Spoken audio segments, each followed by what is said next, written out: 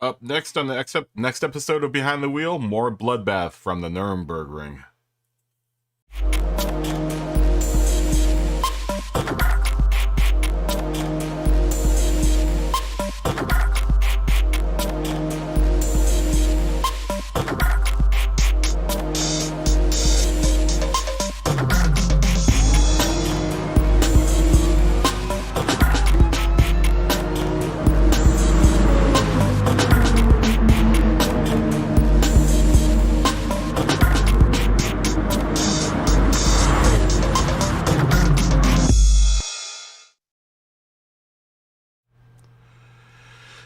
Hey, what's up, guys? It is 3:15 in the PM here on the 6th of January from sunny Los Angeles. Good day to you guys. How's everything going? I know we're sitting here watching a set of Corsa Competizione, but we are playing Gran Turismo today. I was just finishing off my first test at Monza for, I guess, for the Lamborghini team. Probably won't be racing for them, but that's what the game starts you out at the career, so that's what you're going to do. Once again, a set of Corsa Competizione is 50% off on the PlayStation Store, so if you are looking to pick up another cool racing game, that is available. But we are going to get back to hijinks and tomfoolery at the Nurburgring. I have decided last night that I'm not going to race this race. I will continue to hold the lobby just because there's so much tomfoolery going on. It's actually pretty decent entertainment. Last night, Scott had no idea, Tree Fitty had no idea someone was ramming him, and so I made a thumbnail of the damage and the ramming that happened to him during the course of his race last night. It was like maybe the second to last race. He apparently was the only person that did not see the ramming that was happening to him, but all the rest of us did. You know what? I should probably save it and share it to Scott so he can. Hold on. Let me share that that clip for Scott. Yeah, it was truly brutal. Let's actually watch it. This is what Scott did not see last night. I booted the guy. Yo, what's up, Jared? What you doing, man? How you doing? How's your day going today? Yeah, I don't know how Scott didn't see this last night. He saved the replay, too. But this dude was just ramming him, like non-stop ramming him the whole race. And I wanted to see how long he could deal with it. Because he was doing just fine with him in there. Let's see. It doesn't get bad. It's this guy Roach's 1603 in the M4. This yellow and blue M4 that's behind him right now. And it was funny because Scott watched the replay and he didn't see it at all. I know, dude. Hold on.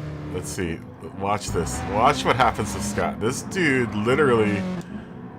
Let's focus on Scott here. Scott had no idea. He said he watched his replay and he didn't see the guy in the BMW. Which I was just like, how is that even possible? I did boot the guy after like 30 seconds of watching this happen to Scott. Hold on, it comes up right about. It starts happening right about here, and it's just ram, and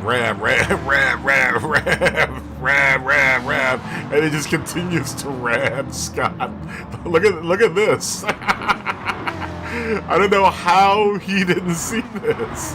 He said he swears up and down he didn't see any of this. I mean, they're joined. They're basically joined together, and Scott is just racing. I have no idea how he had no idea that guy was there. It's amazing. Look at the whole right side of the right side of his car is just destroyed right now. Oh, and then they go into it again here. He just continually smack, ram. It was like NASCAR. Me and Mikey were like, how do you not see that? He's literally turning his car sideways. Oh, it's craziness. I eventually ended up booting the guy. I just wanted to see how much. I was just amazed that he was continuing to drive the way he was driving. He's keeping up with Mikey, no problem. And this guy just continually rams Scott. Oh man, it's crazy. Yeah, Scott says he downloaded the replay and he didn't see any of this, which I find hard to believe. See, and that's when I booted him. Oh, I don't know how he didn't notice. He said he downloaded the replay, he didn't see any of it, and I was like, how? The guy was all over you. Oh man. Oh, was today a long one for you today, Jared? That sucks. I hate long days of work. I hate long days of work. Yeah, I'm not racing this one. I'm gonna continue to hold the lobbies, the practice lobbies for everyone, because I know everyone wants to practice. And like I said, I'm kind of having fun now watching everyone destroy each other. Oh, you're still not at home? Oh, dude, that sucks. That blows. Dang, dude, that's a long day at work.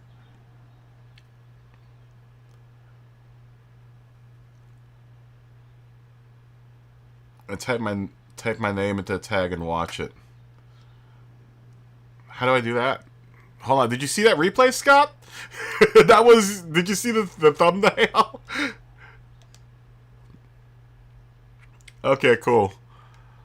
Well, continue to be safe at work, man. Hopefully you won't be at work for very long. Did you see that replay, dude?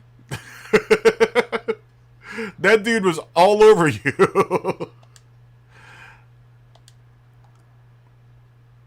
Go to the replays and type my name in a tag and watch it.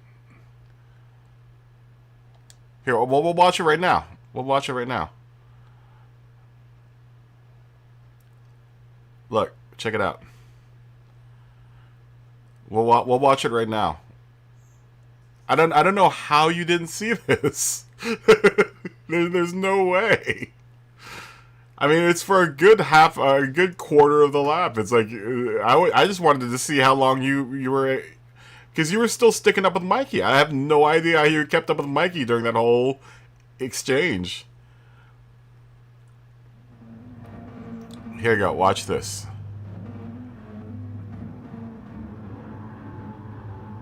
Oh, did you? So you have your side of the replay. Your side of the replay may have not shown it because I kicked the guy. I booted the guy, and that might be why it doesn't show up in your replay, but it shows up in my replay. I mean, it's brutal, dude. Hold on.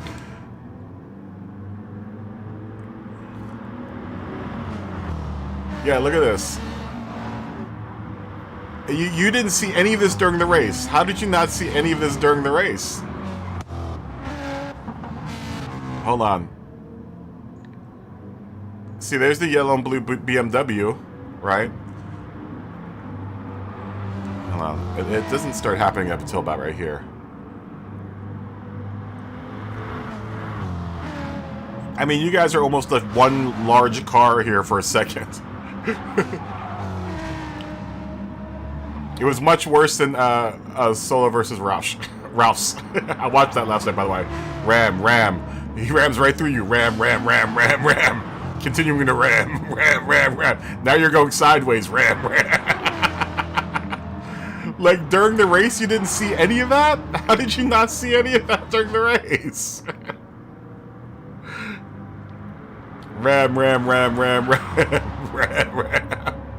mean, like, you guys are joined at the wheel right there. Like I said, I kept him in to see how much longer because you were still going fast, and I was just like, how's Scott even managing to be fast right now? This guy is just continually ramming you. Your whole right side of your car is destroyed.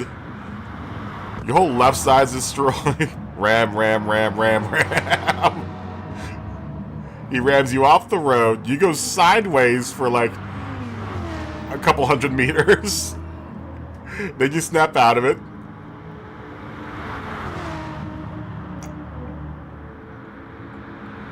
Then he hits you from the back. Then he joins with your car again.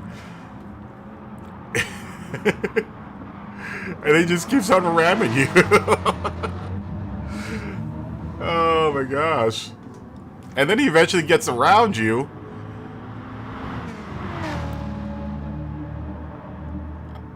And then I think he does something, and I finally just kick him. I was just like, okay, I'm not dealing with this anymore. I don't know how you didn't notice any of that. That's so crazy.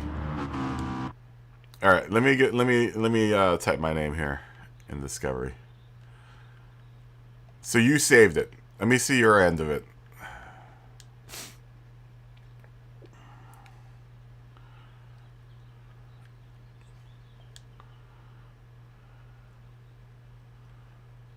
All right, let me see if I can find it here.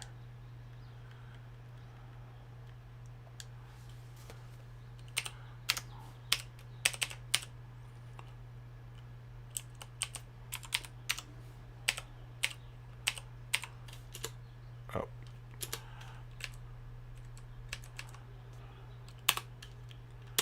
Having problems spelling my own name.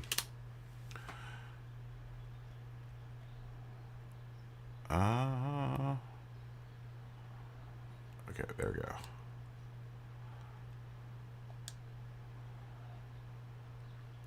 It must have not saved it on your side because you were in my lobby maybe, and maybe I guess my replay is the master replay and your replay isn't as detailed as my replay maybe.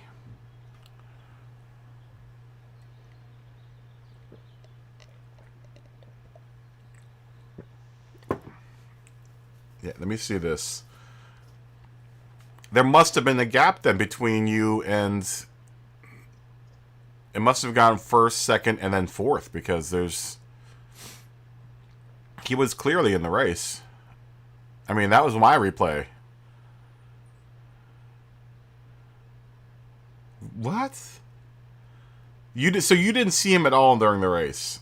Man, this track is super glitched then, at least. That's got to be the case. Maybe that's why it's been so crazy whack this week here. Although people have been driving like assholes here. I will say, everyone's been driving like complete D-bags here. Not everyone, but everyone that's coming in that isn't a regular has been driving like complete D-bags.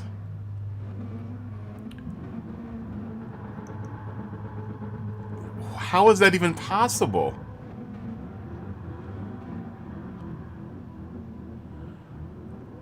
Me and Mikey both saw him, though. That's the thing, is that Mikey was watching it, too. So Mikey obviously saw it. Mikey was probably watching it in his rearview mirror the whole time.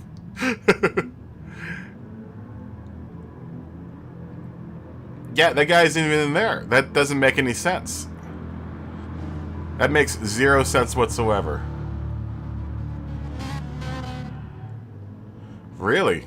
You can see half the field? See, look, but there's a big gap where he's supposed to be.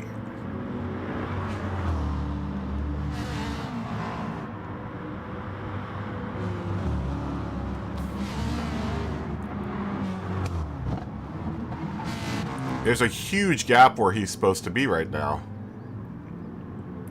Like, right now, he should be right behind you. Like, on your tail right now.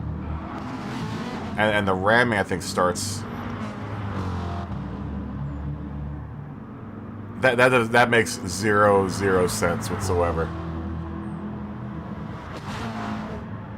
But see, Jared, on your replay, you probably still saw the field, though, right? I mean...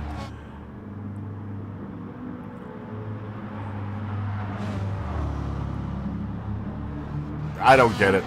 I really don't get it. I don't get it at all. Like, he should be ramming you right now. Maybe he didn't see you?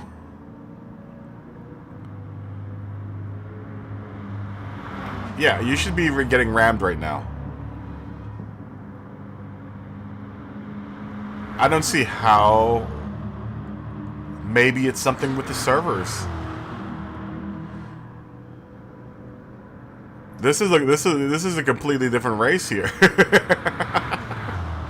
So strange. This is so odd. Yeah, you should definitely be getting rammed right now.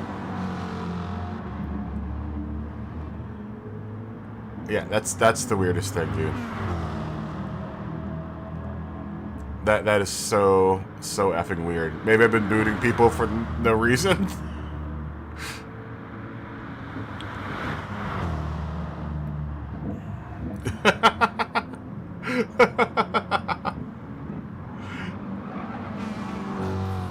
I have no idea, dude. I don't know how that's even possible, because on my end, it's a completely different story.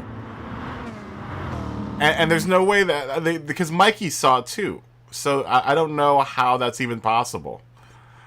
I have no idea how that's even possible.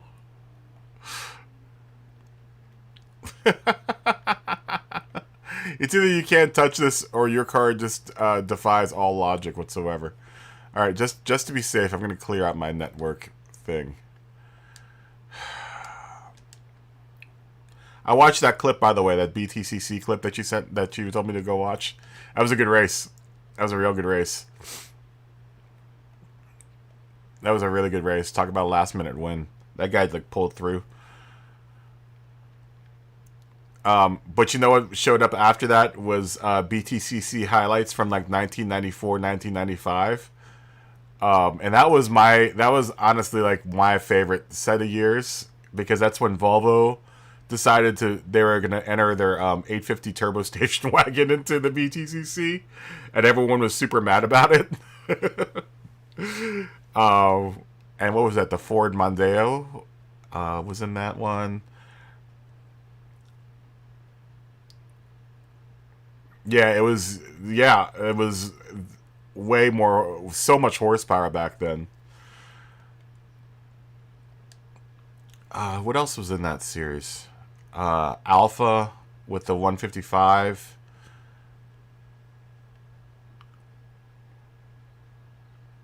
Yeah. Well, one of them had an experimental motor, is what one of the sportscasters said. Was it Rouse that had the experimental motor?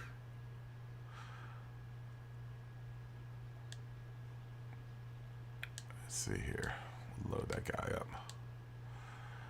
Jared, I hope you get home from work soon. I hope you're not stuck at work all day.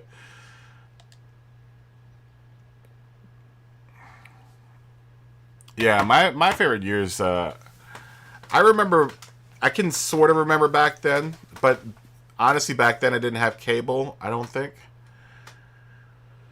Did we have cable in the 80s? I don't think we had cable in the 80s. I think we did. I think my family didn't get cable until like the late 80s.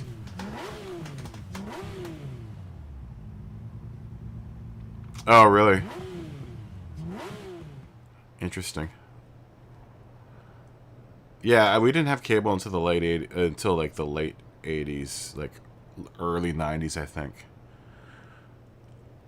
And no, maybe it was, yeah, probably like around when I was in like in middle school going into high school.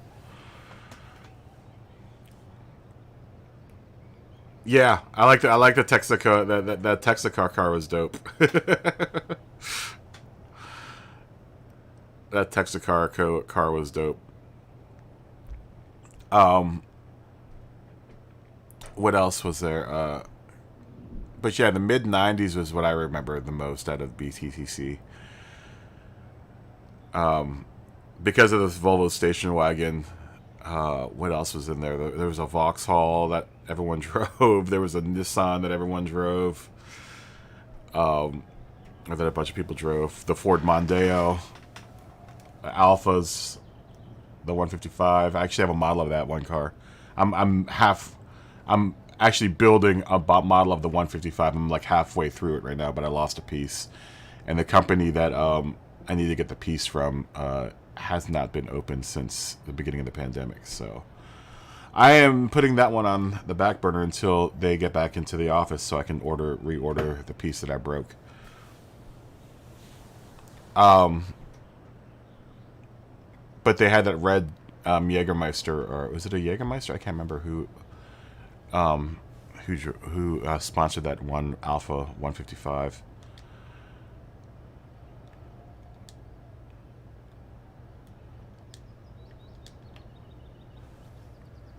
That's why I like Assetto Corsa so much, because it sounds like those races. Every time I get into those cars, it sounds like those cars. Where this game, the sounds just aren't there. Every time I hear the cars in this now, after playing Assetto Corsa, I'm like, they just don't sound as raw and as powerful as the cars in that game. I can't wait to get a steering wheel, guys. Especially after playing Assetto Corsa, might need a steering wheel. I'm having problems trying to get the car's nose turned with the stick. It's either too fast or too slow. Which I don't have a problem with it in this game, because I don't use the sticks. I use the motion control.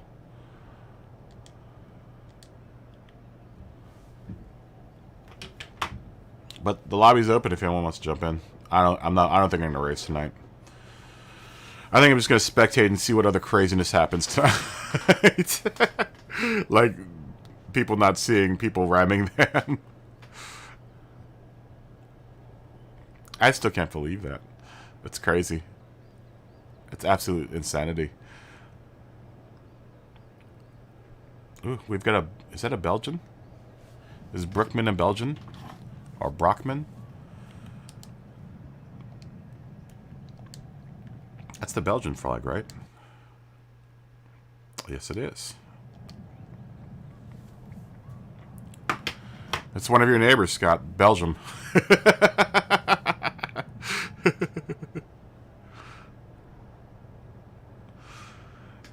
Should come in here and knock around the Belgian. It's so weird that you did not see that, man. I'm still kind of blown away by that whole thing. It's so odd. Let's see, who else? Oh, okay. Wear your mask. I don't want you to catch the UK COVID. Stay safe and stay healthy. Let's see, BTC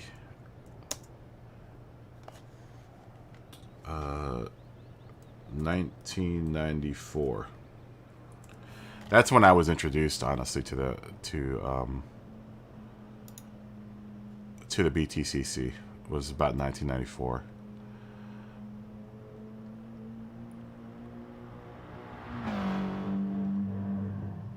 By then, I had the speed channel, and the speed channel would show all the BTCC races.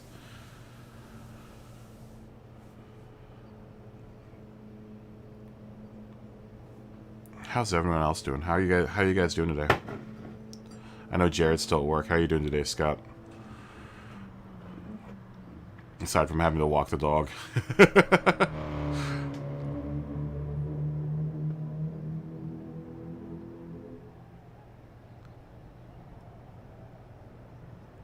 Oh, really?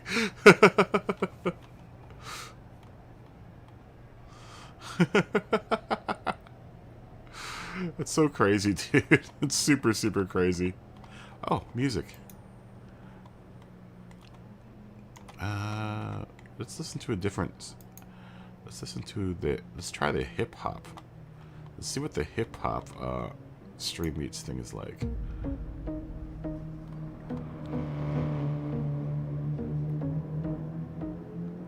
Oh, it's only 1 hour and 56 minutes long.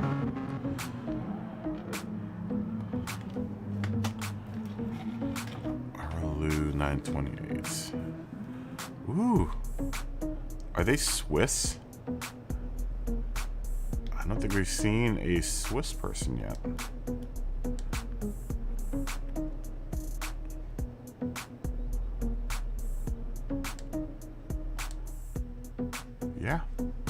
Wow, we haven't had a Swiss driver in here ever. Interesting. Interesting.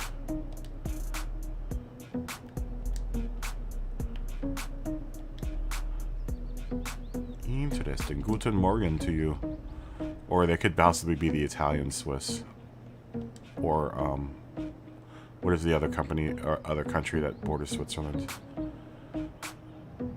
It's Germany, Italy. Oh, my geography's so bad right now. I'm gonna have to go look at my. I'd have to go look at my map of the world shower curtain to figure out who else borders Switzerland.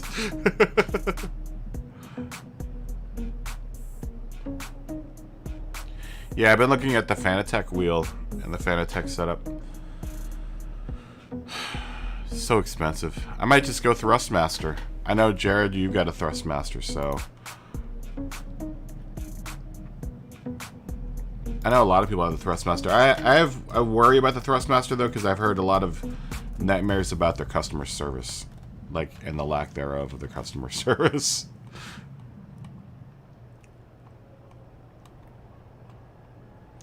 But the Thrustmaster would definitely be a far more affordable option for the wheel. Ooh, they're getting a Ferrari F1 wheel.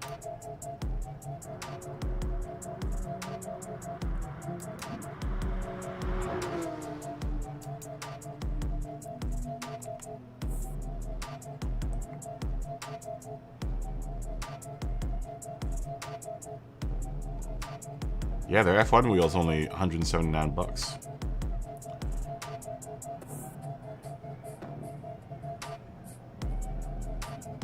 Which would probably be the wheel that I would want to have. Why I'm thinking of the wheel now, even more so now, is that Assetto Corsa has so many damn buttons that you need to kind of assign that I'm going to need a wheel in order to do all of that. There's not enough buttons on the controller to assign, and I can't yeah, you know, that's what I was thinking, is maybe getting a T300. Can you change the wheel on that?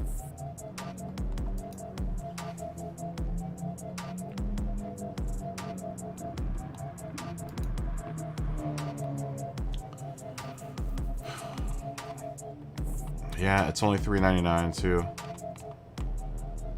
See, this is the question I'm gonna have to ask, is this: do I spend $3.99 on this, or just go ahead and pay the extra 200 bucks for a Fanatec setup?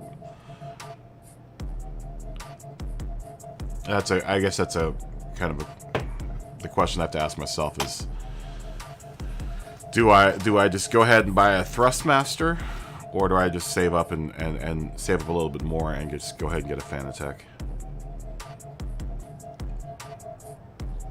And then I have to ask myself, where the heck am I going to put any of this stuff? Where exactly am I going to put any of this junk?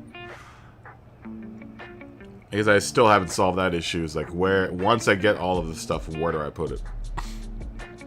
I mean, I guess I could probably fit it where I'm sitting right now. I'm just going to figure out a way to figure out where to put my work cart, because I have a cart for work that I use, and all that's living underneath my desk. I mean, I guess I could probably push it off somewhere, but then I might have to reposition my monitor and all of this other stuff. The thing is that I guess I can get the fold-up sim rig like you have, Jared, but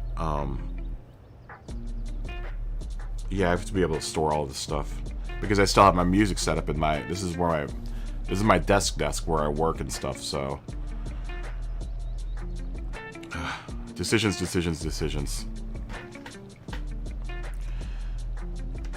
What am I even talking about? I don't even have the money to buy any of this stuff right now. It's nice to dream, though. It's really nice to dream.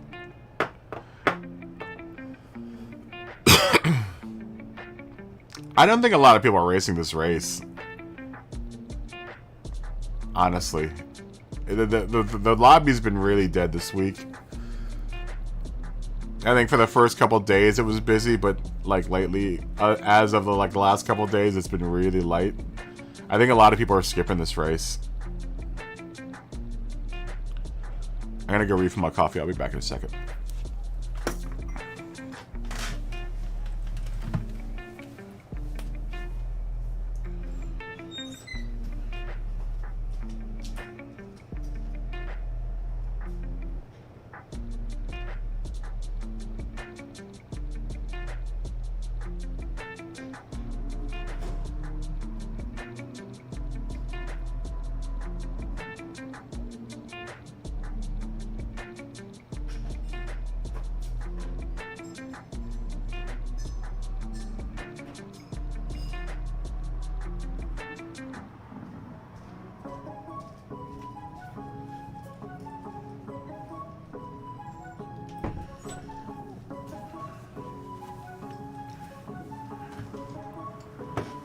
I've been able to make it through most of this game without a wheel, but this is one of those races where I kind of need a wheel.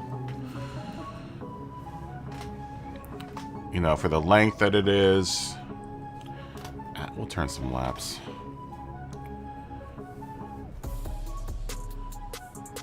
Yo, you can change the wheel. Yeah, it looks like there's a Ferrari F1 wheel that they offer for the T300.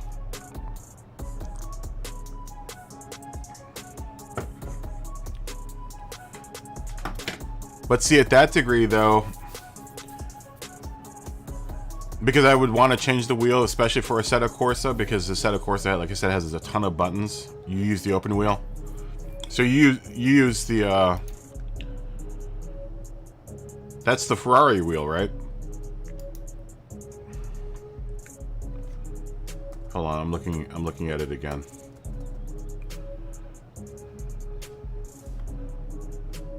And you have the T300S. The RS.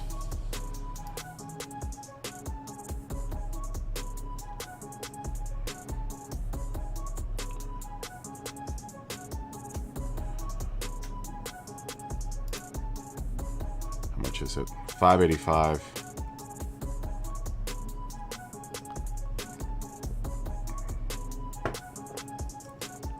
See now, wow, $600. How much did you get yours for?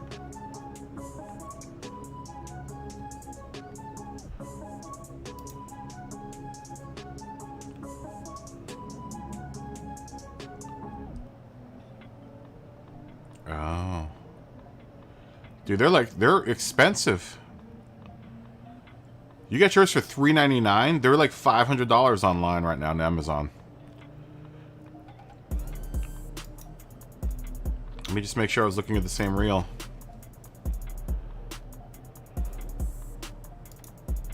That was for the RS. I don't know what the difference between the RS.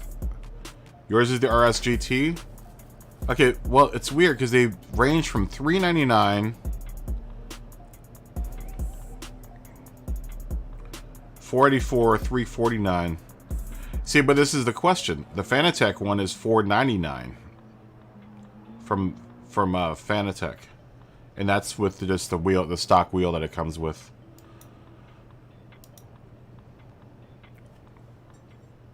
Let me check it out.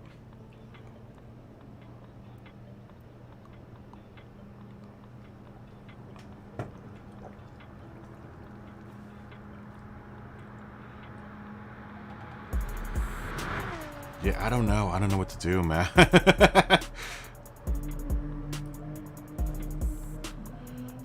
Yeah, COVID tax does suck. Do you think Honey would work? I don't think it's going to work with Fanatec. The Fanatec comes with, the pedals it comes with are... That might just be for the wheel.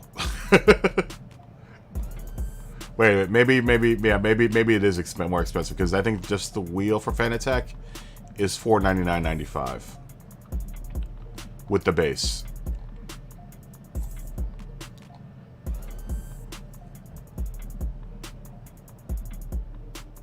It doesn't come with pedals.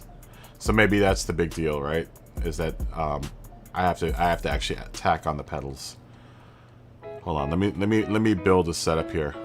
Let me configure my setup.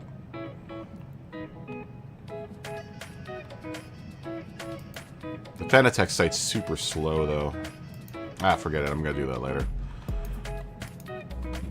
I'd rather talk to you guys. Yeah, I think the wheel. I think with Fanatec it just comes with a wheel. I have to actually buy the pedals. But I don't know. You know, like I said, it might be worth it to just save the money and do Fanatec. You know, instead of having to upgrade over the course of time, just buy it all at once and be done with it.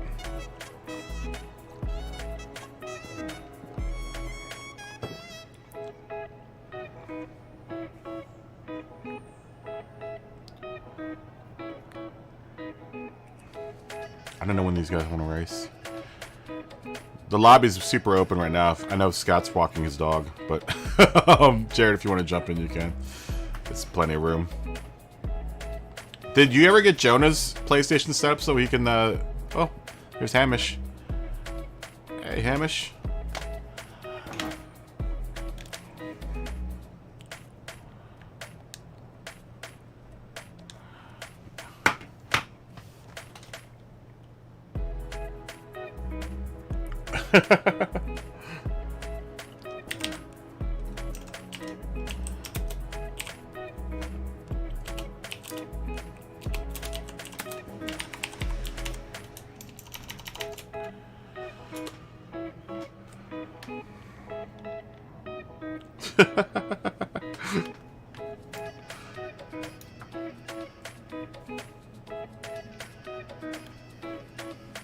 He's been... Oh, you've been slacking. Well, he's still saving for a wheel in the stands, so... So you're not slacking. Your son's just trying to work away the money for the wheel in the stand.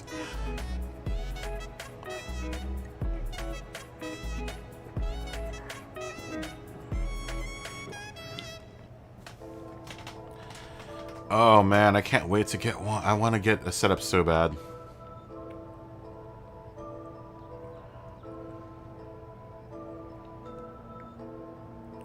Assetto Corsa is just making it more evident that I need a wheel setup.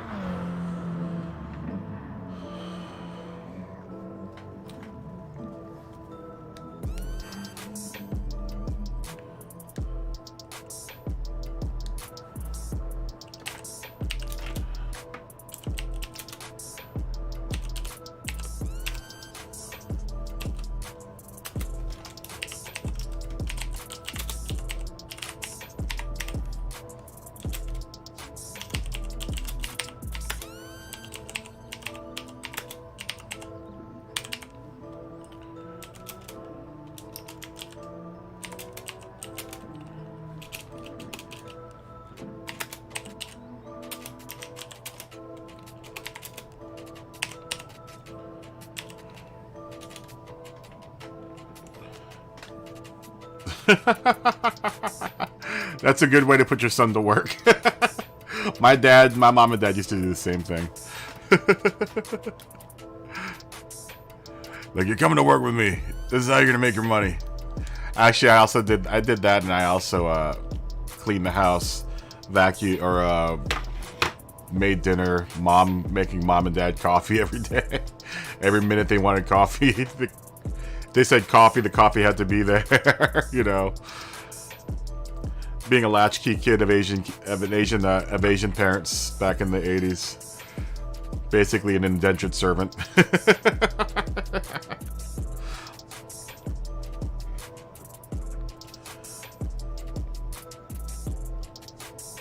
Kids these days have it so easy. Hey, what's up, Podium? How you doing, man?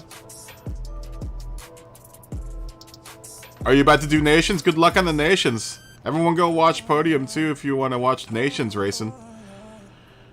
Good luck, my friends. I hope you do alright. I'm going to have to drop by your channel right now and drop a like. Give me a second. I'm gonna drop into your chat. Hey, look, yeah, both of us are. Oh, everyone's streaming right now. Here, I'm gonna throw something in your chat. It's gonna be like Inception again. Yo!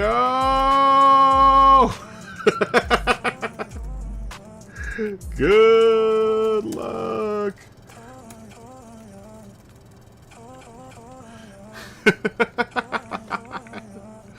Yo! Yeah, I'll be back. I'll be back. Just take a little bit. You know, just to protect yourself. It's a good idea to just make sure you're not having somebody else's stream on while you got your own on. All right, you got. As your race director, the strategy is, all right, give me the right strategy this time. But I hear you know, hey, win. The kid. Win is your strategy. Our top 10 homie has dropped in. Kaboom has dropped in. I just dropped by the Kaboom stream. He came over real quick. What's up, bud? Appreciate it. Schizo, don't die to chicane. We will try, so let's get some laps in so we can get used to that thing. Right. What's up, kid? How you doing, bud? I may try. Oh, Podium's a good guy. He's a good man, my friend. He's a good dude.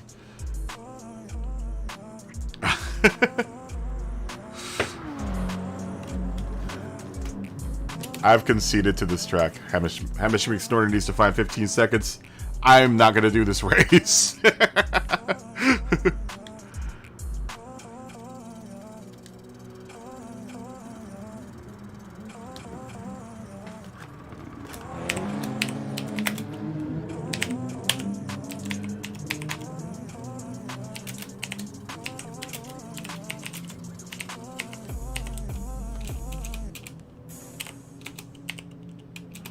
I am not doing this one.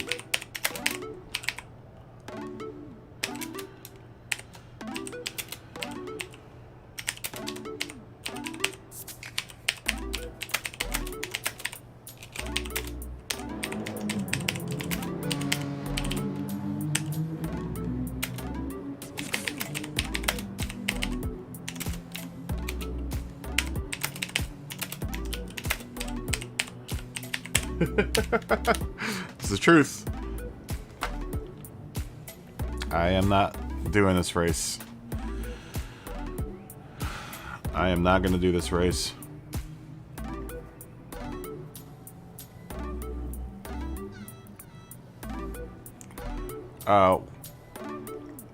Should we wait for you, Scott? I don't know if Scott's still walking his dog.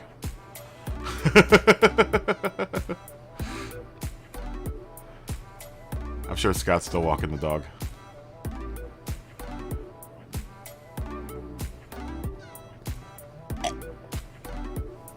Excuse me, you guys had to hear me slurp there.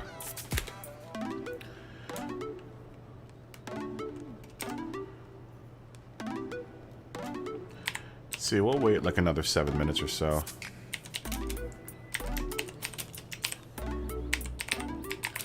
Let's wait another 12 minutes because Scott might come in. You know.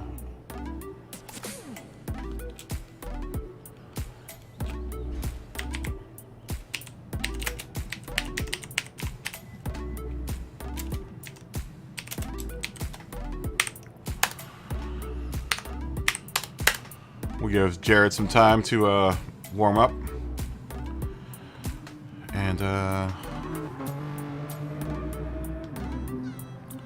And for more people to come in. Nice to meet you. And hopefully by then Scott will be done walking his dog.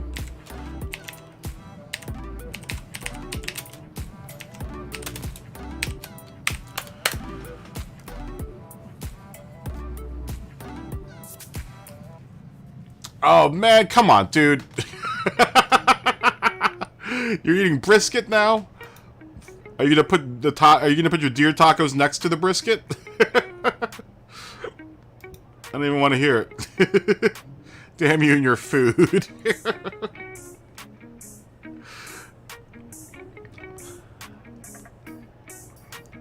How was hunting season this season, by the way? I don't know. I would imagine that there was a lot of good hunting this season because no one's out hunting. Or I could be wrong. I would imagine maybe everyone is out hunting. Who knows?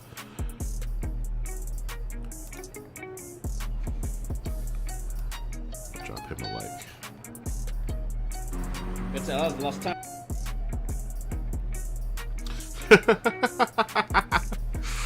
Oh, brisket. Oh, Zorro's here. Uh-oh. Here come the Germans.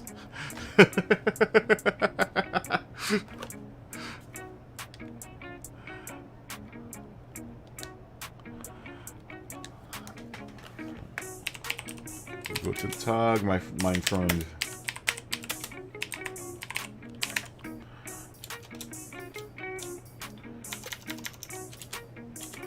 I want to say it's Vobistu, but that's not how or where have you been. Let me see. Where? How do I say? I forgot where.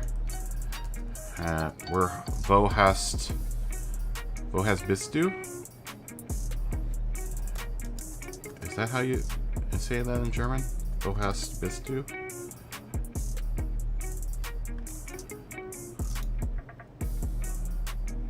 Wo bist du gewesen? That's what it is.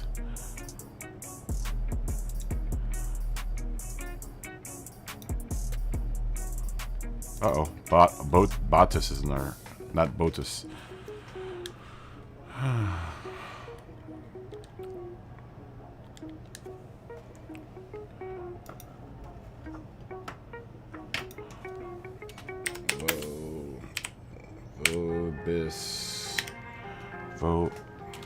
Good lord.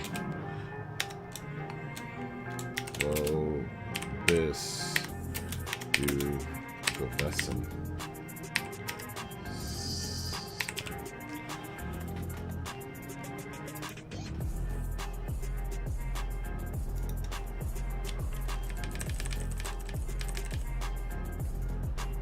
I like working on my German with the Germans.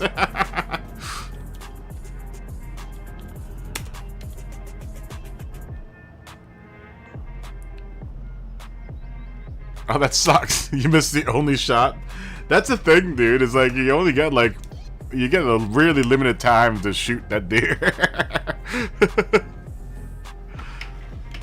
I've gone hunting like twice, and both times ended up being empty-handed.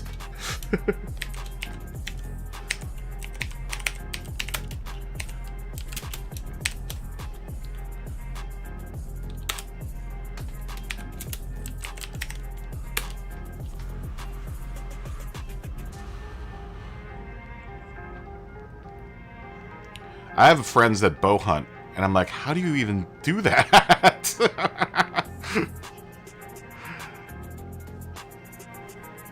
Like, how do you even bow hunt, man? I can barely hunt with a damn rifle.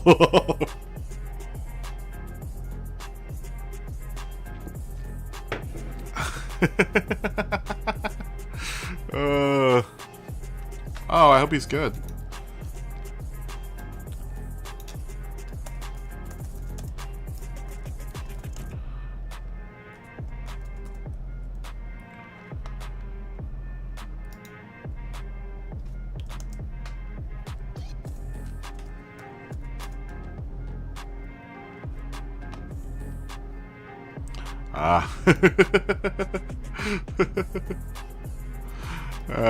I can understandable. Ich verstehe.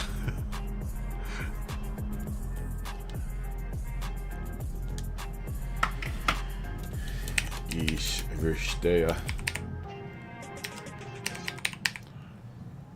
Is that how I spell verstehe?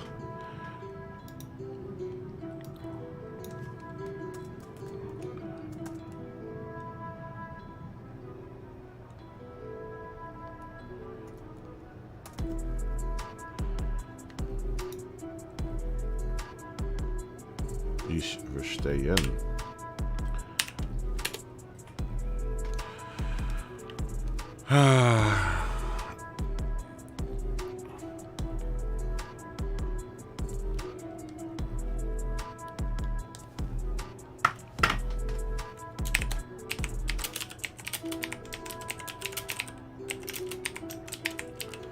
Yeah, I'm not racing this race.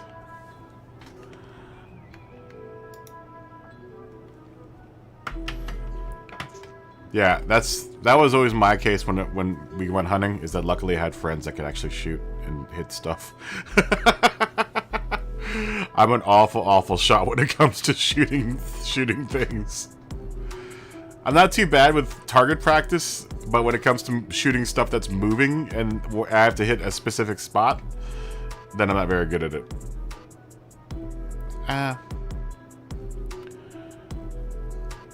Not in the mood.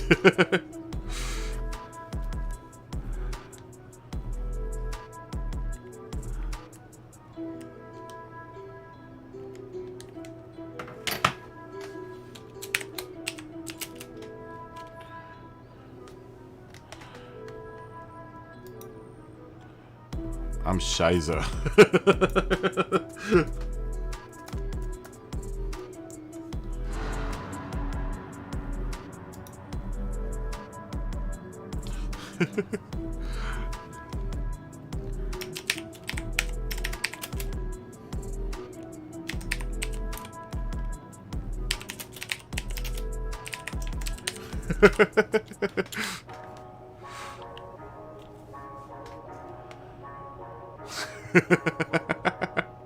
Oh man, damn.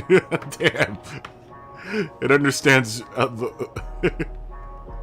Yeah, same with me. If I had to hunt for food, I would starve incredibly fast. The only thing I can hunt are canned foods, things at the grocery store. I can only hunt for stuff in restaurants, and that's it.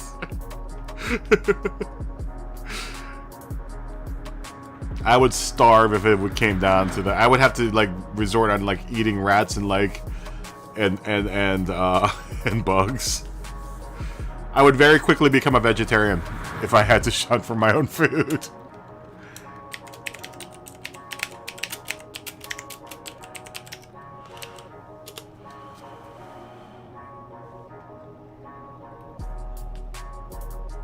Yeah, if I had to hunt for my own food, it would be a very, very... Well, of course. Of course. Well, of course you're German.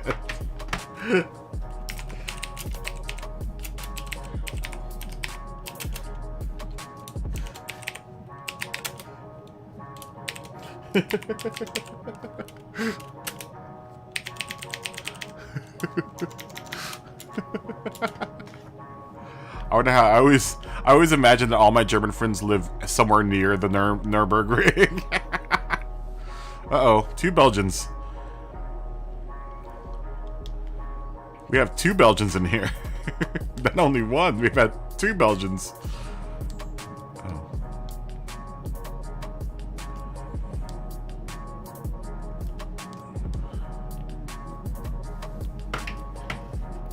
Yeah, I would not survive if I had to hunt for my own food.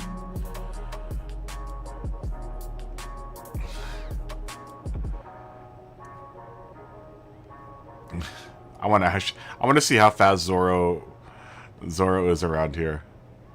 Zorro is probably super fast.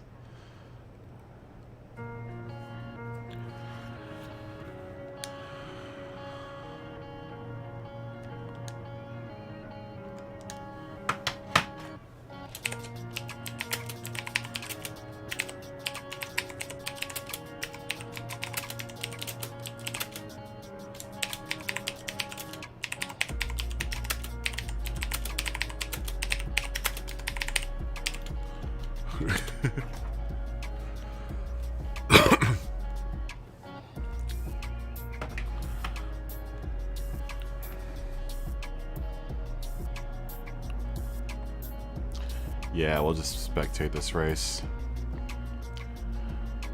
We will spectate and just continue to talk about crap.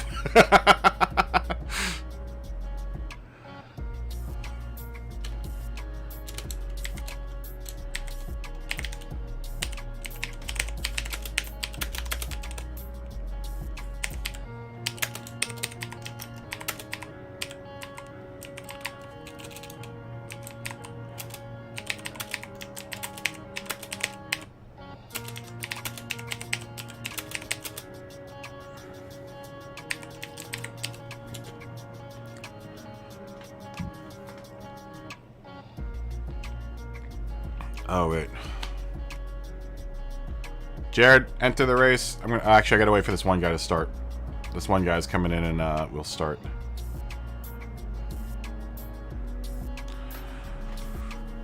M. Bottas. Not to be confused as the other Bottas.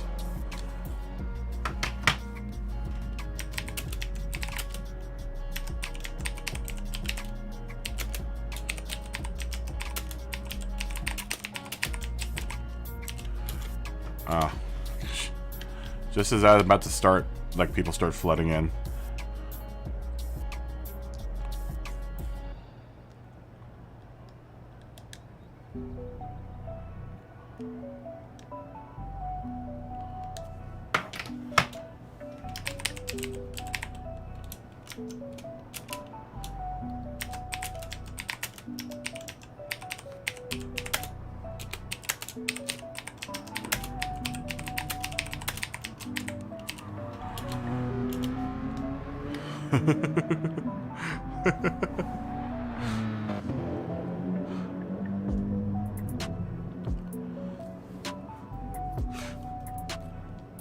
I'm still gonna watch you.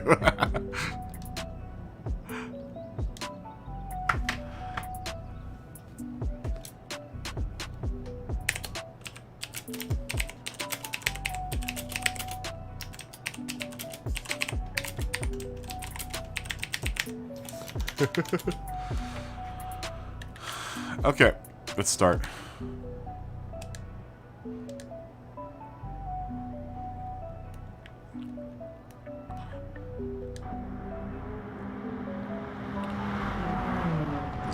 Zoro is properly fast. Ooh, Josh Pinelli is going to do spin out. And here we go with the first practice race for the day.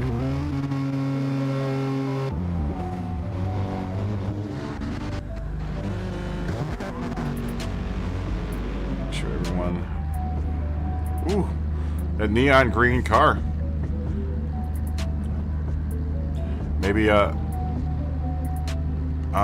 we just missed,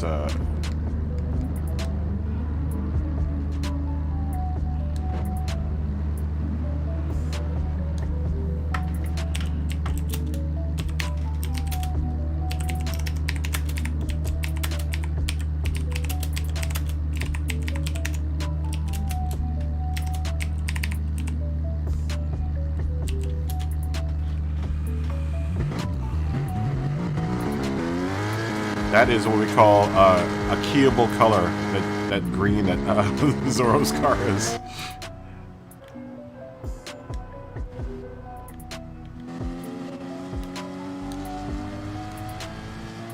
Club!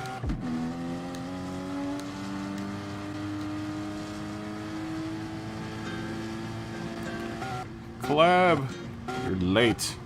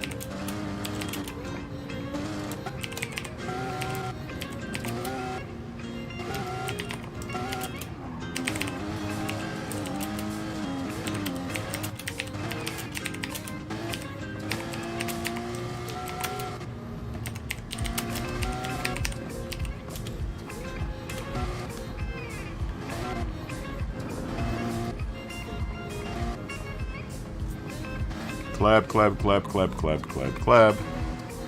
Where are you, club? Why aren't you in the Discord? Am I in the Discord? Yeah, I'm in the Discord. Why aren't you in the Discord?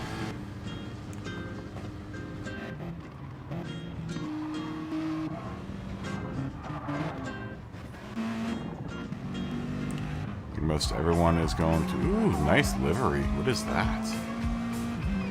Let's see what the Belgians' cars look like. That's an interesting looking Intenza.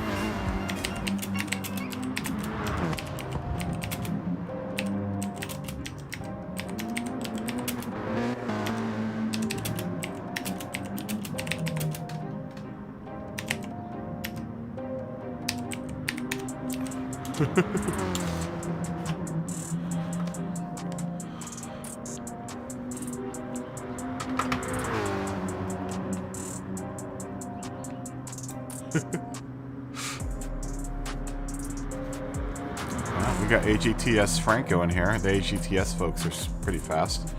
The Argentinian racing team. I think Scott was talking to Javier Suarez, or I guess who also is an AGTS person, an AGTS driver.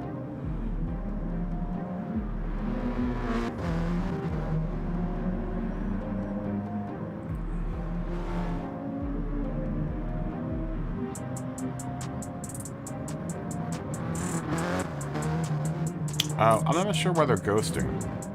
Are they typing? They must be typing something. Oh, too much coffee. 10-1. I'll be back in a second.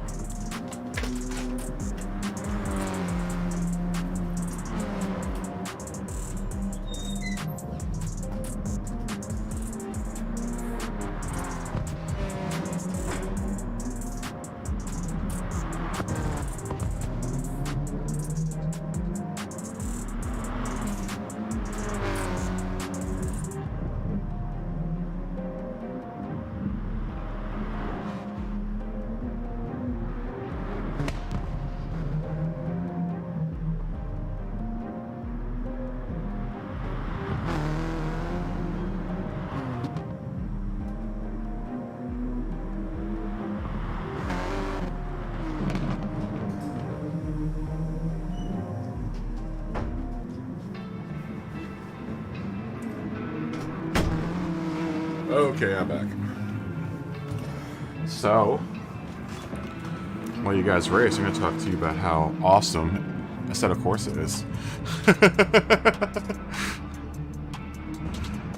I have been playing Assetto Corsa for the past couple of days, and I'm totally stoked about it. It's dope. It's such a good game.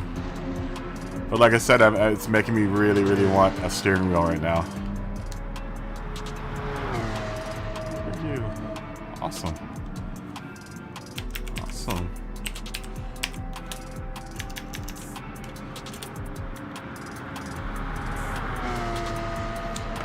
Yeah, I'm really excited about getting further into Assetto Corsa. Like I said, the physics are completely different in that game.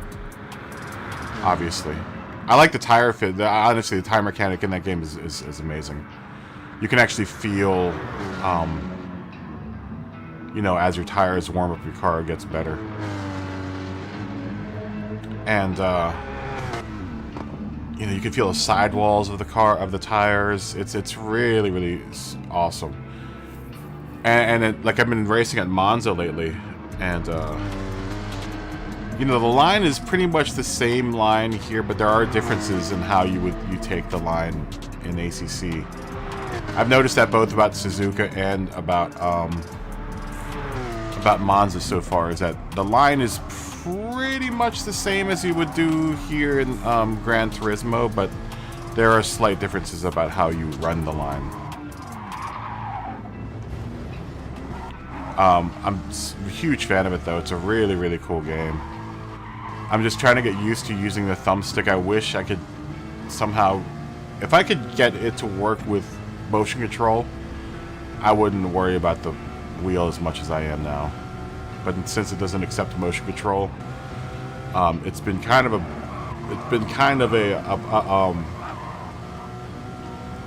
what's it called? It's been a little bit of a barrier.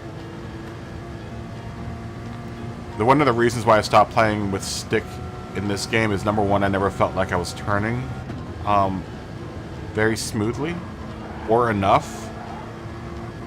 Hey, Scott's in here.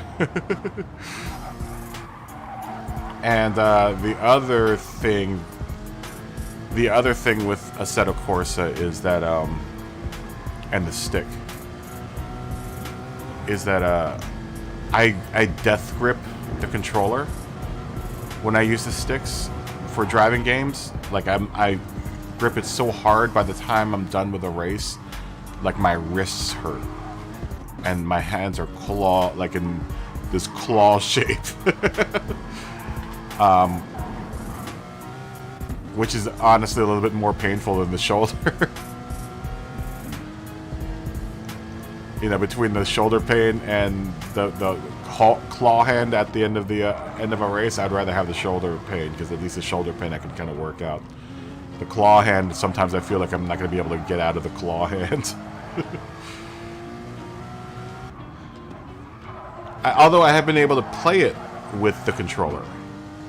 I've had to really, really slow down my movements. I wish there was a setting where you can dull out the controller input, because when you turn right or left, your avatar turns so fast to the right and left that it's becoming really jerky.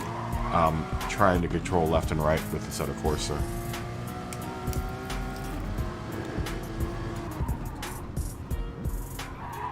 But hands down, the audio in that game is, oh my gosh. The audio is such a huge deal for me. It really, you get immersed in it immediately as you jump into your car. Oh, Javier Suarez is here. Speaking of AGTS.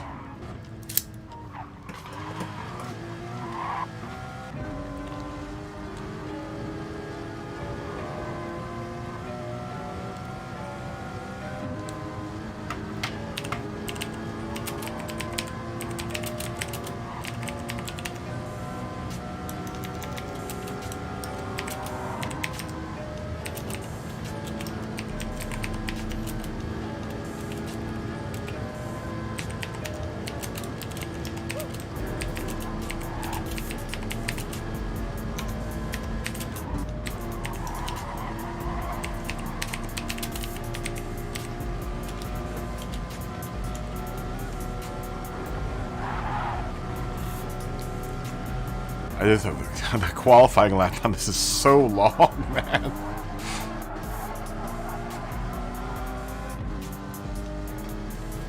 Let's see, who else do we have here?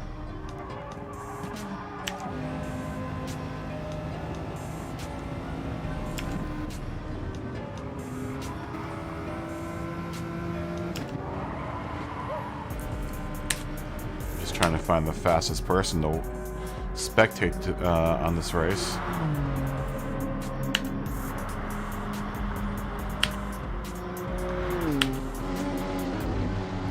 I want to say that I want to believe that Zorro is going to be the fastest person around here because he's German.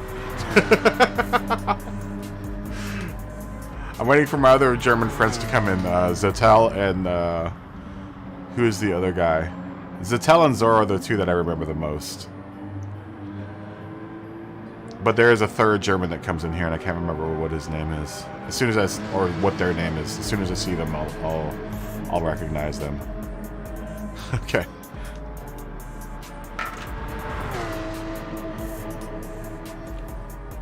I can't remember who the third German is, but we have three Germans that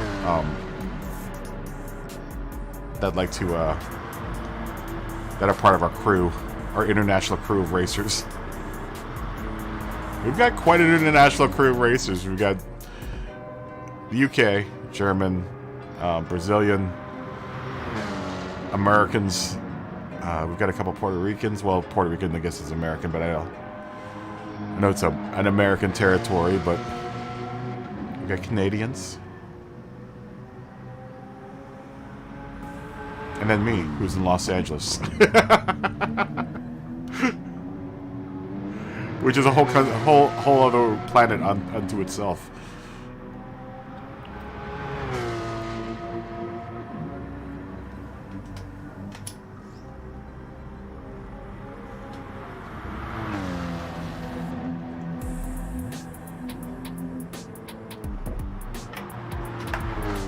I also like the radio chatter on Assetto Corsa. I like that the pit talks to you. My new favorite view is there's a helmet view that Kleb has been talking about, which I think is the perfect view to watch to race the race from, is the helmet view.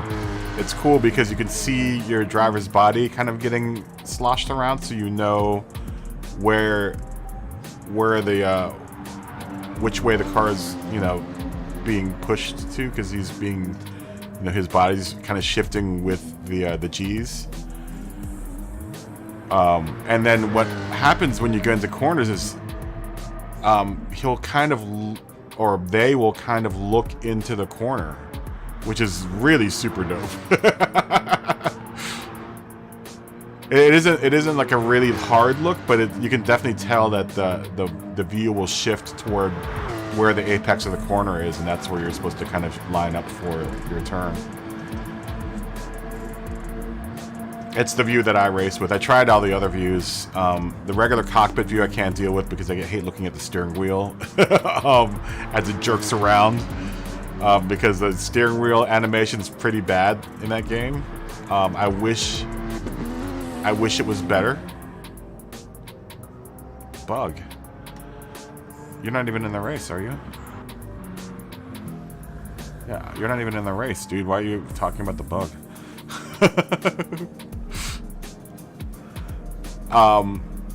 What was the other one? The other view is a view of the hood, which isn't a bad view. I was going to start playing in that view, but I kind of like the helmet view better. And then there's your typical, bumper cam, and then two views of the car from the back. But I find the helmet view the most helpful view in that game.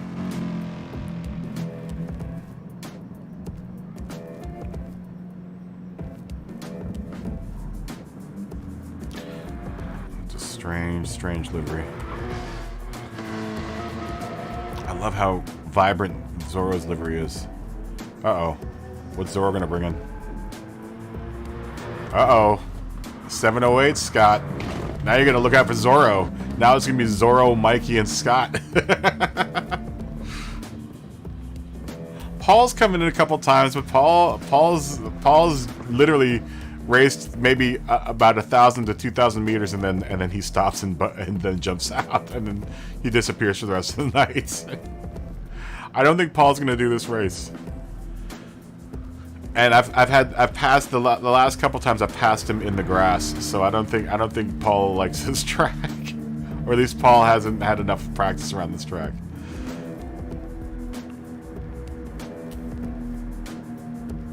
I would like to see if I was hoping that Paul was good at this track, because I would like to see what his times would have been. Josh Benelli's fast as well. And Josh Benelli, I swear Josh Benelli was with us last season. His name looks so familiar.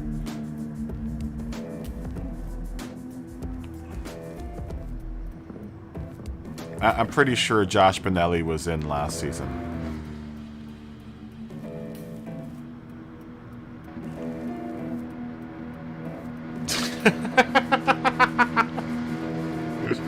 You say that now, but you know how the Germans are, Scott.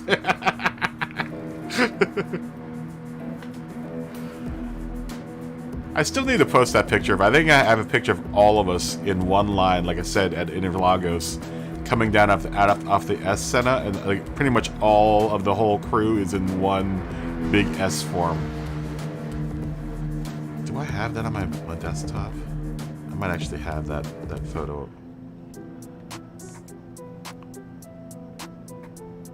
Of course, we're in order of speed. Who was fastest and who was slowest at Interlagos? I'm all the way at the back somewhere.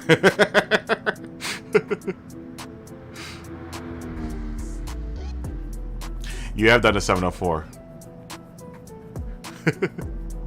It's still gonna be a close race, I think, though, my friend.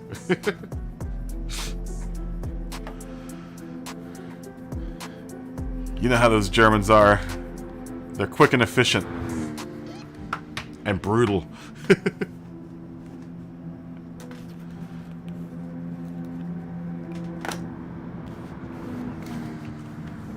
I don't think we've seen a fast lap here with the Porsche, so we'll watch. We've watched Josh Benelli before, so we'll watch Zorro this time. For anyone that's driving a Porsche during this race, we will spectate Zorro. I was gonna figure that Zorro was gonna be fast around here. He's probably slow in German terms. That's why he feels like he's not very fast around here, because the Germans do it in like 5 minutes.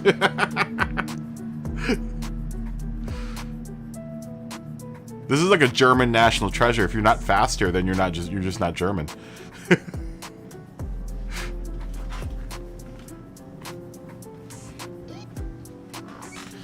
The Nurburgring is like the German national treasure. That and Porsche.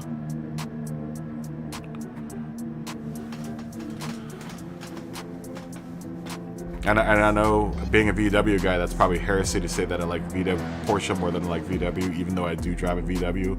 And I've been a VW driver for ages now. You know, because I'm a hot hatch hooligan.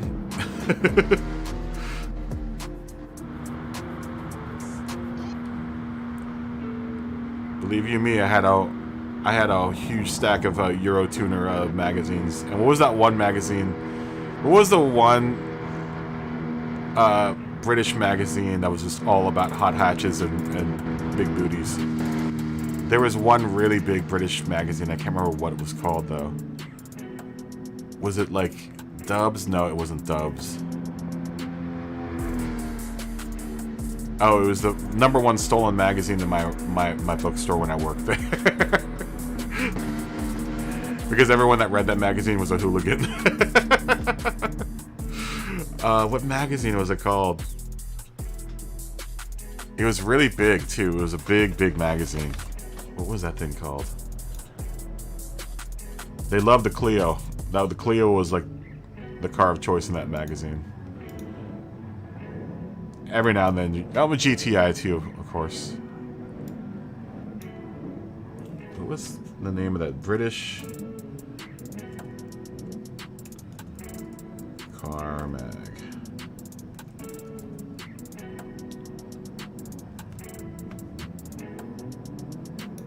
What was that magazine called? Max Power. Max Power, that was it.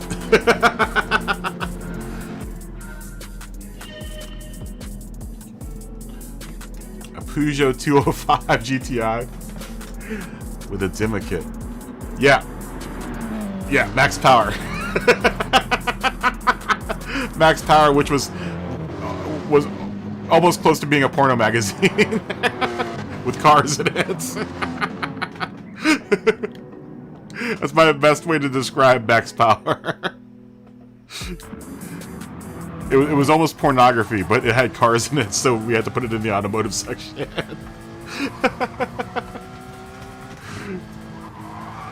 Because there was some racy stuff in Max Power. There was some racy content in Max Power back in the day. Do they still have? Do they still publish Max Power? I would be surprised, because the hot hatch revolution isn't that big anymore. Like, there's still hot hatches out there, but no one's like that about hot hatches anymore. Or I could be wrong. Maybe it's still happening in England. I don't know. I'm gonna look up the Puig 205 with the Dimma kit.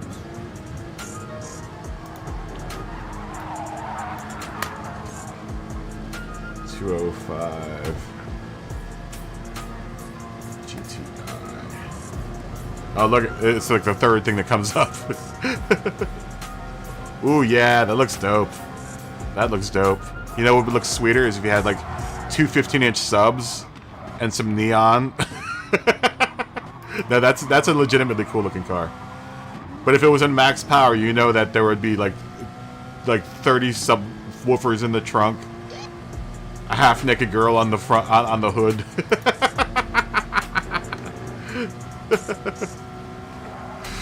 That's just how max power rolled, man.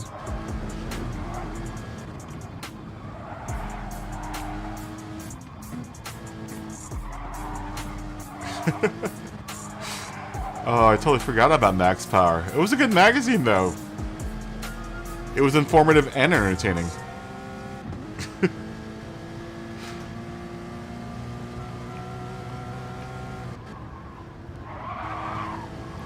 That's funny. The 205 GTI was a cool car, though. Especially with that kit on it, the Dimma kit. But I know, for a while there, they loved the Clio. The Clio was like, I remember seeing like a 1,000 horsepower Clio in that magazine. Except it was like a half an inch off the ground, so I have no idea how they were able to not go that, you know, use all that power and not destroy their car.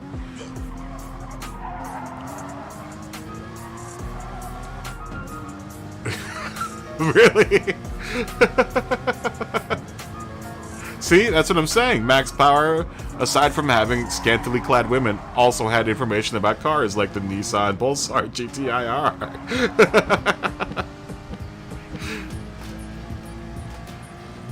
There were some pretty sick GTIs. That's when I was really, really into the GTI, you know, the VW GTI world.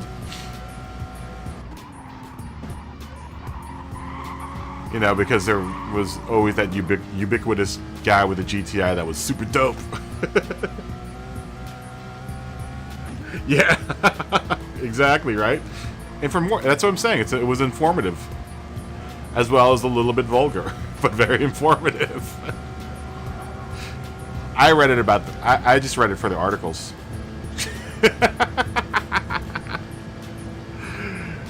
Oh, Max Power. Let's see if Max Power is still around. I don't think Max Power is around still.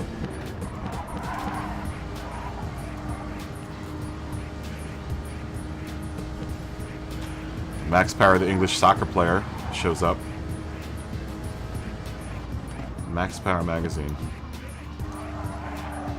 Oh yeah. Oh yeah.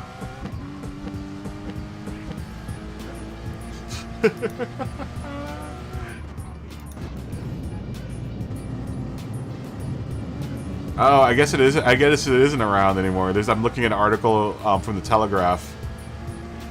Oh, this picture is great. I have to show. I'm gonna have to show the stream this picture. Oh, this is how I imagined England. Oh wait, I don't want to see. I don't want a free month of. No, I don't want a free trial of the Telegraph. Can I just get a picture? Can I just steal the picture?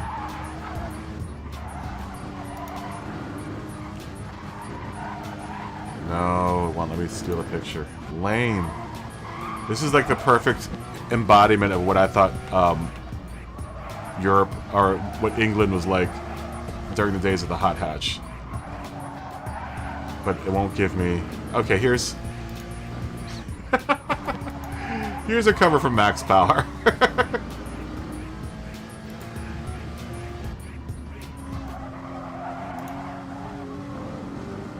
I think I actually remember this. This particular copy. Let's see if we can blow it up, and then I'll put it on my desktop. Yeah, here we go. Oh, Oh, so funny. Okay, let me switch you guys over to the desktop real quick. Alright. This is what I remember my max power being. Boobs. Boobs and cars. Let's see if I can get it bigger. Either way, you see what's going on there. This is the picture that I was talking about. This is what I thought England was like in like the late 90s, early 2000s. Like everyone was at every corner in England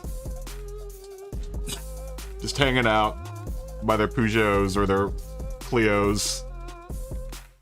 You know, I guess you call it a bunch of blokes just hanging out with some girls. Car with like 300 subwoofers in the back.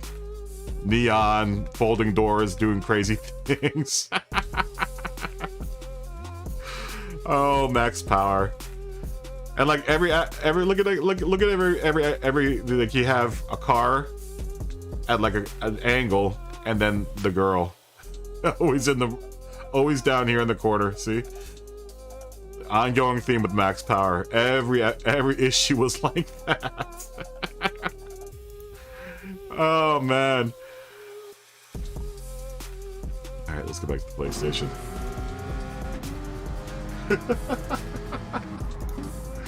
Oh, that's funny. Freaking max power, man.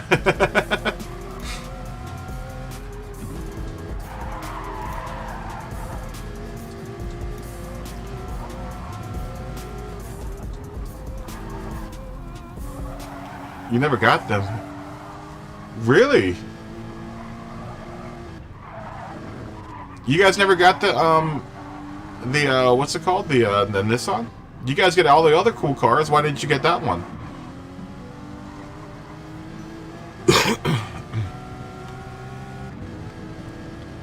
Was that how England was back in the day?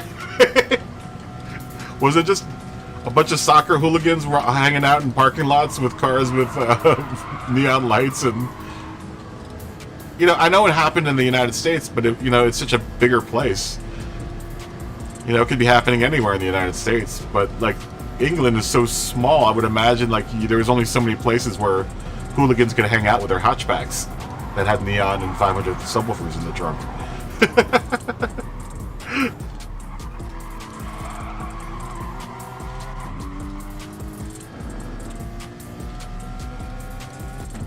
That was like at the height of my like, man, England is the coolest place in the world.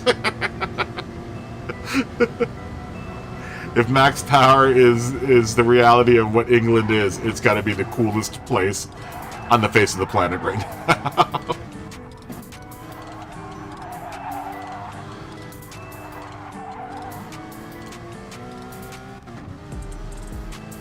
You Brits are crazy.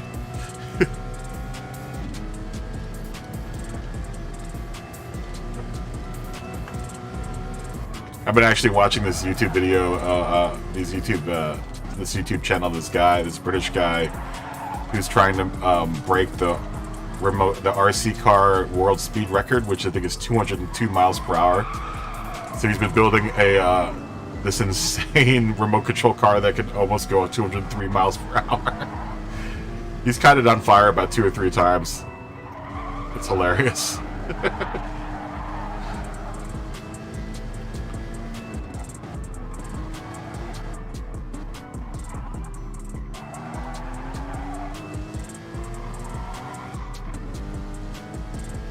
Yeah, that was my represent. Is it like the Facebook version of England? See, what I imagined England as in like the late 90s was the only things I really had to go off of, and not just England alone, like the UK, so I'm counting Scotland, is Train Spotting, Max Power, and Top Gear were the 3 things I had to really, and football. Watching y'all's, like, I still to this day don't understand how football works, even though I played soccer as a kid. But that was like at the height of soccer hooliganish, I think. the soccer hooligan.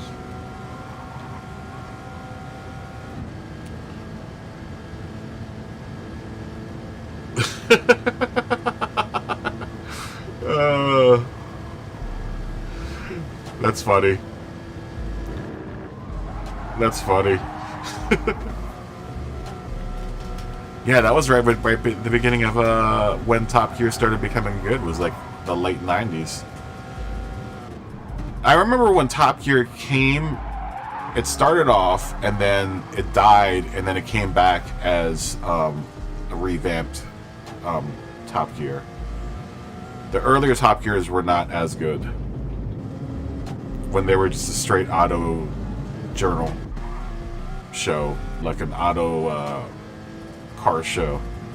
Like the first season of Top Gear is really, really odd compared to any of the other seasons. Obviously, they had to get big and popular before they could start doing the crazy stuff they ended up doing on that show.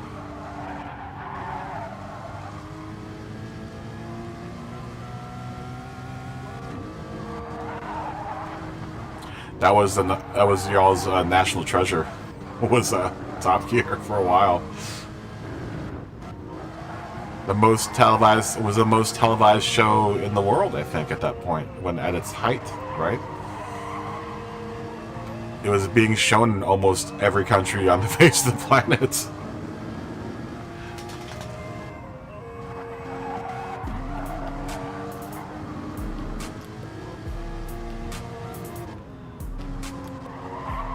Uh-oh. Let's see what time Zora's going to put in.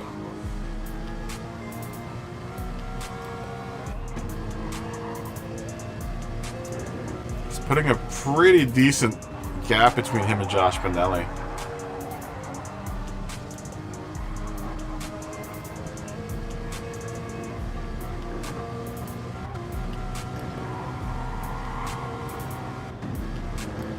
It's funny. Max Power. I don't think anyone in my bookstore ever bought that magazine. I think that magazine only left the shelves because it was being stolen every single time we put it out. I would like to think that Max Power went out of business because he never made any money off of any of the magazines they sold, because they were all being stolen instead of purchased.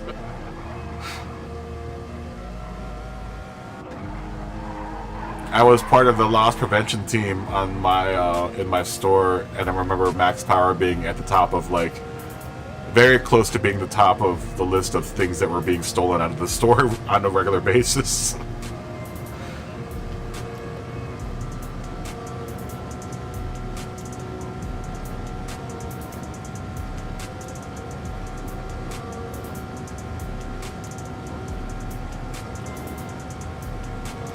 Getting 712. Let's see. You could be right because he had 647 here. Oh, here comes Paul.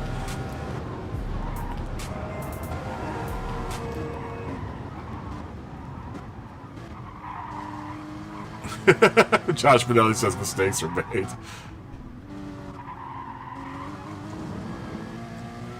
$708, $709, $710. Oh, you're 4 seconds off. Oh, no, you're only 2 seconds off. Good eye, Scott.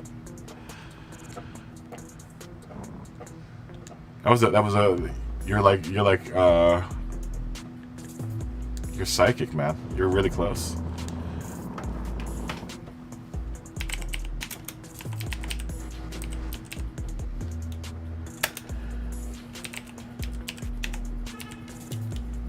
Yeah, less than 1.5 seconds.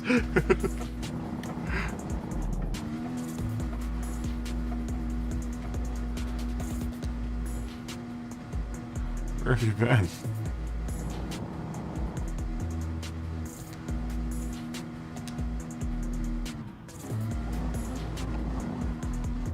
Where did he go? Oh, there he is.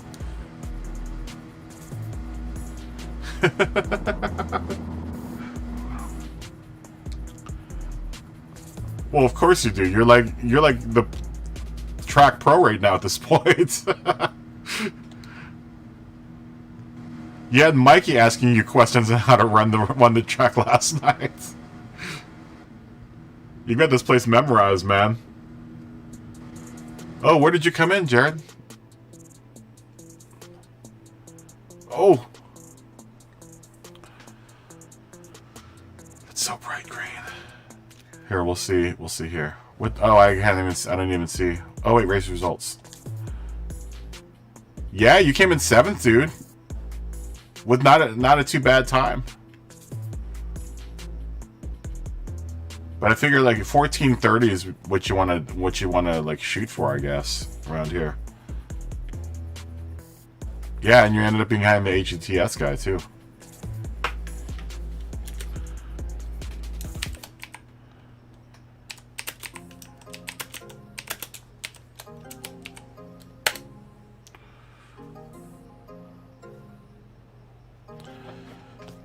Well, you're getting faster, Jared.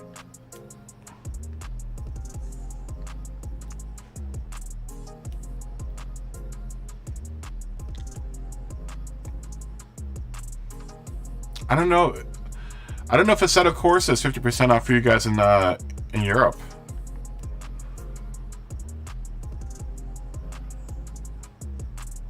Are you leaving, Hamish?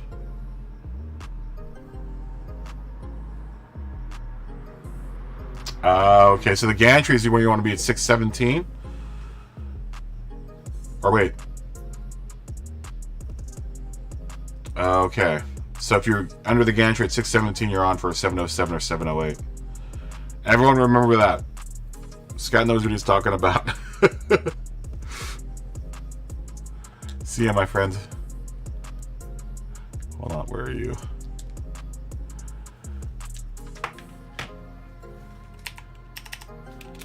I just spelled see ya backwards.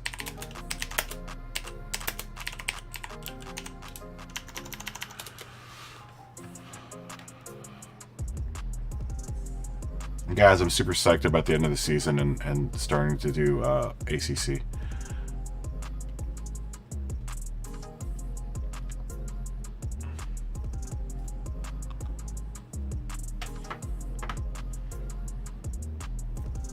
So at 6:15, you get 7:04. But that's when you know you're on pace. If you go under the gantry at around 6:15 or between 6:15 and 6:17, right? Or at least fast.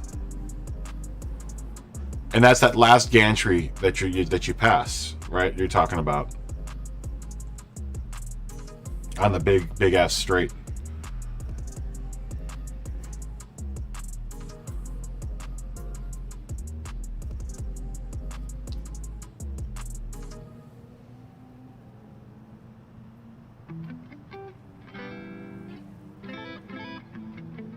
Yeah, same with me. It's funny because I still love this game. Don't get me wrong. I don't think I'll ever stop playing GT Sport.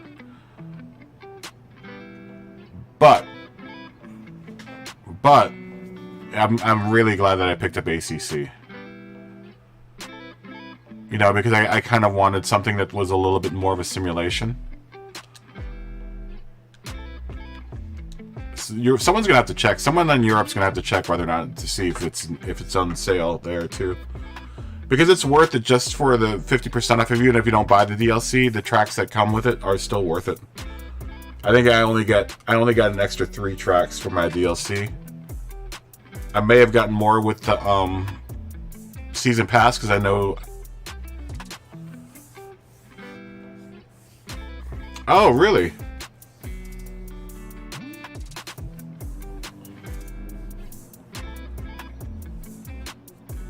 Well, that makes sense because those are the biggest landmarks that you can kind of base it off of, right?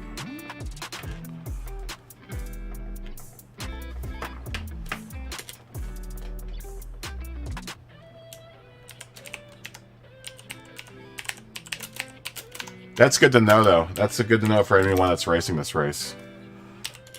That if you're around, you know, 6:15-ish, 17-ish area, you're gonna put in a good time.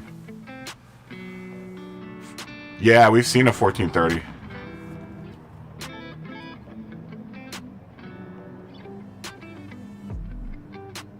Can you? Which one's the tourist layout?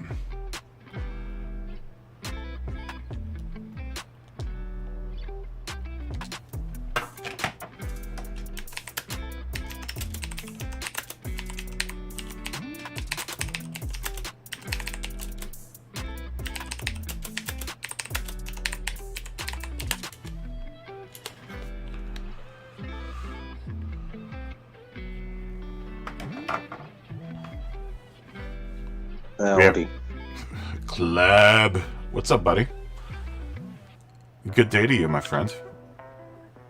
Yes, You sound tired. What's wrong? I am. You are? You've long day at school? Kinda. Long day of life? Yes.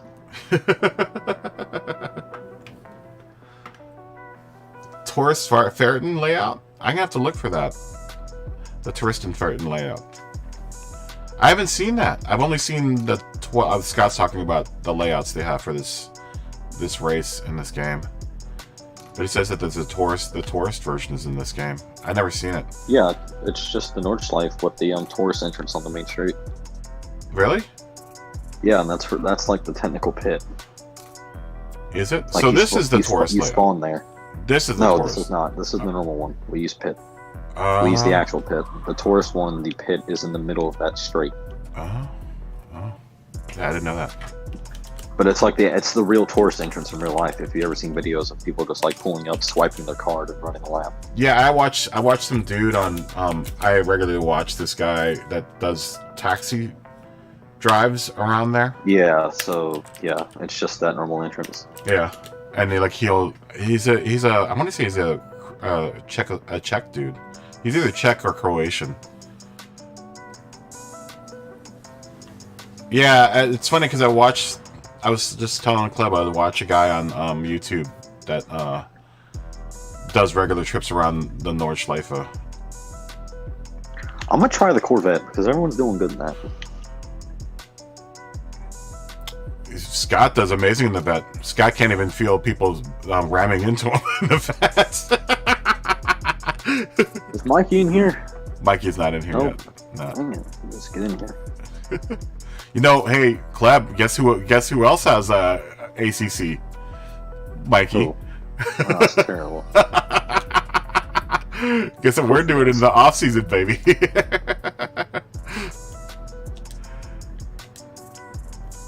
We are most definitely doing ACC in the off season, dude. I love it. I love it. Just the sounds alone in that game are just like it just brings you into the world of ACC.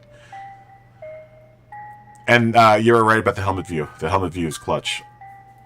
I really, really like the helmet view. It's nice in some cars. Some cars, though, it's like you're looking like way down. Hey, like what's the up, Absol? horizon is like the top of the screen. Which cars? I forget the actual name, but the Gallardo in the game. Oh, like the VX engineering car. Oh, the not the Huracan. No, the Gallardo. The Huracan is a pretty good one. So I was doing the what's it called, the Lamborghini like driving school kind of thing when you start the career, and I use it on there, and it was real good. Yeah, the guy's Croatian. Absolutely, you're right. The guy that I watched. And the AMG GT3 has a good. I'm just gonna call it dynamic first person. Yeah, I guess the dynamic. Yeah, that's the best way to put it. The Porsche. The Gallardo's weird. I like the Porsche a lot. The 991. I'm actually really, really fast with the 991. I'm just doing the career mode. You can choose a 2018 or 19 Porsche. It's nice. Really? Yeah, if you do like the setup or practice thing, or you do career mode, you can choose from one of those years. And right. Well, I'm starting off with the Lamborghini I'm going through the Lamborghini driving school thing. Yeah, once you do that, it'll ask you to create your own like racing team. Including like other drivers and like the team name and the car. So let me ask you, what was it wrong for me to start it off on pro? because it wanted me to start it off on like medium or something. I was like, no, I'm going to pro. I started medium, I think. Should I go back? It's still pretty easy. So I should just stay on pro. Yeah. Okay. I haven't done the racing. I haven't done the racing in the rain yet. Like the doing Monza on. Oh, on, it's fun. Is it? It's nice. It's legitimate too. What buttons have you programmed to your thing? Your controller? I haven't even messed with the buttons. I don't bother with the engine ignition stuff like that. I just let it do it on its own because if you press circle, it just does it. I like doing it myself. I've got those programmed to the sticks. I just tap circle, let it happen. Okay, first gear, let's go. I have my fuel pump because I don't want to catch fire, so I want to be able to shut my fuel pump down. But I have fuel pump mapped to L1, and ignition is mapped to L3. My L3 is my flashers. Oh, so kind of like in Gran Turismo. Yeah, I have that mapped to triangle, I think. Up and down on my brake bias. I don't know if, or no, left and right on my brake bias. I don't know if I'm gonna map my engine. I leave that to the menu because you can press the large button. I don't know what it's called, the interaction button or something on the controller. Yeah, the touchpad. And you can just go over. You can use the touchpad and just go over to the car settings and change brake bias. That's why I don't have any of that assigned to a certain button. While you're driving, because it's easy to. Yeah. Oh. You can shuffle through little menus. It's kind of like the GT Sport menus. You can change brake bias, traction, but you can change a whole lot more. Like it's a whole list, and you can change your pit strategy while you're pressing the touch button. Like, is it like you use it as a cursor? Yeah, I've got my own D-pad controls set to it. Huh. You're gonna have to show me your button set. So you just use the basic button setup that the game gives you. Yeah, you press the big button. I already forgot the name. Touchpad. Yeah. And then up and down on the left analog stick. So it's kind of like once you get on a straight, I wouldn't recommend doing it on like turns, but once you get on like a small straight, just like up and down real quick. And you can actually, if you tap the interaction button, you go through the menus. You don't really need to ever go up and or not up and down, but you never need to go side to side. Except for toggling things. Yeah. So I use my D-pad for that. So like just switching it over to yes and then going down. You can do that all with the D-pad. Oh, so now I I need to have to go back then and then reset all that then. I imagine if you have that menu pulled up, it'll override your main controls and just let you scroll through the menu with the D-pad. I assign the touch button to something. Oh, okay. So I have to reset all of that stuff. I'll just go ahead. That's up to you. You don't have to have the menu, but it's helpful because you can change car settings and pit stop settings. Yeah, that's what I want to be able to do on the fly. During a race, if I needed to. The thing is, though, and this is what I wish they did it the way the Gran Turismo does it, because I would imagine in ACC, you're going to want to do some of that stuff on the fly, like being able to change fuel maps and brake bias on the fly. Because those would technically be knobs on the steering wheel that the driver would be, manipulating while they're driving. You can get a wheel and like have all that stuff actually on the wheel, which is nice. But yeah, but I can't do the wheel. Those are the expensive wheels. Yeah. And then it's like you have to decide, okay, do I just want a wheel and pedal box, or do I want to get the shifter, or do I want to get a whole like rig? I wouldn't get the shifter. I would just get pedal shifts. Because I only plan to really do GT racing, like GT 1 through 4. And possibly do Group 1 cars if they would ever do Group 1. There's no prototypes yet. Yeah. I hope they have prototypes. Oh, that'd be so much fun. I bet you they're gonna probably wait for another version of ACC to do prototypes. If they had a prototype expansion, I'm so getting it. Oh my lord! If I can get a 919, I will be satisfied. I know, that would be dope. It would be sweet to be able to do mixed races as well. They kind of already have that because like the pro cars and the M cars race together. Yeah, but it's different though. It's not like having yeah, it's not that big a difference. Yeah, it's not like having a 919 blowing by you while you're driving around in your Merc or whatever. Yeah. Dude, this Corvette is fast. Yeah, dude, it's fast around here. And like I said, it's indestructible because Scott was being molested all night last night or during a race, and he didn't even notice it. Oh, jeez.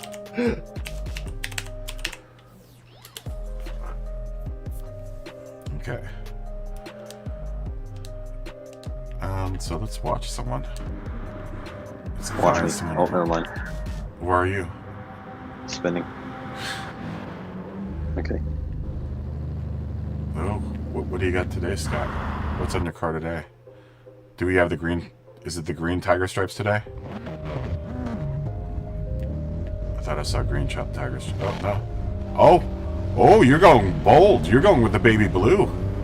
That's bold. That's the brightest color I've ever seen on your car. Both you and that Porsche. Yeah, that's Zorro. Next to him. We could key both of them out if I had the right program right now, because they're both green screen or blue screen color. Just make them non-exist and like put like your face over it or something. Thank you, Paul. Did Paul give you a bump? No, he was going slow. He just moved off the line so I could pass him. Paul, I think, is still getting acquainted with the track. I believe. He's been. I think a lot of people are still getting acquainted with the track. These guys are holding me all the way up. Yeah, that's a huge pack of craziness going on. Josh is fast. Josh Benelli's fast. That's the Audi behind me, isn't it? Yes. I like the color on this Nissan. Yeah, I like the color of the Nissan. Oh, they're hitting the brakes. Please don't do that right here. That seafoam green. I like that. Yeah, this will still be. That guy was good too. He got out of the way. I still really love this game. Don't get me wrong. It's still between the two, I still like this game more. I think. It's just not as realistic. Yeah, it's just not as realistic. But I mean, the nice thing about this game is you can just set up a race and have like Group 3 cars racing with like BMW like i4s. Yeah. Just. Yeah. I mean, there's no purpose, but I mean, you can just do whatever you want. Like, you can be creative with the races. Yeah. Scott says, "You can't see me now." That's what I'm saying, Scott. You guys, both you and Zorro are what we would use to. Those are the colors we would use if you wanted to make something disappear off the screen. Wipe them from existence. God, I'll tell you, one of the worst working experiences was having to work on a blue screen stage all day. Oh my gosh, when you walk out into the sunlight, everything turns green. It's so crazy. Oh, really? Yeah, because your eyes get so used to seeing blue and that much of it really well lit. Oh, good lord, it's painful almost walking outside. The shooting videos of Star Wars? It's almost all blue screen. Yeah, that's how we do. Especially, yeah. Well, I mean, the first 6 were blue screen. I think Disney switched to the green screen type of stuff. Yeah, but it's not that much of a difference. Like, no, it really just depends on what color your elements are in that you're using. Your main element, like if you have something that might be blue or something, you'll use a green screen instead of a blue screen. Yeah. But between the two, it's just you just want a bright color that you can key out very easily. Green and that shade of green and that shade of blue are the easiest colors to. It's real not likely that you'll end up seeing one of those colors being used as a non special effects element. Like no one's ever going to wear that color green or blue in their outfits, on their wardrobe.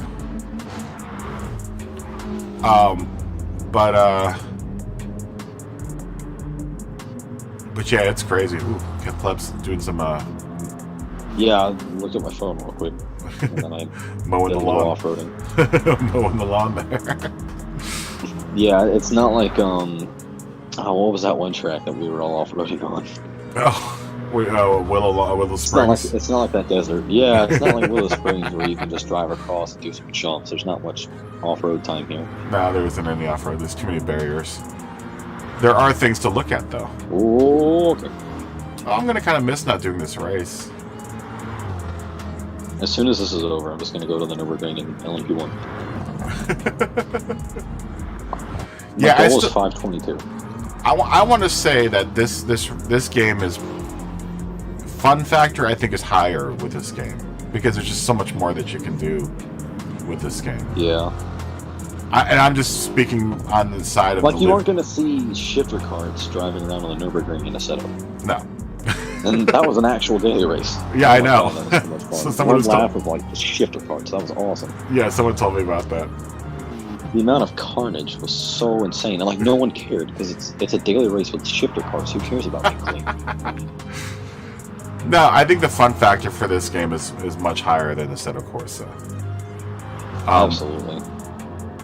You know, and then with the livery editor and all this and that, and just, you know, having the idea that you can design your own race team, I think that definitely puts... But they're two different games. That's what I want to say, is that both games... Yeah, you can't really compare them too much when like one's a full-blown simulator. Yeah. And one's like a simcade. Yeah. Yeah, this is definitely more of a simcade, and I haven't decided whether or not I like... well, I'm not gonna even compare the two at this point as far as like which one's better. You know, I can't say that. Yeah, they're too different, really. Yeah, they're way too different to be even compared. Like you can be happy with both. It's not a game where like, okay, should I choose this one or this one? Like you can buy both and like enjoy them differently. Yeah, exactly. Exactly. I will say this though, and just because I'm very, you know, audio oriented, the driving experience is so much. I like the driving experience in ACC better, as far as absolutely. The audio. nicer. Dude, yeah. Oh man, you can't get that. Like every time I hear that damn Lamborghini turn on, I'm like, wow, this is dope, dude. And then when you leave pit row, like I don't. Do you have a pit limiter? I drive myself out of pit row. I don't have the pit limiter, so I drive myself out of pit row. But when you like finally I do it. Whenever you mash out of pit row and you as soon as you pass that green light, you mash on that gas, do the sound of your engine. It's just so dope. Okay, thank God this is the outlet. And I have to say that I wouldn't know what I was doing in Assetto Corsa if it were not for GT Sport. Like I would be lost around Monza and Suzuka. Oh yeah, absolutely. I just noticed tires in this game don't have shadows. It's just the cars and the brakes. Yeah. Like I was ghosting for a second. I was like, wait a minute. That's not right.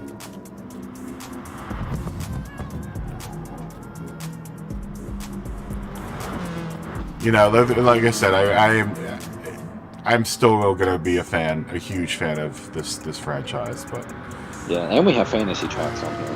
Yeah. That St. Croix's not real, and that's a really fun track.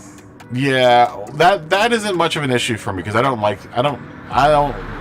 only like maybe half of the tracks that are created here. Oh, yeah, some of them aren't really that good, but like St. Croix and Blue Moon's okay. Yeah, I haven't done the infield for Dragon Tail's addictive. Yeah, Dragon Tail I don't like. I think every variation of Dragon Tail is pretty good. I just prefer the Seaside, honestly. What, the full track? Yeah, the one that you can see from Gardens. Like if you look to the left going down the straight, you can see Seaside. Yeah. Because the views on that one are so much nicer. I like Seaside better than I like Gardens. Seaside has the death chicane too. Oh, that is so much fun. The amount of people that I've just seen die in that chicane is amazing. I have never died in that chicane, believe it or not. I've died a lot in that chicane. I take that chicane at full speed and I just aim for the center of it. I always aim and my right hand always skirts death. Like I'm always so close to death on that right side. But I just gutted through that chicane. I went too wide through that chicane one time. It was the scariest thing I've ever experienced because I was first person. There was a Mustang pressed up to my left. So there's a good chance that I'm going to get sandwiched and just die on the inner part. Somehow I scraped it, but I didn't hit it. So I still made it through. Oh, wow, really? What happened? Okay then.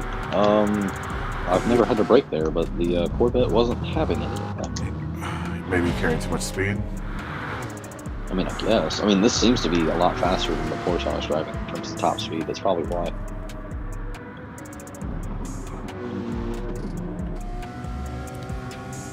Let's watch Paul for a split second.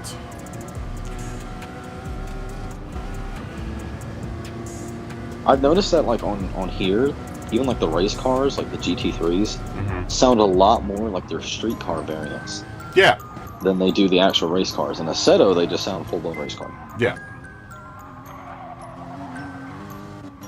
Well, I want to say that the huge difference for the sounds between the two is that the sounds for Assetto Corsa, I believe, are sampled, and these are synthesized.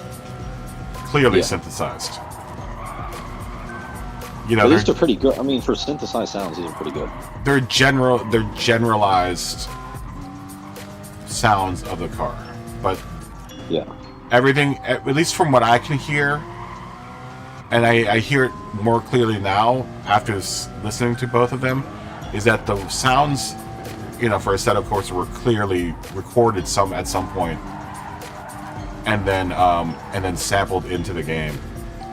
You know, fed into a sampler and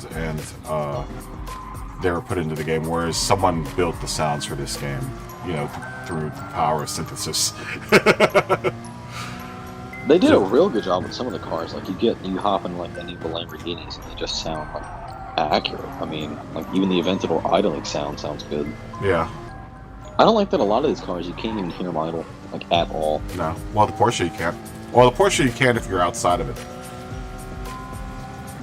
But if you're inside the car, you can't hear it. Like the 919, you can hear it idle, but like the 911 RSR, you can hear it idle a little bit, but it's just a little bit, yeah. That much. No. Like I mean, the actual race cars idle pretty loudly in real life. Yeah. I mean, you turn it on and it's loud. Who are you racing for in ACC?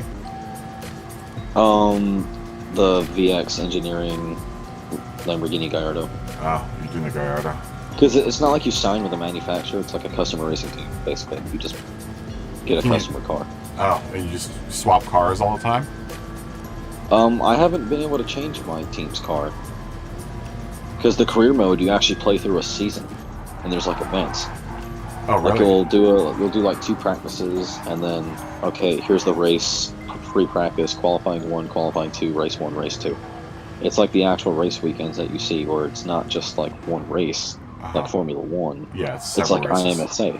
Yeah. Like the Michelin GT Challenge, and then you have another race after that. So it's a race weekend.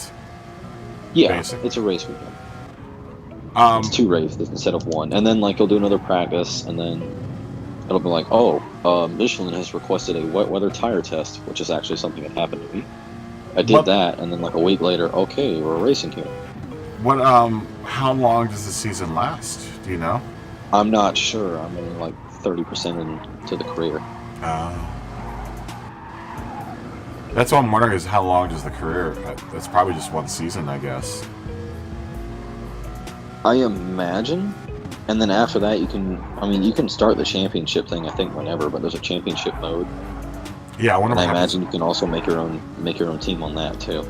I wonder what the championship mode is. So you can't do the championship mode until you finish the career. I think you can do the championship mode. I think you just have to finish that Lamborghini thing. Oh. Then you unlock it. I can't wait to do a race with wet weather. I want to be able to use my windshield wipers. Yeah, mine just turned on automatically. I did a wet weather. I forget the name of the track. It's some Leicester Road track, but it was pretty fun. And it was like a lighter rain too. Maybe I should set mine to automatic too. I just want to be able There's to really max. no point to turn on and off, because I mean I think most of the races the weather doesn't change too much. Like it changes, but it's not that much. Oh, I see Paul. God, that car stands out. Yeah, Paul's right behind you. I'm watching. Paul. I'm watching. Oh, he's coming up on me fast. Yeah, he's coming on you real fast. He's coming up on you real fast. Oh, I saw him. I forgot where I was supposed to brake. Yeah, I hit the blinker, so he knew to go past me. I saw that. I was like, go ahead and go around me, because I'm going to crash. Oh. Oh, what happened to Paul? kind of got bounced out into the green. He done diddly goofed. All right. Yeah, he bounced himself out into the green. Okay, my theory is that this car should catch him. So 6:15, yeah, Paul's off a little bit. He did 6:27, so he'll. I can't tell if I'm in the slipstream or not. Like time-wise, not like if I'm directly behind him or not. It looks like I'm catching him a little bit. I see you gaining in his rearview mirror. I think this is where the Corvette shines, is down the straightaway. And he's staying a pretty consistent distance from me. I don't think you're in a slipstream. I think you're too far back for a slipstream. Oh no. Oh, got a little hot there, old Paul. Yep.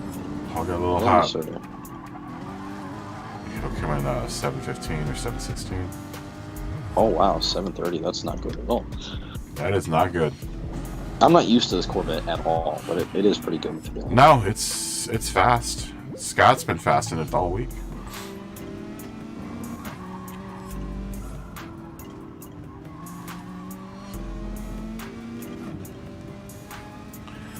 Funny enough is that probably if I did this race, no, I'm in the C class now. I can't say that I would win. I'm so used to saying that I would win because I'm in D.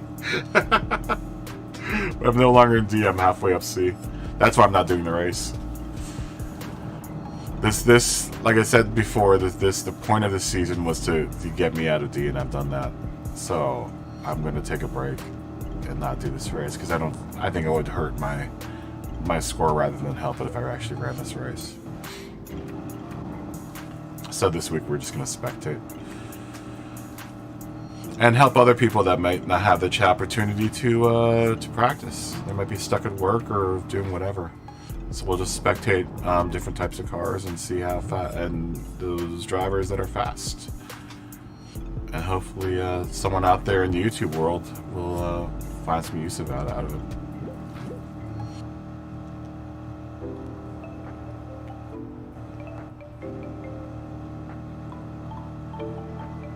I love the tire model in ACC as well. The tire model in that game is pretty tight.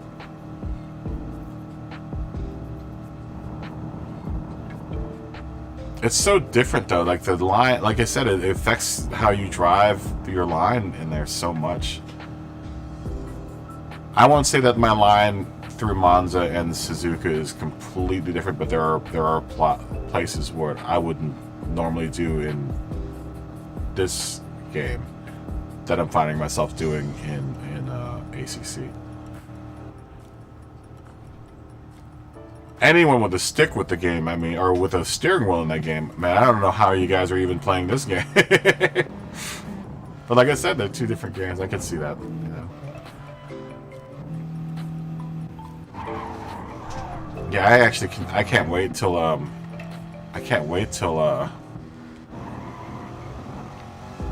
ooh, Scott's gonna put in a 709.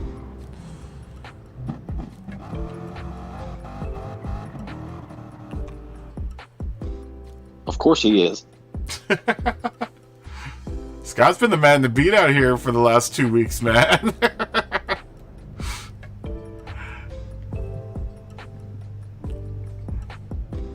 With that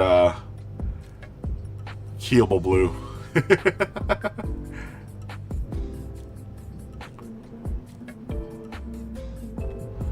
Oh, you didn't completely mess it up. You still came in third, Scott. Behind Josh Benelli, who's also been super fast. What's that? What is the number below the fuel thing? Is that like how many miles you've done in the car, or is that like... Yeah, that's your mileage. Oh, I've only done 39 miles in this car. You've never noticed that? That's the mileage.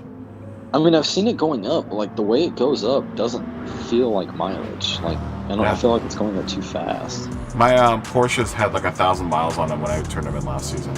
I wish we did. My 919 has a ridiculous amount then. I wish they didn't take them away from you at the end of the season. Is that like the manufacturer sponsored cars? Yeah, they take them away from you at the end of the season, and then you're issued a new one every season. Oh, Jared, where are you going, buddy? You're not a lawnmower. Don't you mess with Jared. I mean, the livery's fresh, but like, where are you going? Don't mess with Jared. He's just gobble work, man.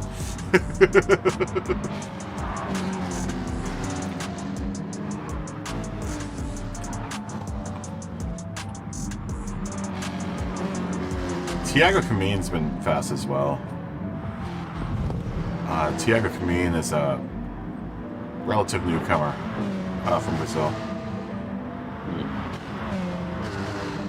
They've been with us since last race. And there's those UDI people show up. Oh, they're never going to show up again. And if they do, I'm going to boot them. They give Brazilian drivers a bad name, I'll tell you that much.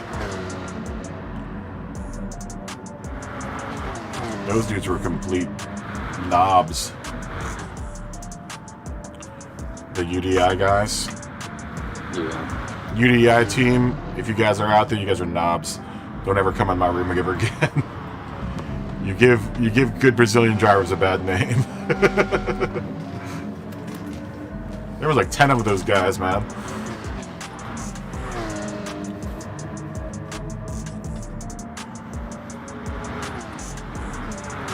Oh, dang it. I keep forgetting I'm not in a 919. I keep, like, not even dropping a gear for that one corner. Just, like, trying to fly over it. And it's not working because this car has the downforce of, like, I don't know, a small child. It just flies in the air. Well, it does have a lot of weight going for it, though. Josh Benelli's been properly fast around here in the TT. But by the time their first lap for the TT goes by, those tires look so shredded.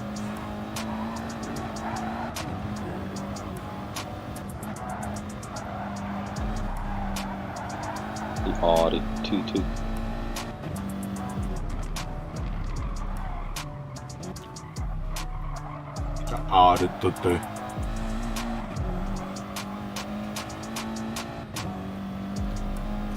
Oh, you know why the room's probably smaller? It's the Nations is today. I'm forgetting about Nations on Wednesdays. Nations Wednesdays. Oh, I kind of wish I had done that. The last Nations Cup at the Bathurst with the Super Formulas. Oh, was that Bathurst with the Super Formulas the last race? Yeah, or not the last one, the one before it. I thought we're out because I remember Route X being less. Everyone was talking about the Route X race. Yeah, that was the last one, and it was like Mini Coopers or something. Yeah. But the one before that was Bathurst with the Super Formulas. I've never tried them on that track, but I love the track.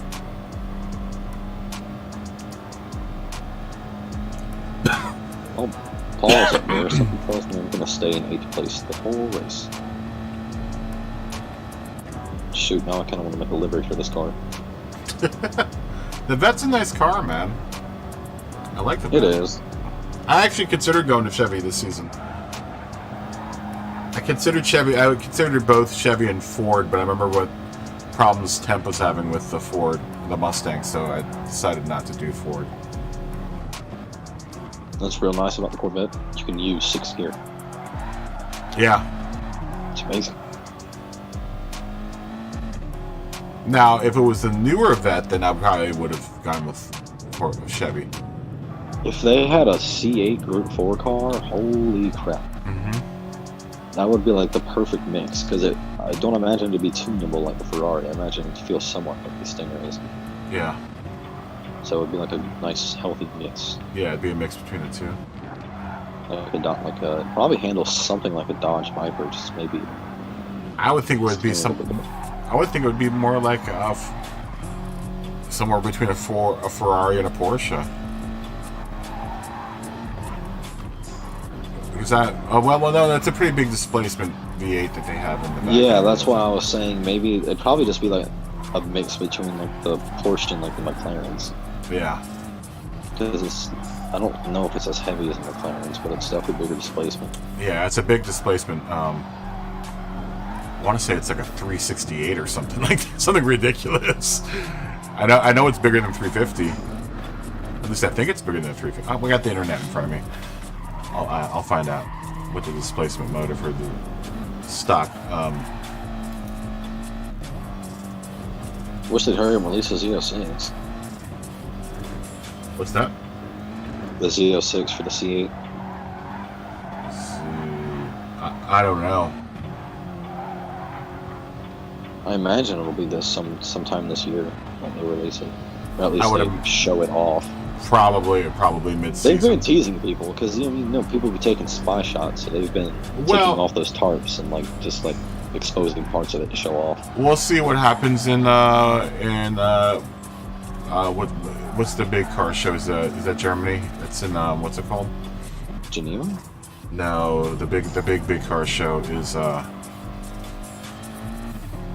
think there was one much bigger than Geneva. It might be Geneva.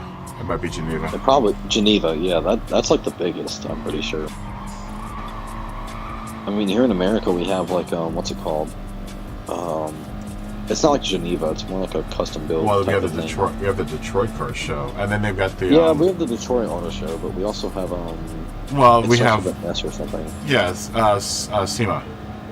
SEMA, yeah, but that's like custom builds and stuff like that. It's not like manufacturers showing off stuff. I mean, they have some of that stuff there, but it's much more custom. Yeah, it's more custom stuff. It's a 6.2 liter LT V8. I wonder what size that V8 is, though. 6.2, dang, I thought it was smaller than that. I didn't think it was 6.2. I thought it was like the 5.3 or... No, it's a big V8. It's a big V8.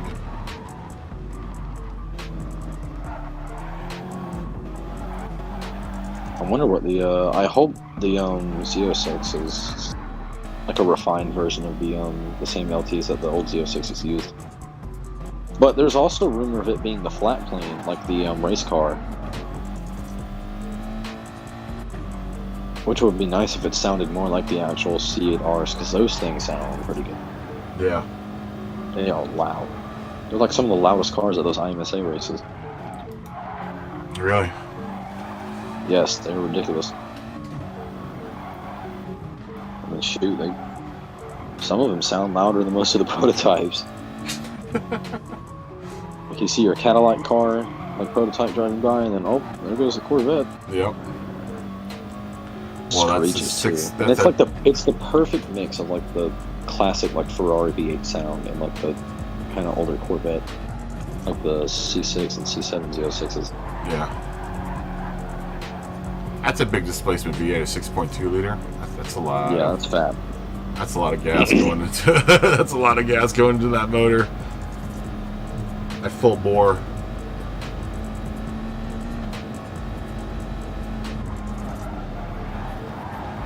Have you seen Street Speed's twin turbo setup for his? No. The turbos are up in the they're above the engine, like they're visible from the cabin. Like if you look in the rearview mirror, you physically see them. Is Street Speed still around? How's that guy not in jail? I don't know. How's that guy not in jail? There's a lot of street racing. I guess that's why he's called Street Speed, but I still call him Street Drive 420. Yeah, Street Speed is does all those cannonball runs and stuff. He's a classic.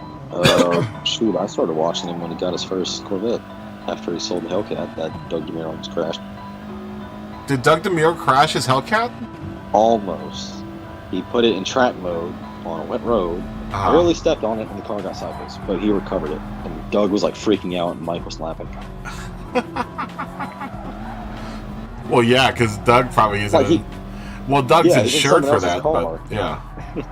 I'm sure Doug is insured for that, but he doesn't want to have his insurance claim say that he destroyed someone's Hellcat. And he'd also probably just feel bad, like, hey, he messaged Mike, can I come review a Hellcat? And then, almost crashing the thing. That's gotta suck. He was like freaking out, and Mike was like, yeah, it's normal, it's normal. It's funny. Well, Doug reminds me of everyone I grew up in like Virginia. Doug is like typical Virginian because he's from Virginia. He's from what we call Northern Virginia, the Fairfax area. That's where he started out. was in the Fairfax, like Maryland area. That's another good car channel if you guys are looking for a good car channel. Is Doug DeMuro. It's really good. He did a P1 recently? Holy crap. Did he? Oh, and I hit the wall again. Yeah, he did a P1 GTR. Oh, wow. He's done a normal P1, but now he's got a P1 GTR in the channel. Wow. That's like the best sounding car he's ever reviewed. I don't care about the event book. He's got a pretty cool car collection himself. Does he still have the Ford GT? Yeah, he's still got the Ford GT. He makes me sad that he got rid of his AMG wagon, though. He was a... Didn't he have like an Aston Martin Vantage? I'm not sure if he had a Vantage, but I think he had an older one. He might have had an older one. I know he's got a really nice Range Rover. Yeah. His Rover is dope. Alright, I am up on He actually has a video of him crushing another car with his Rover. Of course he does. What was that sound? I don't know. I didn't hear. I just heard a doo-doo-doo. Oh, I hate going too wide right here. It's so easy to kill somebody. I almost killed Zorro. And I didn't even touch the dude. Is Zorro behind you? No, he passed me again. I got past him for a split second, but we came up on that super fast sweeping turn before the carousel. Mm-hmm. And he was on the outside, so I had to let off us to not assassinate him. Yeah, I see Zorro in front of me right now. So strange seeing Paul in 6th place. Is he? He is in 6th place. No, he's not. That's not Paul. I'm looking at Paul in 6th place right now. It shows 6th place, someone in the RCZ. Is it Noose Jerk Right in front of Zorro. Nah. Oh, Okay. he just disappeared. Now Zorro's in 6th. What? Paul's in 6th. Oh, because he Zorro's left. in 6th, and I'm in 7th. No. Paul's in 6th, Zorro's in 7th, you're in it. Now Paul's in 5th, Villegas is in 6th, Zorro's in 7th, and you're in 8th. And Scott's in 4th. It shows 7th for me. Dude, this track is cursed. I swear it's cursed.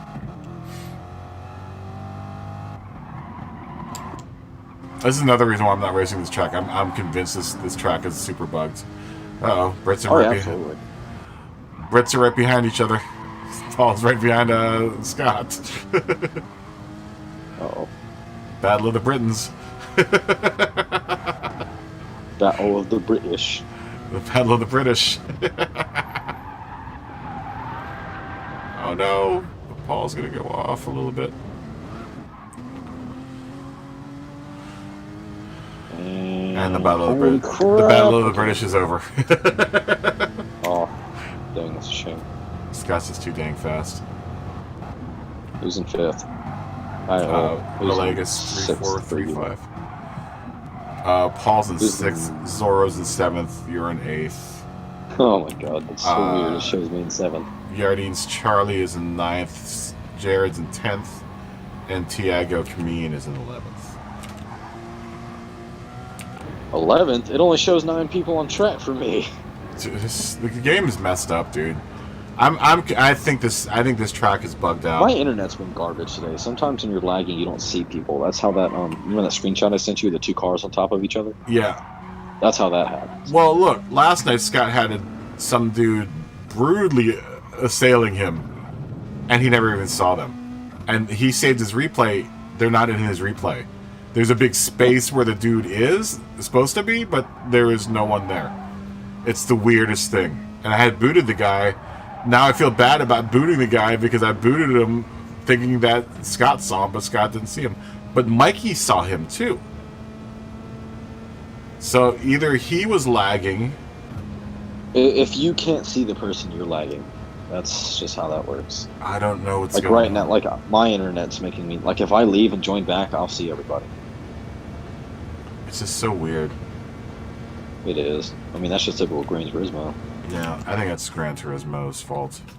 I mean, they cracked down on a lot of it. It got way better. Like in July, it was so bad. Like I used to go to a lot of livery showcase lobbies, where like people would, or you'd have a bunch of people lined up. One person would judge. They pick top 3. Winner gets to choose a category, and then everyone lines up, and that person judges.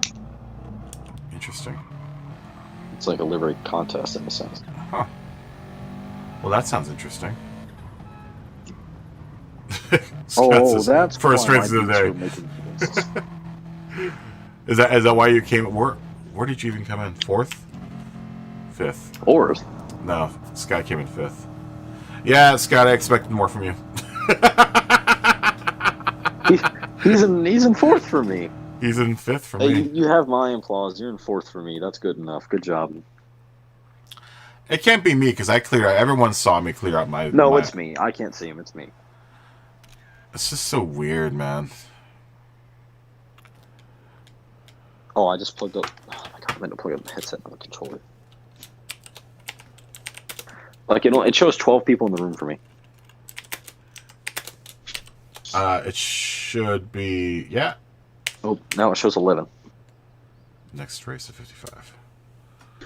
Now it shows 10. People back are out. leaving. I have 11. I have 11. No, 12 on my count. Yeah, I've got 12. There's 2 people I can't see. Yeah, they haven't come into the fray yet. I see Paul, whatever country that is above him, S_Agadella. Colombia. I see Yeah. Jared. I see Fiddy, Zorro, the Brazilian, or Thiago, the Brazilian. Tiago Queen. Yeah, that's what I see. C. Perner, GM, and you. And So that's yeah, it. you see everyone. Well, it only shows 10 people for me. That's weird. Jared, you're out for the night. And it's 16. Oh, I'm gonna back out the room and come back in. All right. All right, Watch, it's gonna Jared. show more. Have a good night, dude. You're probably tired because you just got off of work too, man. So go take a rest, man. Go eat some delicious brisket. See, I backed out of the lobby, and now, like, looking at the lobby from the menu, it says 11 of 16. So yeah, it's definitely me. Yeah. Well, Jared just left, so Jared's gonna go eat brisket. Which he was kind enough to tell me that he had delicious brisket. I just had bacon wrapped shrimp. Bacon wrapped shrimp. Man, Yeah. y'all's eat fancy. Y'all's eat some super fancy food. I ain't got nothing, man. I'm gonna have chili again tonight. Dang, man. I want some brisket. Oh, brisket with some barbecue sauce. A nice big chunk of cornbread. Okay, it hush shows puppies. 10 of 16 people for me. Yeah, that's right. Let's right. go. Okay, yeah, just leaving and rejoining only fixes that. That's right. But shoot, now I kind of want to make a C7 livery. Oh, I can't wait to ACC. Jared, you need to take the time this evening and start reacquainting yourself with ACC because we're doing that. We're doing that not this next week, but the week after next. Okay, I'm going to the Nurburgring to run laps in the 919 because these cars are too slow. I need speed. Why don't you just play some ACC? Why don't you jump into the Because ACC? those cars aren't fast enough either. I want Oh, come prototype. on. Yeah, but they're real. Yeah, but I want a prototype. Okay, well, I want prototype a out. use in a Porsche. Prototype out. Prototype out, my friend. Oh, I just love the sound of that horsepower. As everyone, I can't wait. I can't wait to really jump into it. So I do need to finish the Lamborghini test that I'm doing right now. Oh shoot, it's about that time. Oh, I gotta get a new livery for this in 919. It does not look good. Yeah, that Air Force livery stopped looking good. What should I do for this car? What, for the vet? No, 919. Oh, the 990. That's a tough one. It's a lot. That's Yeah, a lot. and then it is all the different shapes and surfaces. Yeah, but you have a big area to work with. Yeah, but it's all like weird shaped and angled. Yeah, but I mean that's how the 919 rolls, man. Which I gotta make a livery. I can't I need a satisfying livery in order to go fast. That's just how I operate.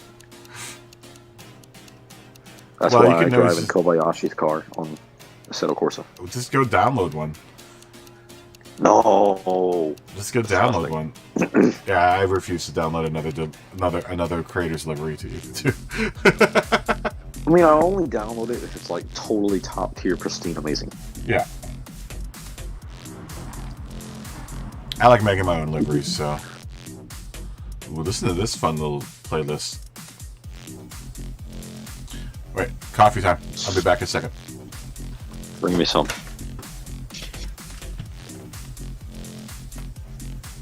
Ugh. Alright, live stream. Alright, y'all. What kind of livery should I make for my Porsche? 919 hybrid, not the RSR, the LMP1 car. So it's got some weird surfaces on it. What should I do? Help me out here. Give me some ideas.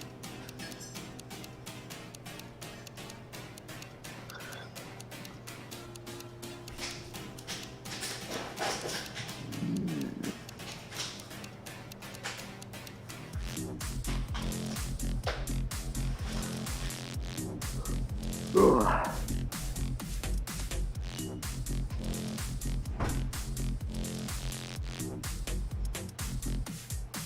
Oh wow, that background music going hard on the stream right now.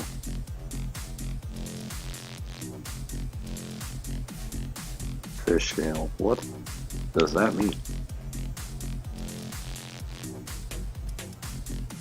Is that the name of the song playing?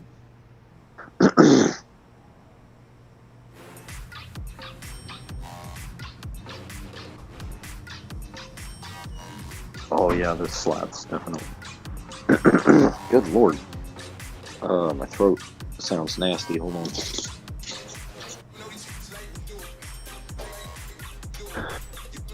I just paused the live stream. Okay, I'm back. I'm dumb. I am back.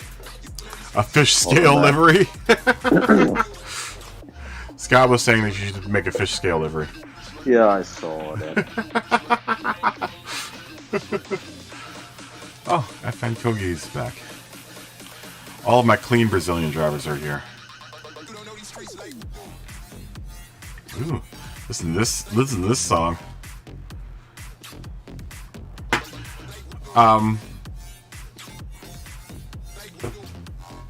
This is a certified banger. Yeah, it's certified.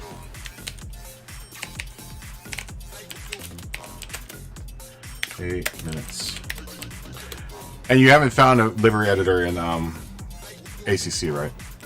No, it's been a few days since I played ACC, honestly. I don't think I've seen one. I've looked for it. Ooh, I forgot how good that looks.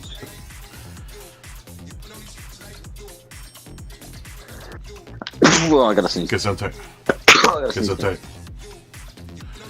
Get some tight. Get some tight. Wow, I've made a lot of liveries for this car. Scott, you don't have ACC, do you? I'm telling you, you should check out PlayStation Europe. Tell me whether or not it's 50% off there. I don't know if Europe gets different sales than we do here in the United States, but it's 50% off this week. It's a good game. It's well worth the money they ask for it. For especially at $20. I don't know how much it would be in pounds. I don't know what the conversion rate is. I think it's almost 1-to-1 at this point.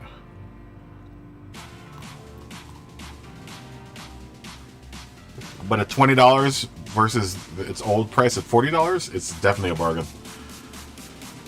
And that's what we'll probably be doing in the off season. Oh no! It just went on sale yesterday, Scott. It literally just went on sale yesterday, and it's on sale until like the 15th or the 17th. Let me see if I can do it right now.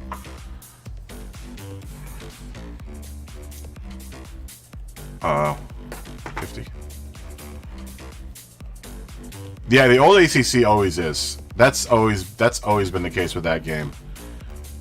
That's at like $10 or something. Oh, so it isn't. So the new ACC is not on sale for you guys. That sucks.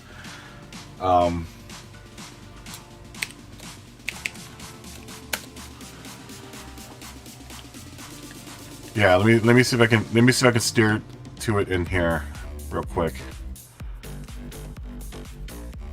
Because here it's 50% off. Let me see if the PlayStation Store will respond. Sometimes it's slow when I'm playing another game.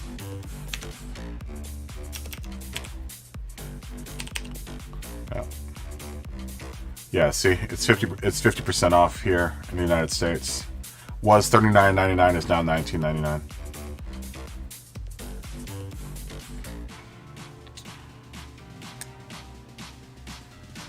But it's super cheap. It was $40, now $20. Good bargain. Good bargain for anyone that's looking for another racing game. Making a livery. Eternal Alpha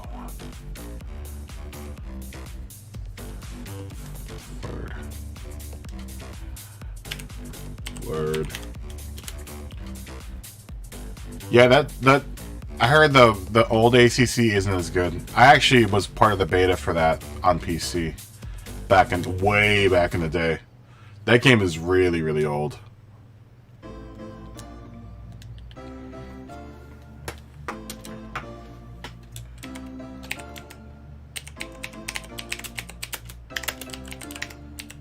That game is so old. That first ACC is really, really old. I wanted to stay.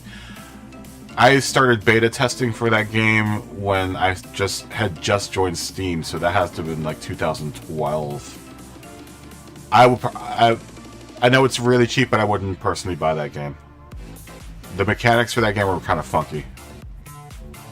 It's definitely nowhere near as good as ACC. It was built off of the same, you know. Oh, Placa Plum is back, great. It's built off of the same. They both use Unreal Engine, I think, but ACC is just so much better. They did a lot of work to the tire mechanics for the game.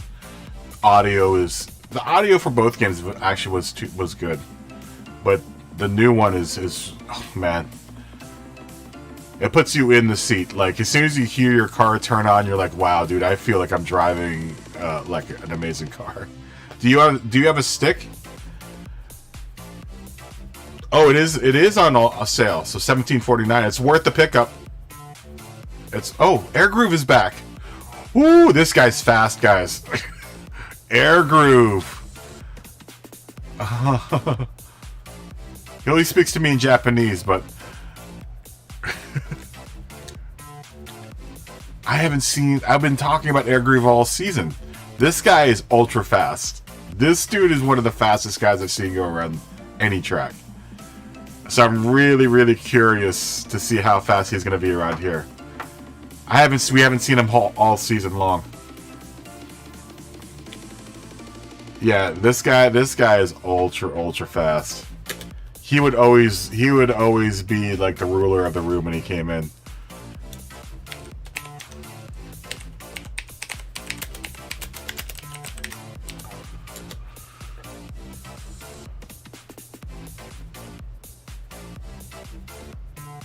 Oh, so it is. Yeah, I would say, Scott, if you're looking for another racing game, pick it up. I don't know. Do you have a wheel?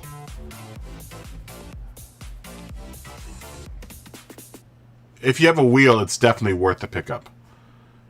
It's going to be a little funky on this, unless you are as good as, if you're on the sticks, then you'll be good on the sticks on ACC as well.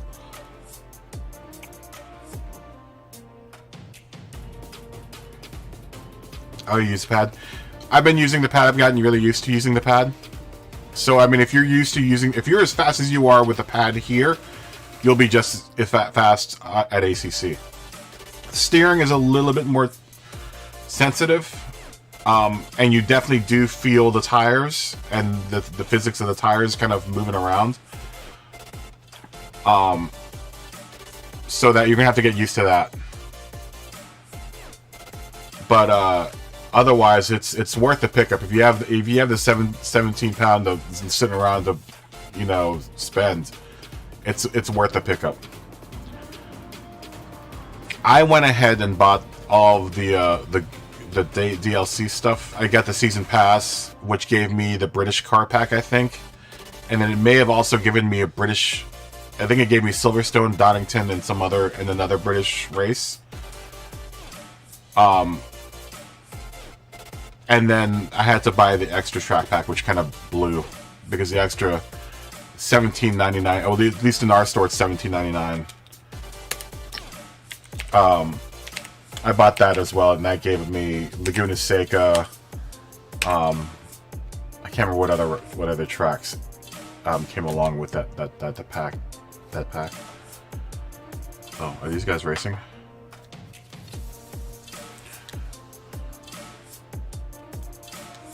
This guy, and GM77 Eternal Alpha 1. Eternal Alpha 1, Jaguar Camine, GM7797.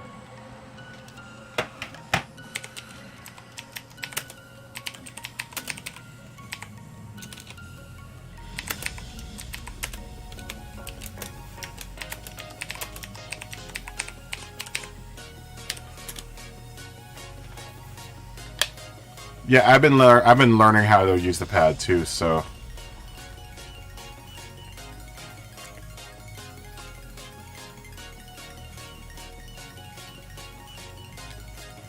Turn it off and.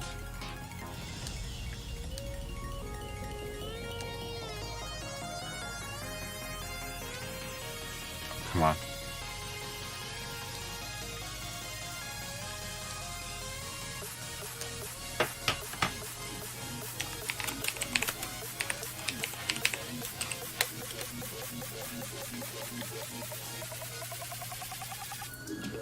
Ooh, we got another one, Pedro Online 13.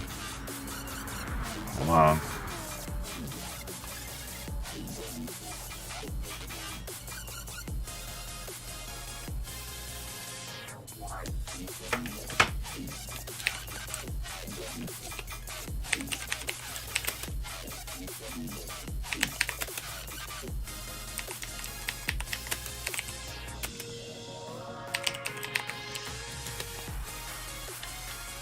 Let's see.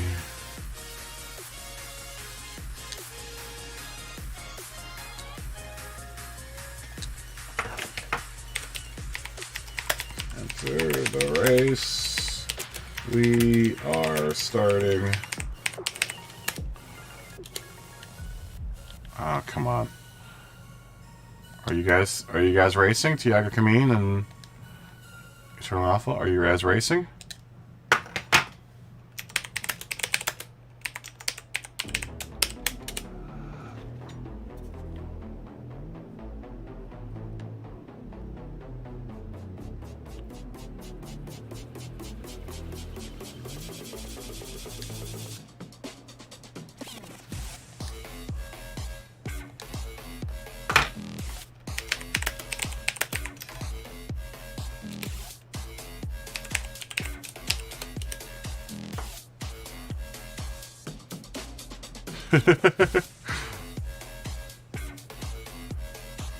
Oh, Christ.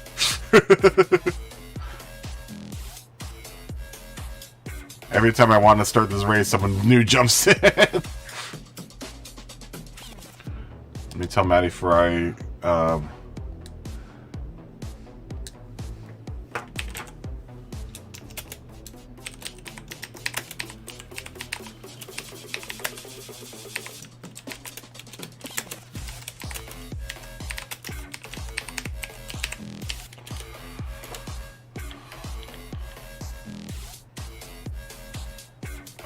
and Meme 41. Everyone, hold on, guys. We got a lot of people joining here now.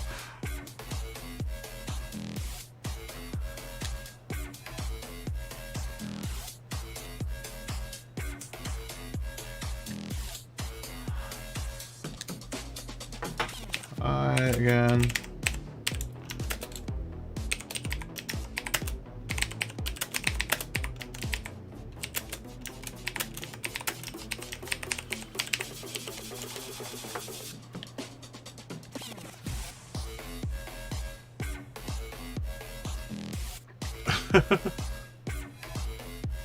You don't know whether you can cheat on GT Sport though. You can totally cheat on GT Sport. You can totally cheat on GT Sport. It's worth it.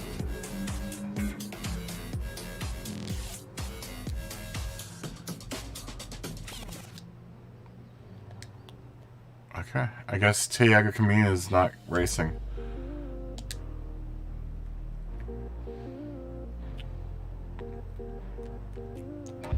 You could totally cheat on. It's like I said before. We're gonna watch Air Groove because we haven't seen Air Groove all season. Oh, you're taking a break tonight? I want to watch Air Groove because Air Groove's ultra fast. You can totally cheat on GT Sport. It's a completely different game. That's the thing, is that GT Sport, like Cleb and I said, you really can't compare the two because they're two completely different games. And I know that sounds weird for two racing. You'll understand if you actually get into it and get into ACC. They're two totally different beasts. Where this is Simcade, and it's, you know, there's definitely, you can jump into it and start racing and still use all of your racing knowledge and apply it to here. ACC is more of like a simulator where it's so hard to explain that they both drive so differently, but they still drive the same. That's the weird thing. Does he have a tentacle porn livery? Air Groove? Yeah, he's got, you know, he's Japanese. They all have like anime porn liveries.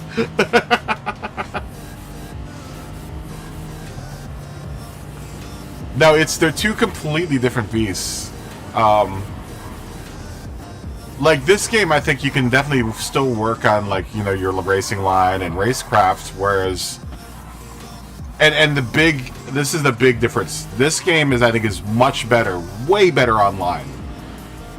Because the online experience is so much easier and immediate with this game.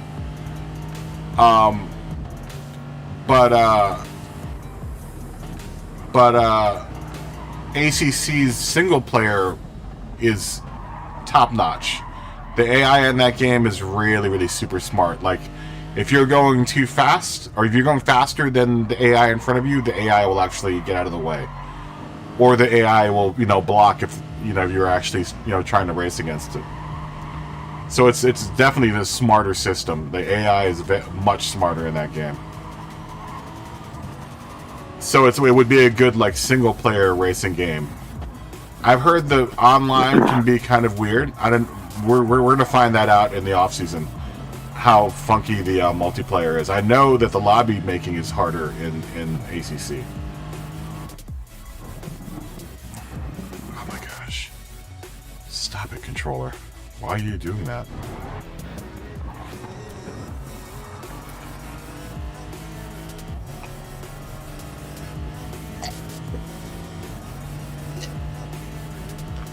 Lab, have you tried doing the online version of ACC? Yeah, I did a Nurburgring GP race on there. How smooth is it? It's all right. It's not too much different than sport. Oh, it isn't much different than this. What was it's nowhere near as interactive. You just kind of like, you're there and other people are there with you. Oh. Do you have like?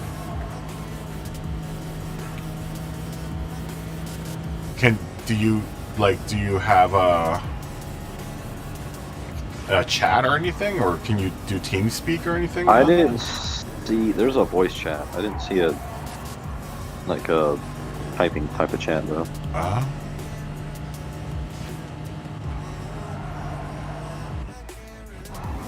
Oh my gosh. Well, Placa Plum, you're kind of a frick anyways. I don't care for...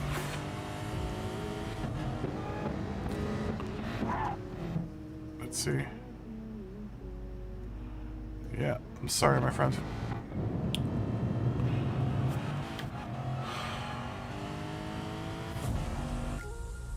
Oops, wrong button.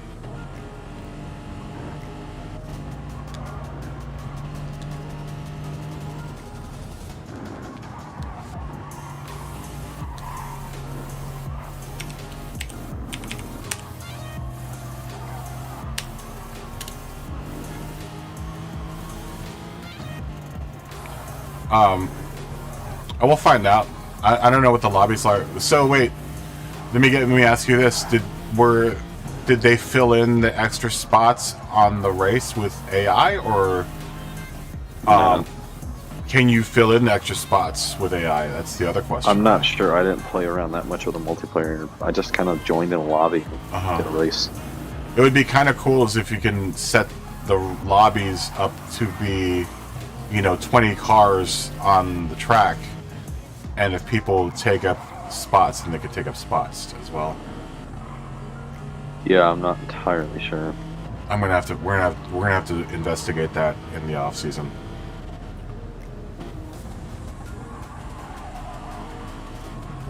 Because I would like to know.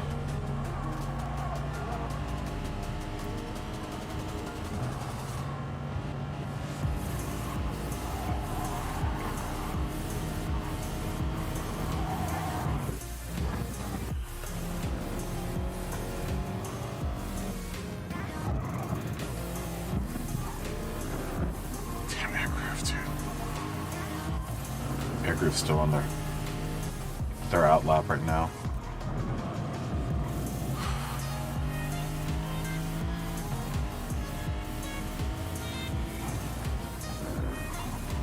I mean, so far Air Group looks like they're pretty dang fast.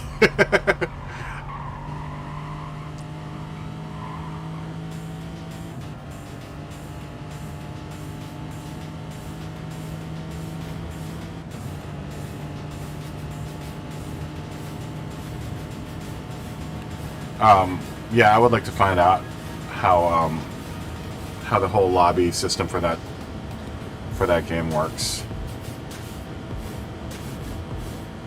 I was thinking it would be kind of cool if you could have, a grid of real people versus some of the AI in there as well mixed in, just so that you could have a full grid of 20 every single time, Yeah. Instead of having what we have here, where people have to enter the race in order for the grid to fill up. Do you remember how big the grid could get in online mode? I think it's 20. 20.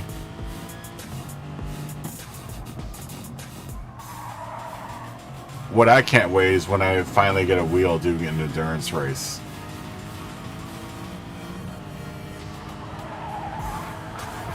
Because I think the endurance racing, watching the time of day change in that game would probably be pretty dang cool.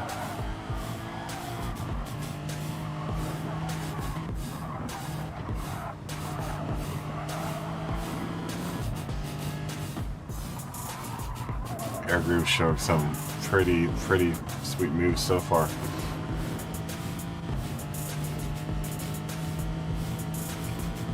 Yeah, he's definitely properly fast. Air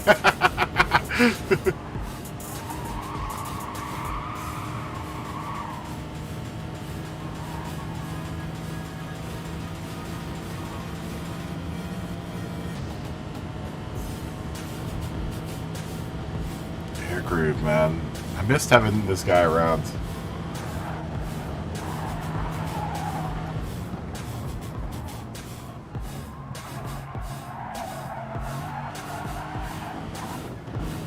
Oh no, he turned himself around. I guess we're not going to get to see a true lap from Air Groove on this qualifier.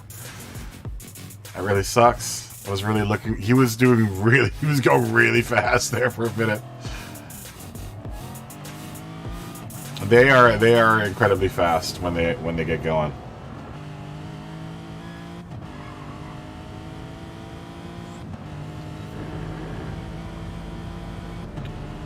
I'm pretty sure this guy is probably top split for Japan or for Asia's. For the Asias.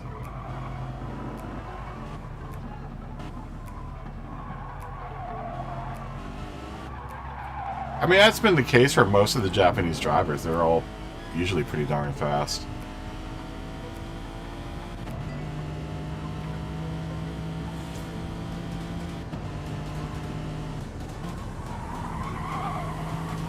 What's endearing is that Air Groove will speak to me in Japanese, and I have no idea what he's saying. I have no idea what they're saying. There's no way to filter that into Google, either Google Translate, and figure out what they're saying. I can only imagine that they're saying, have a good day or good evening.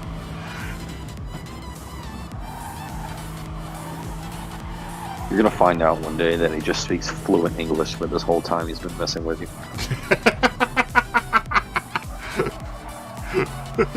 Sure he does. he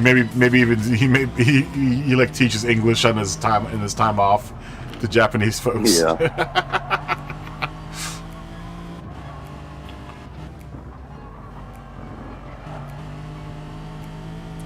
Uh-oh. What's going on in the back here?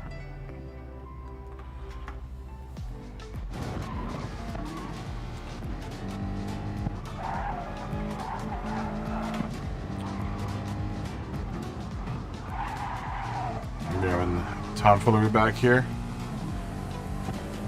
I sure hope not. I can't tell. Would hate to have to boot Matty Ferrari. Matty Ferrari's been pretty decent.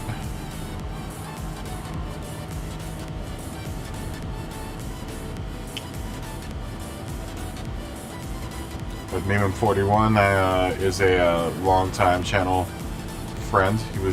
They were actually one of the first, along with Jared, to watch the channel. Meme41, though, I believe, was the first person to ever say, hey, I watch your channel. And I was like, what? Someone actually watches my YouTube channel? They're like, I watch your channel, I like your content. I was like, what?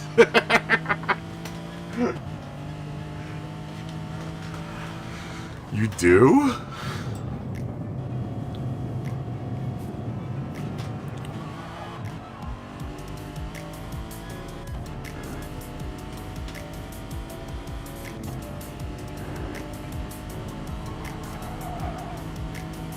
So what happens after the rain, the driving on Monza wet? Do I have to do another, is there another test I have to do? No. After that, it's just like, okay, make your team. That's when I make my team? Yeah. I get to pick from real drivers then? Yes. Ooh, that's gonna be tough. I'm gonna have to do some homework.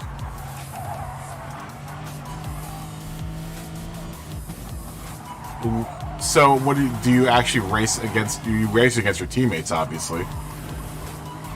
No, you don't race against your teammates. Like when you're doing pit stops, some of the races you have to change driver. Oh, okay, I got you.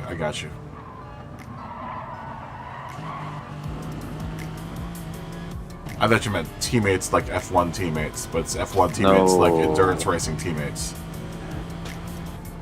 Yeah, no, you just have to change driver, even though there's like no real difference once you change the driver. Yeah, because then do you play as as the driver that you changed to?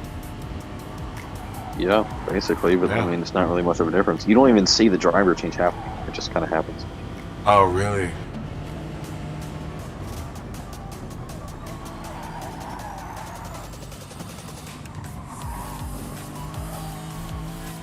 Interesting. What's the deal with the tire changing on that game? Why do they change each tire individually? That's just, I guess, just how they do it in that series. Really? I was wondering that when I was in the So that's how they do in the Black Paint series. Then they changed because you can only have like 3 people over the pit wall at that time, and like one of them's refueling and the other 2 change tires. I didn't know that. Yeah, if only it was like Formula 1 where you have like 3 people per corner. Someone at the front, someone at the back. They don't do and that in someone like IMSA. on the side. That's how they do it in IMSA. IMSA, they do all each side. As far as I remember, they do each side for IMSA.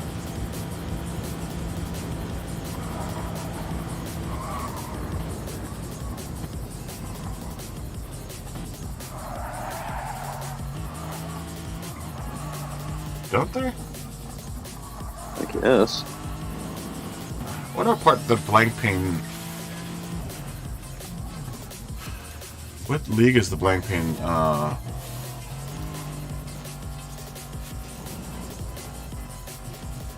Blank pane.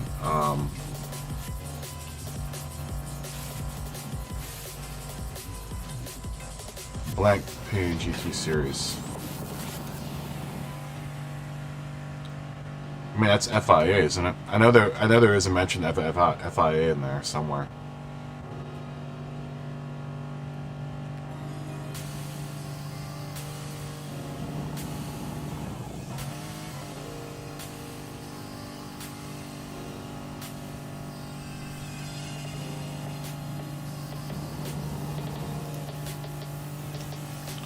Yeah, I can't wait to actually do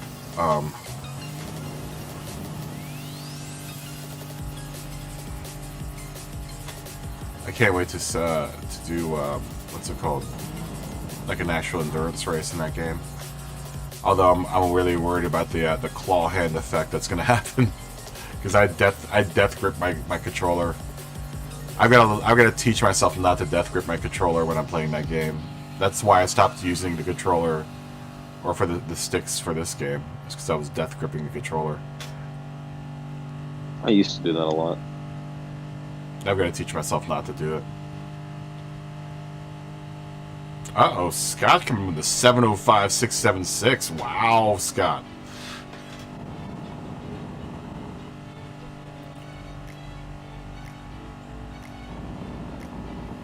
Yeah, Air Groove messed up really bad. That's why he ended up being 12 seconds behind Paul. Or they. I don't want to... Like I said, I don't want to make the assumption that Air Groove is a male, because he could very much be a 14-year-old Chinese or Japanese girl. Oh, you hit the wall the last corner? That's why you have a 705. Oh, I guess FN Kogi's got a 704. Wow. Very close.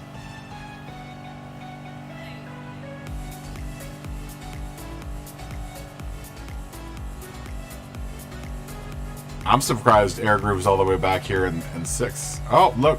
Why did FN Kogi leave a room?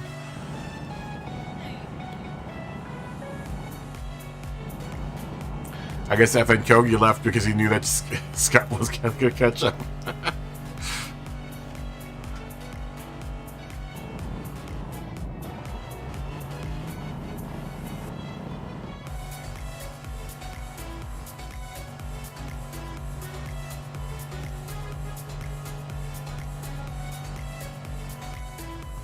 Yeah, he got scared.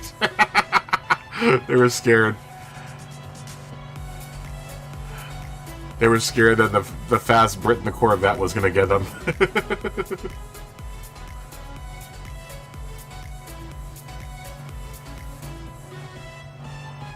I know what I like is that neither one of the British drivers that frequent the track drive British cars.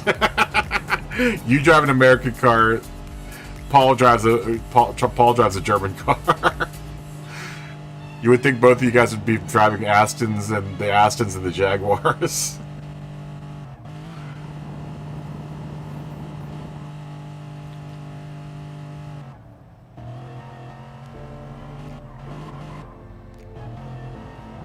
Man, this time remaining goes by so slow. Oh, Zora's back there doing, is Zora doing an exploratory lap? No, Black Plum's still on the track right now. How did you do, Podium?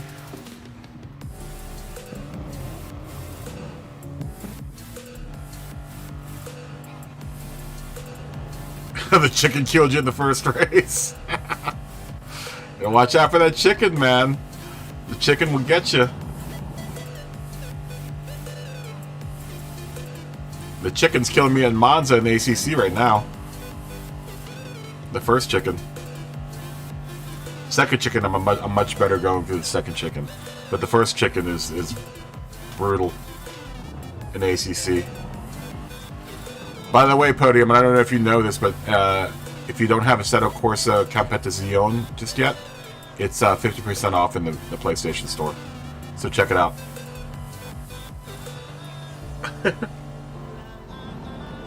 I like that, Scott, the little chicken head.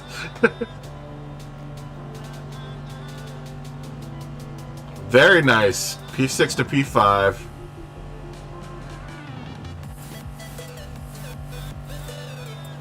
Very nice. Very nice. Congratulations. That's a lot of points, especially in your lobby. You're an A+, so. So you have ACC, PS4, and PC. I only have the PS4 because I'm poor.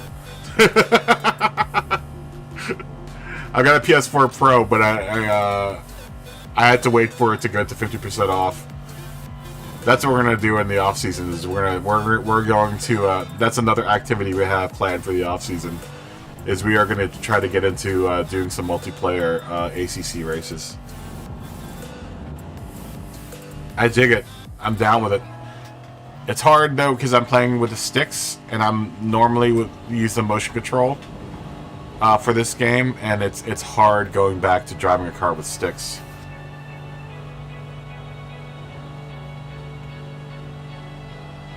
Yeah, don't risk it, man. It's not worth risking it.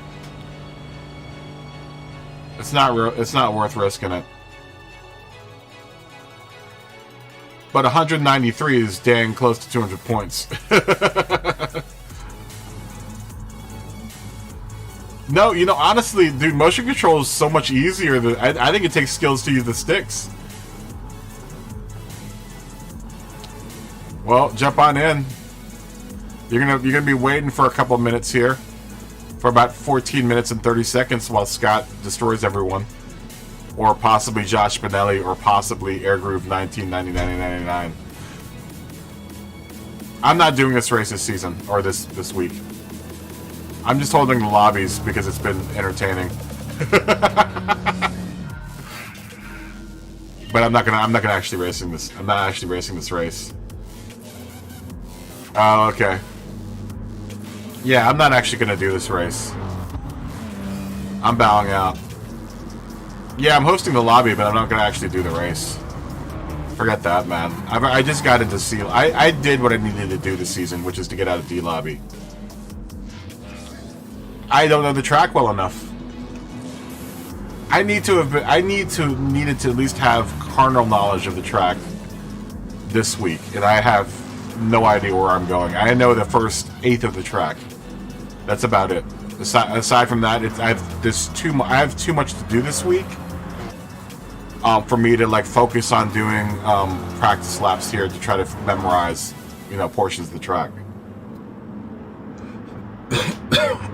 Yeah, you need to. I needed to have been training and trying to learn this track this whole season, and I haven't had any time to do any of that. So, I was hoping that I could, in my off time,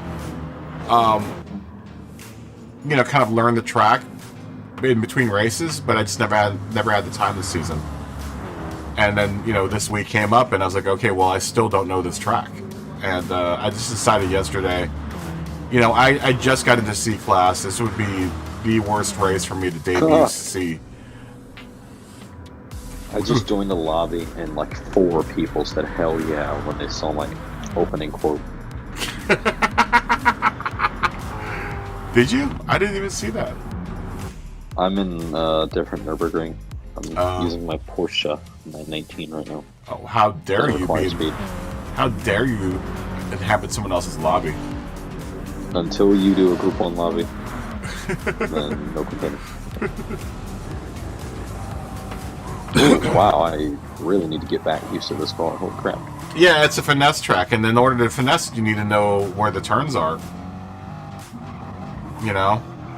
I don't know any. past. Look, we're watching the point where I know up to. I know up to about here, and that's about it. That's just like an eighth of the track. Someone said self-note, don't text and drive, not even in GT Sport. All right, Podium. Have a good night. Congratulations on your most impressive win. That was pretty dope. That's pretty cool. I'm gonna have to watch your broadcast later on. I'll watch it after I'm done hosting tonight. Woo! Everyone give it a Podium for coming in 5th. Yeah.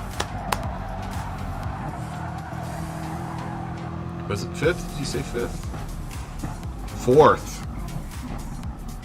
Or 5th. Everyone give it a Podium. Good finish. Watch Podium's channel too. I'm gonna have to watch that race. I know I liked your video. I already know. I liked your video when I popped in, so I've done that part, but I need to actually watch your race. Ooh, Mach 1 Codes has joined the room. We've seen them earlier this week.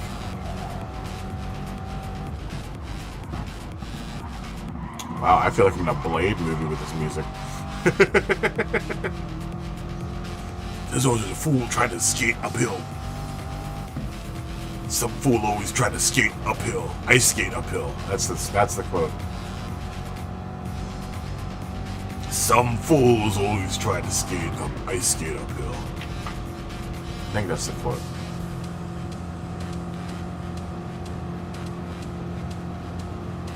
Someone's doing a Nurburgring Group 1 lobby right now? Yeah, just on free run. Oh.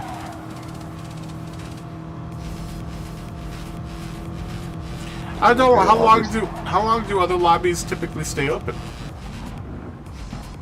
Do people Some of them, if they're populated, go for hours. I mean, I've seen one that actually stayed open for like 2 whole days. Really? Yes. I mean, we stay pretty populated. What am I saying? We stay open for like 7 hours sometimes. This lobby's been going for 2 hours, 41 minutes. Okay. So I'm not like being weird if I do like a 14-hour lobby, because some of the lobbies. I've been in lobbies that have lasted like 2 whole days. I know this lobby's the longest this lobby's stayed open was 8 hours at one point. I think we stayed open for 8 hours.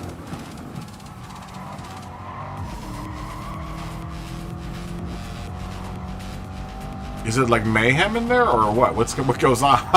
Is the lobby just king? people? There's a lot of chit chat, but there's mainly just people in random cars driving. Oh, okay. And I have to bob and weave around them. I'm typically the fastest person here because it's like, it'll be like, they'll say no restrictions, which means you can use any car. So a lot of times they'll say, oh, no F1, no Group 1, no Vision GT. I see. So I joined the ones with no restrictions, so I could just go all out. But a lot of times people are using like street cars or slower race cars, so I just have to bob around them or wait for them to move.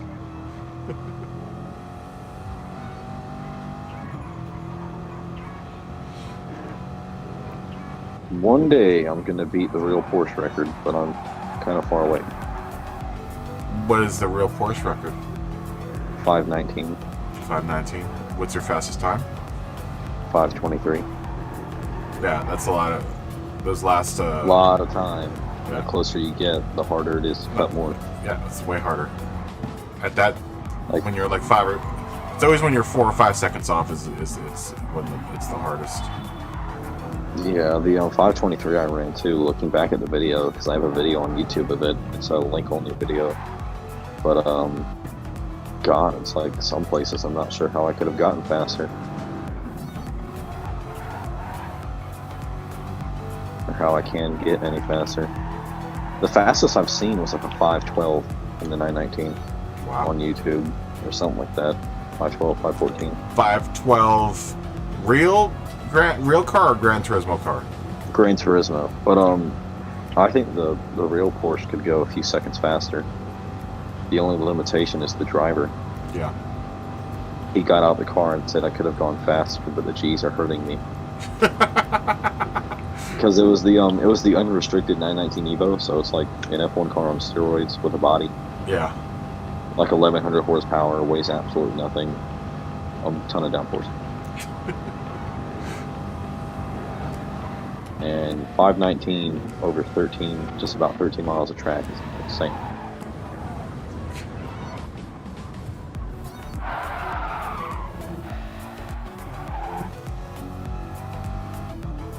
Maybe we need to make an autonomous race car. Maybe.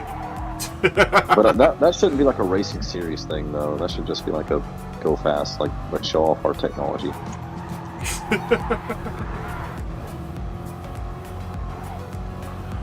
Medium left.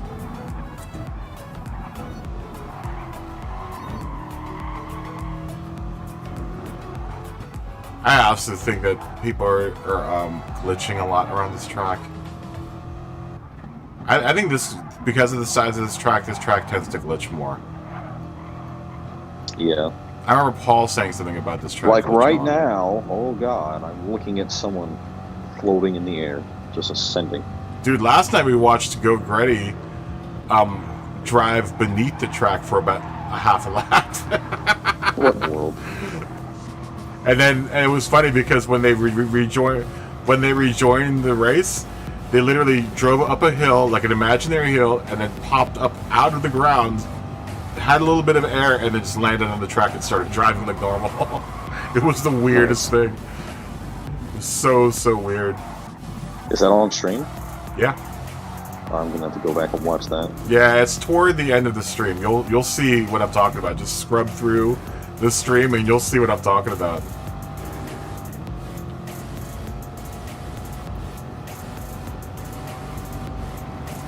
I death grip my controller when I'm driving this car, just because I'm going so insanely fast. Oh, PX7 Mr. MCA is in here. Still the world's most okay player. Another big YouTuber in here. We'll grant them hello. Say good evening to both these guys. Good evening, nice to meet you. And good to see you again, my friend. Racing Royalty has entered the room.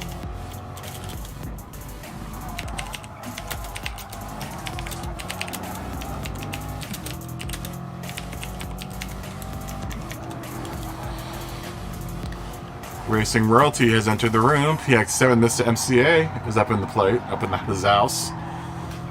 Got a good channel as well. Much bigger channel. By and far a much bigger channel. Oh, come on, controller. Just views, just stop doing that. Oh my gosh. Alright, I must be glitching.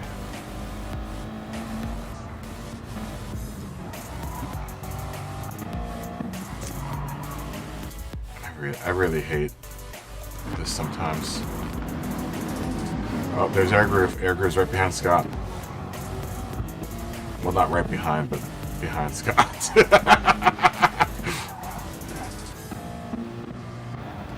He's the closest person to Scott. Shall we say. What is going on with this controller? Come on, my controller's right analog stick moves on its own. Well, it doesn't like physically move, but like the camera moves around on GT Sport. Yeah, I think that's what's going on. I think my that's from death gripping. Is that from death gripping? If you death grip like your analog sticks, then yeah. Or if you like push down on them really hard when you're turning, that starts happening. I don't do that. I death grip on the sides. I don't death grip on top. Yeah, I mainly death grip on the sides, but like if I'm turning really hard, sometimes I'll push down. I've never gotten to that point because I don't want to accidentally. I actually you don't drive enough prototypes. Yeah. I also don't want to put out the false message that I'm blinking someone to get them out of the way.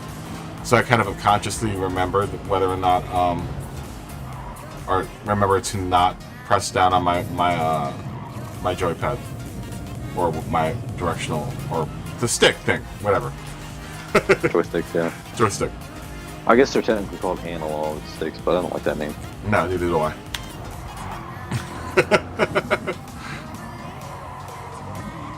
I guess air Greer wasn't as fast as our one of our resident British drivers here. Scott seems to be the king of Nurburgring.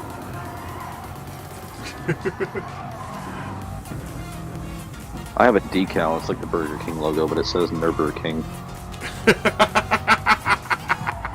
That's good. That's good. Good night. Cool.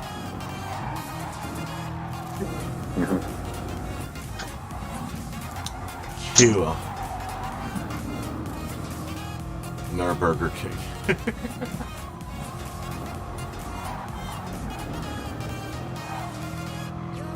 Oh man. What else am I gonna do now? Someone had said Wreckfest, but I've already blown my load on ACC. I can't possibly buy any more games. It's for like another 2 or 3 months. I've outgamed myself. I did some good bargain shopping though. I will have to say. Final Fantasy VII was probably the cheapest one.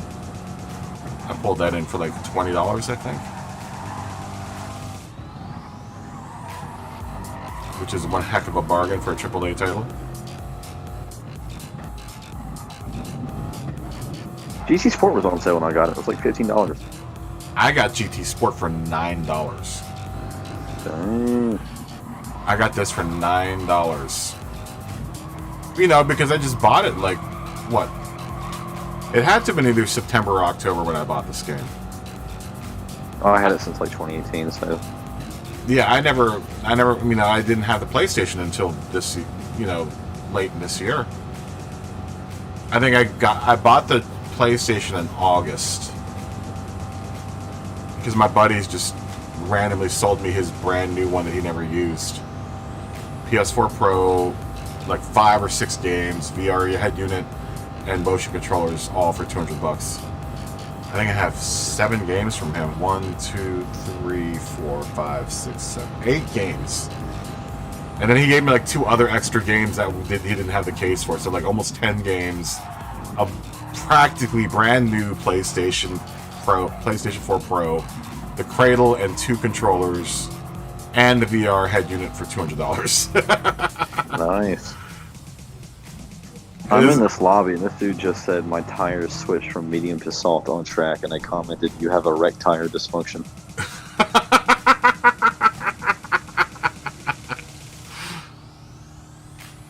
708, Scott. What was your full elapsed time?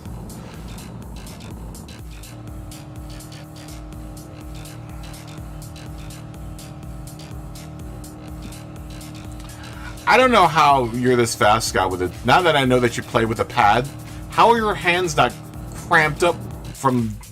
How do you not death grip your controller? 1441, wow.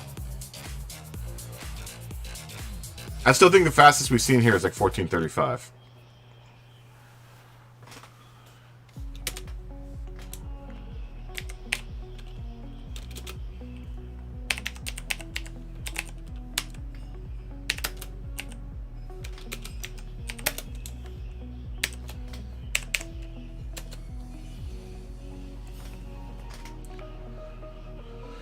How do you not, like... I know you can. I've seen you go faster than that. How do you not death grip the controller? I don't know how anyone doesn't do it. Dude, my wrists are in so much pain after I play with the sticks.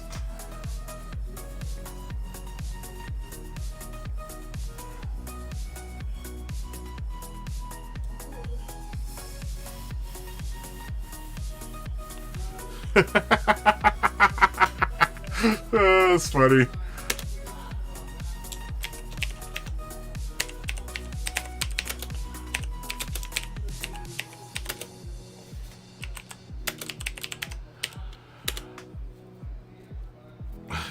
Josh Benelli says this.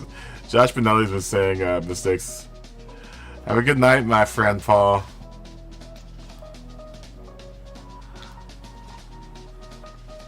Oh, you already left.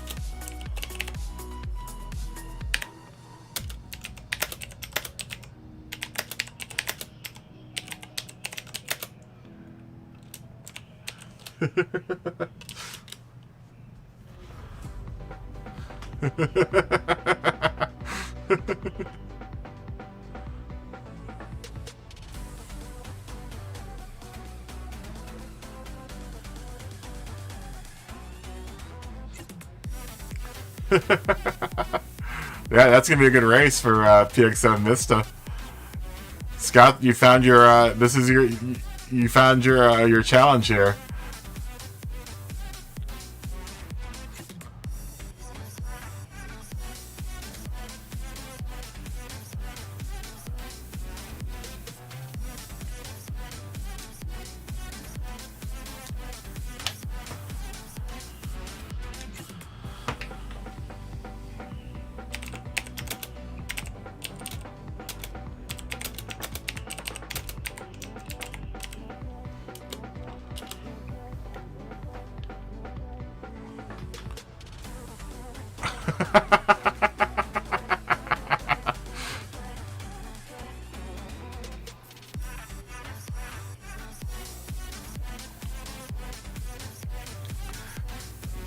I was about to say, no, Monica.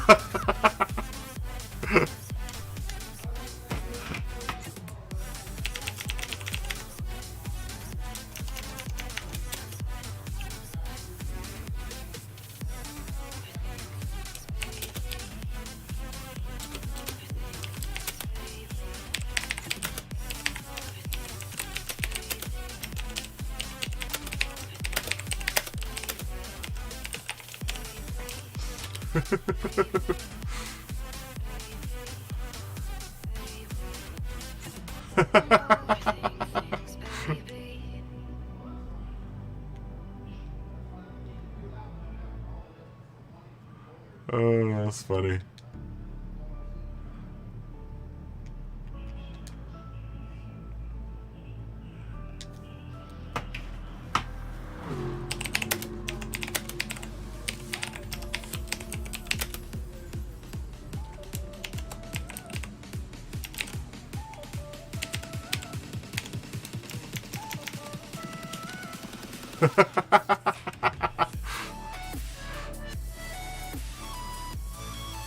Please move over, please move over, please move over.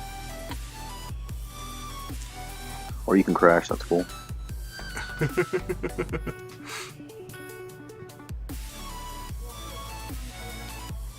People see me coming up behind them and just go off track, like they don't even bother.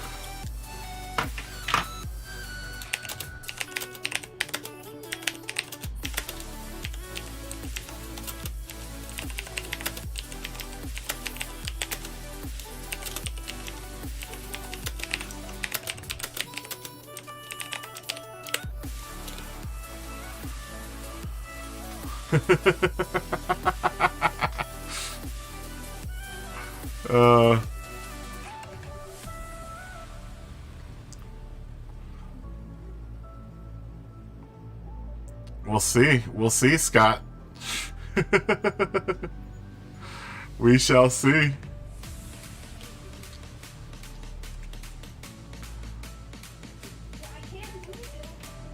Holy crap. Ow, shoulder.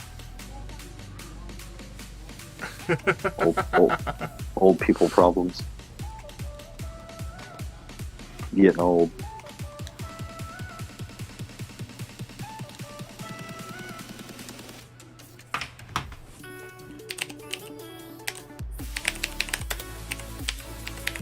I'll get off the grass.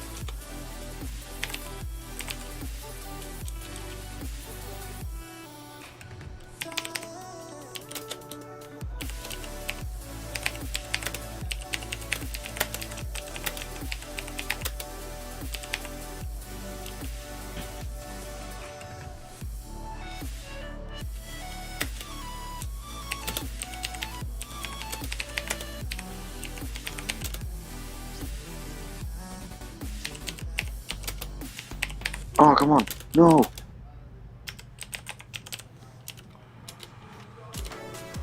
Oh, Oscar's is back.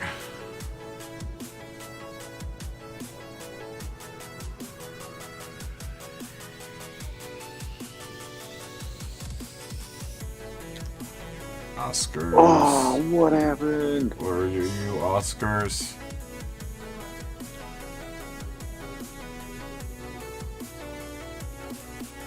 Where did Oscars go? Okay, that's fast enough. Oh, Oscars came in the room and then left the room.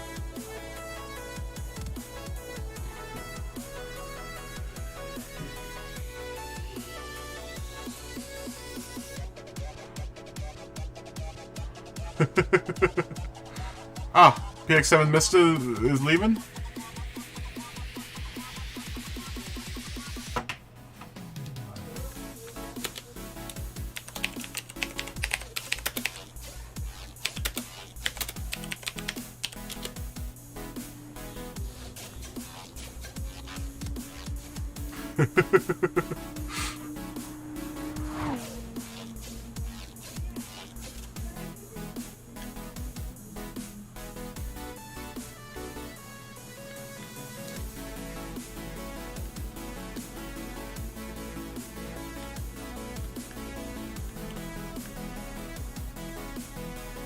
So some pretty fast people in here.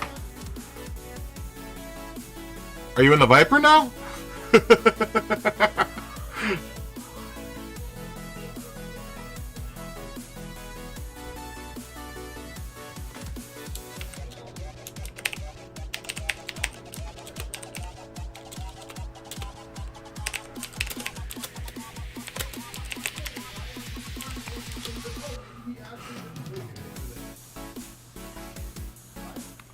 Are you in the Viper right now, Scott?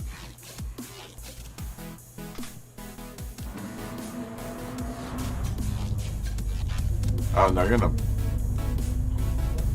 Oh, Mista's in the Viper.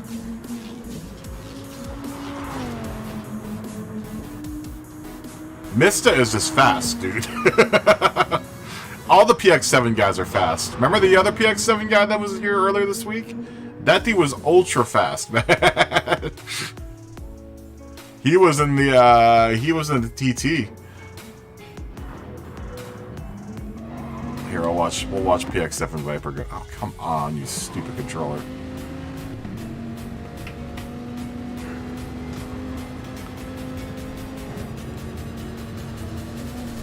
Mark, if you're out there watching, surprised we haven't seen Mark tonight.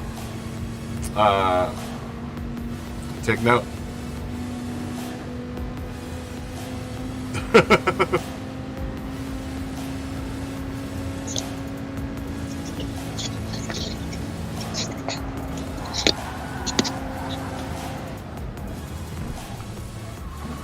Well, he also has a V10 in that car, you know?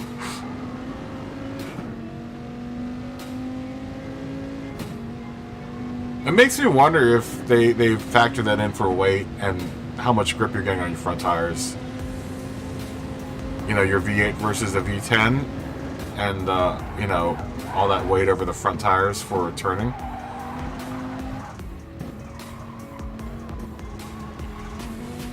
Maybe he's faster because the game is figuring that he has more grip because he has more weight on the front tires.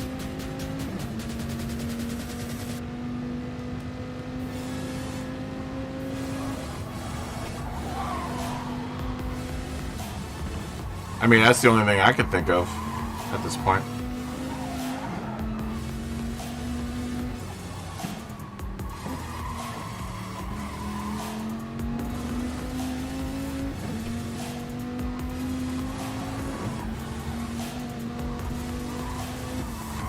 I want to try the vet out. After watching you guys drive the vet, I'm actually really kind of curious about the vet.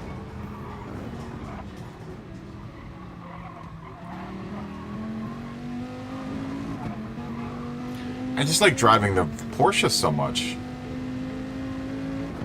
Yeah, and they're also using wheel and pedals. That's the other thing, is that, that's what I don't get with your inputs, though, Scott, is that I watch your inputs and they look like they're coming from sticks, or from a wheel and pedal. There's one thing that you can see in my replays that's different.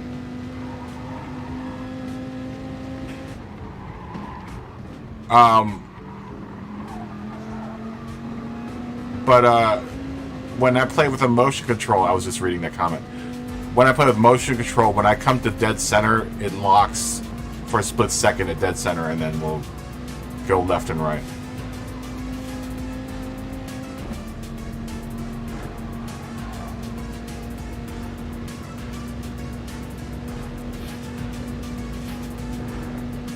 And that's how you can tell that I'm playing with motion control, because I've noticed that with, like, I don't even think stick players it does that thing where it comes to dead center first, but it'll stop on the dead, you know, the dead spot in the middle, and then move over.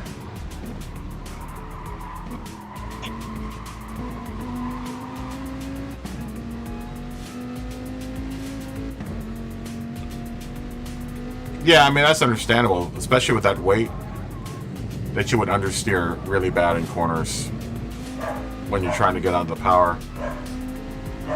That's all that forward momentum, you know, from all the weight from the V8.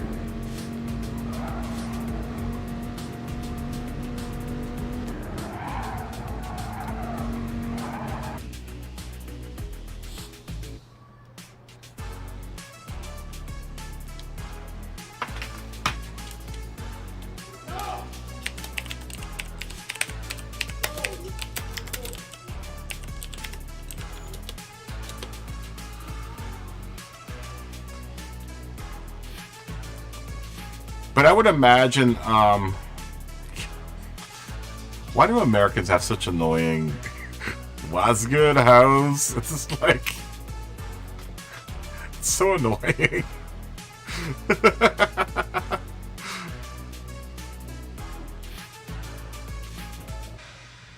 Did Airgrid leave? Oh man, oh no, Airgrid's still here.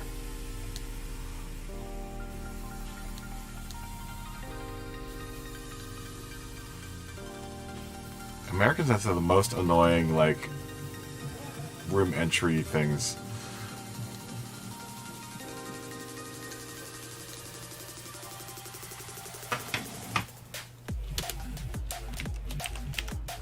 It's going to be vulgar or kind of annoying. It's always going to be an American.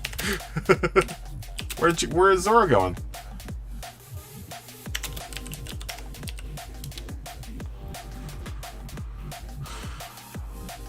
We can't do this without the German.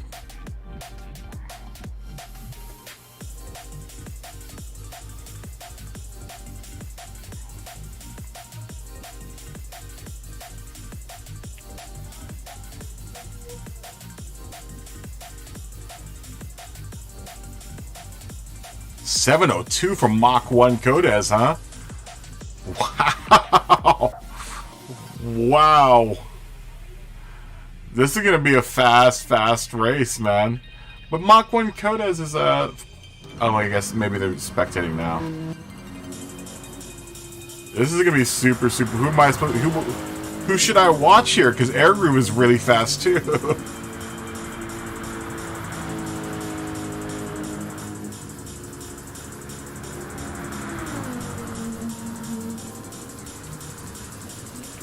Who should we be spectating at this point?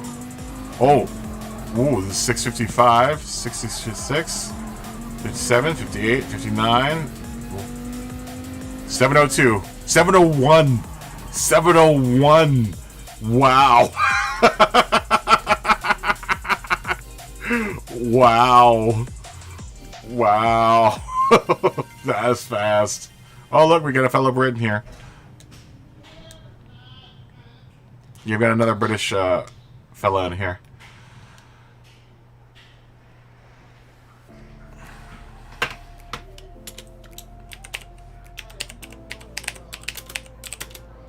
We've got some really fast people in here right now.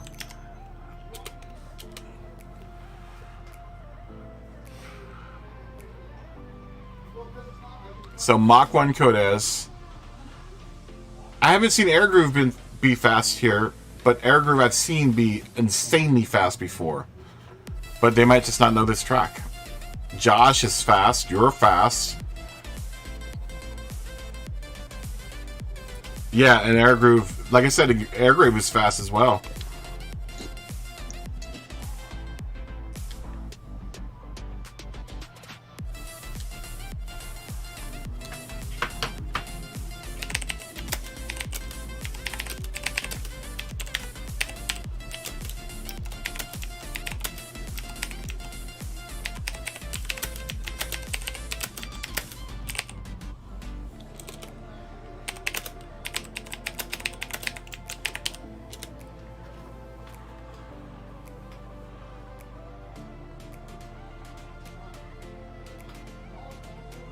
Yeah, Air Groove is like a Taj Amin of Japan. He's one of the faster Japanese drivers that I've seen.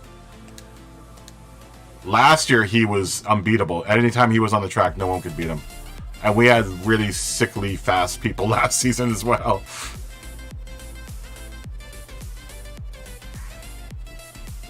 Please, no one glitches. This is going to be a good race if no one glitches. Please, no one glitch. Oh no, who's that glitching?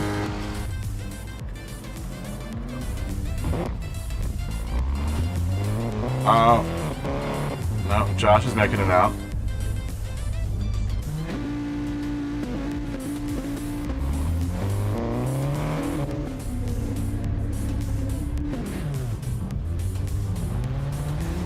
Everyone's going out.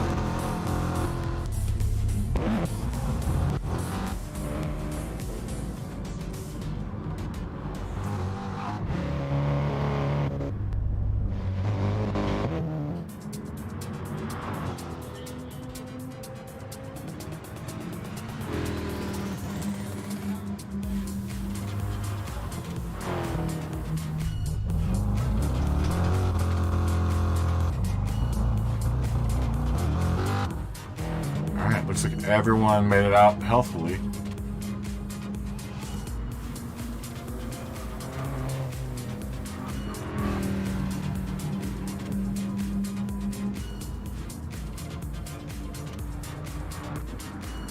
I think PX7 missed MCA was glitching.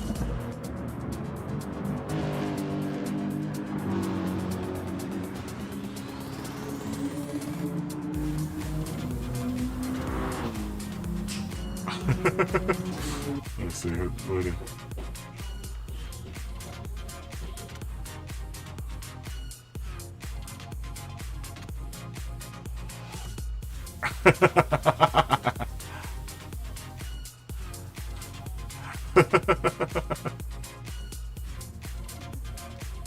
Yeah, the qualifying is very long, Zoro.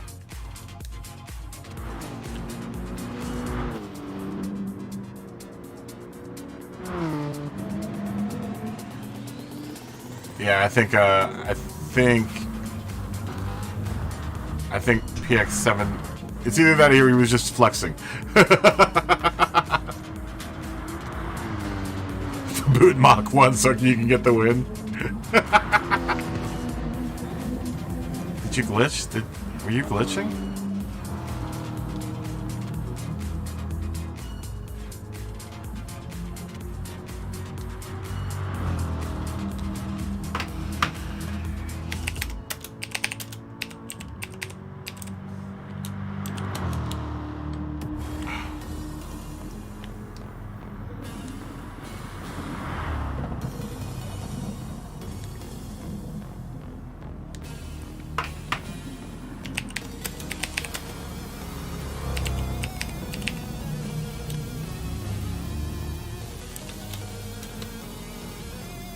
No, I was asking Mista. I think PX7 Mista glitched. He looked like he was glitching. Are you glitching right now? Or you're in a... Okay. Yeah, it makes sense.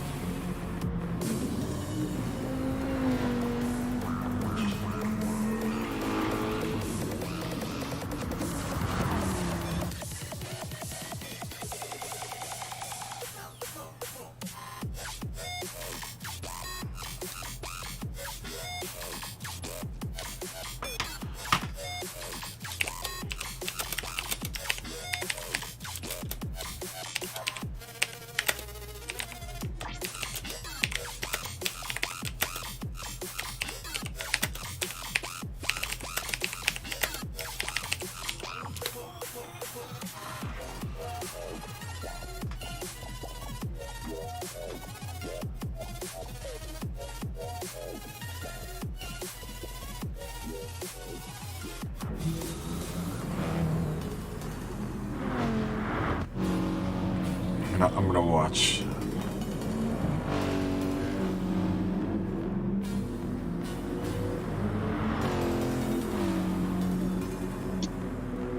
Oh, that sucks. I wanted to see PX7 run. I still want to see what Air Groove does, because Air Groove is super fast. And Mach 1 as well, too.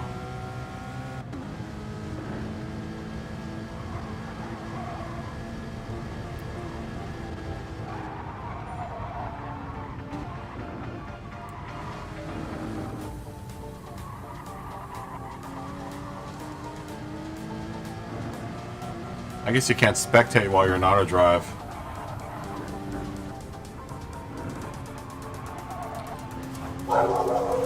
PX7 seems like they're having problems with their internet.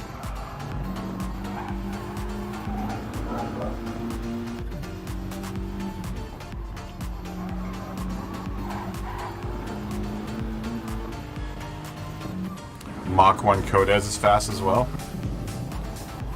Scott, you're fast, you know that. I don't have to tell you that you're fast.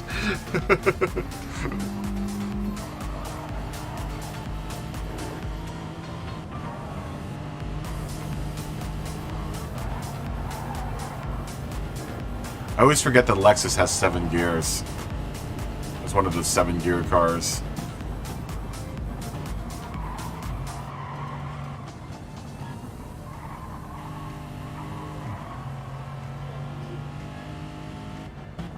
I would imagine just watching the inputs.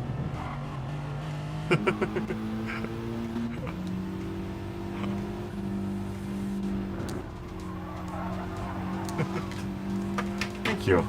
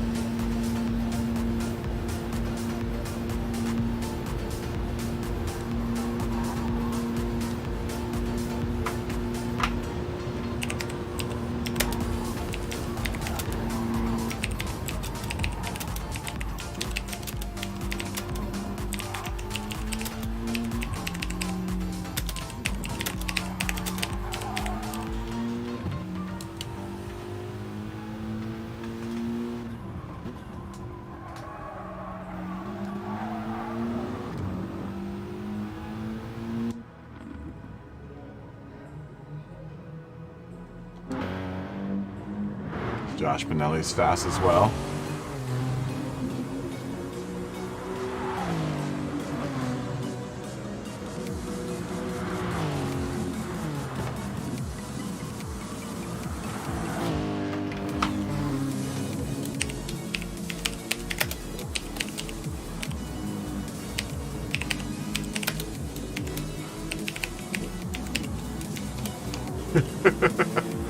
Gotta thank Prolific Digital for the bugginess.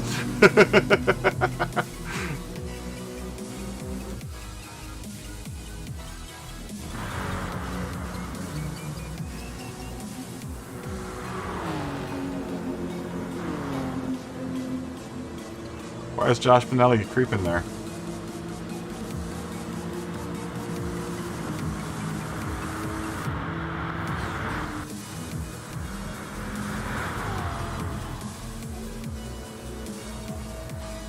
We've got some insanely fast people on track right now.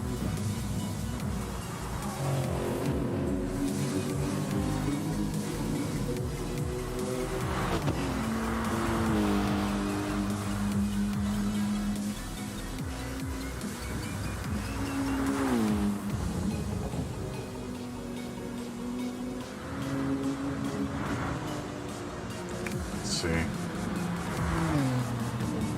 See what Air Groove puts in here. It's hard to decide who I'm going to watch here.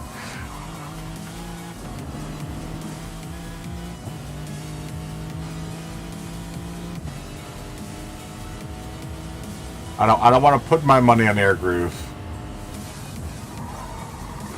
because Mach 1 Codez is fast. So are you, Scott. And Josh Benelli's very fast as well. And I think SRX MVRP is also fast.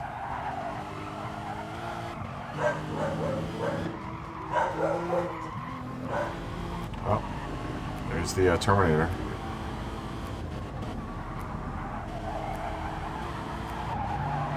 Well, this is gonna be a hard one to judge. Who's gonna come in first? Who is gonna be pole position on this one? Air Groove's putting some pretty clean laps in here.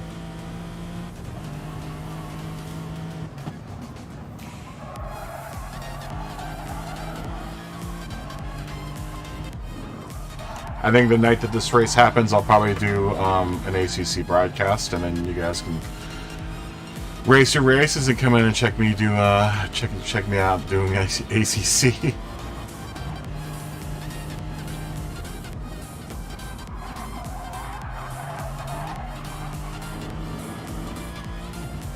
Or maybe if you guys want to play ACC and you're not racing this race, we can try to do some multiplayer in ACC on Saturday. But I think everyone is racing the race on Saturday.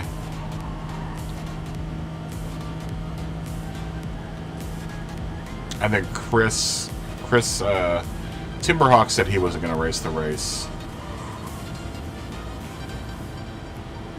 And I think Mikey is racing the race as well.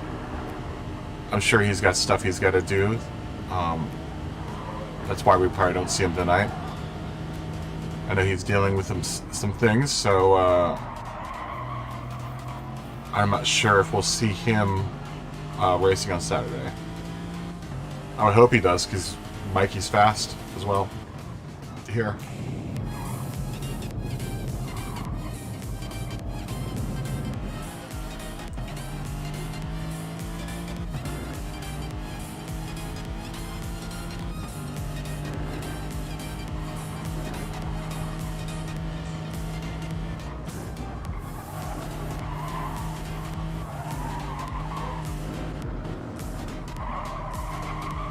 I wonder what it's like living next to this thing. It must be like the coolest thing to live next to the well, I guess it really depends. Like the perspective changes, because people would think that living in LA is awesome all the time, but living in LA is awesome only about 3/4 of the time. So I guess it's all relative, right? I say that it must be awesome living next to the Nurburgring, but I'm sure there are people that hate living next to this thing. I'm sure there are people in this small village that are just like, I hate that dang racetrack.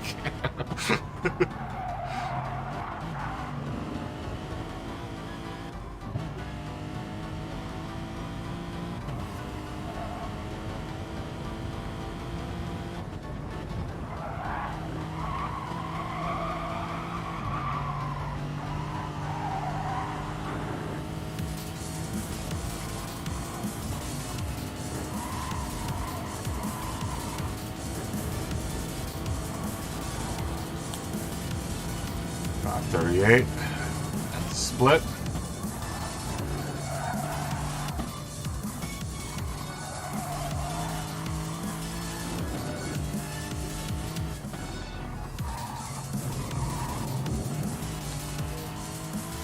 From Air Groove, we're now starting to see Placa Plum and Air Groove's front window here, windshield.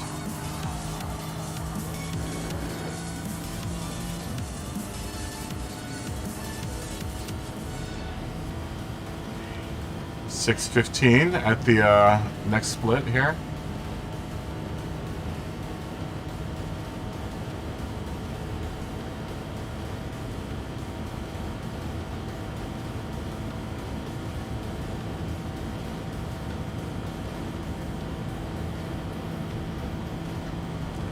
We're seeing the bridge at 640.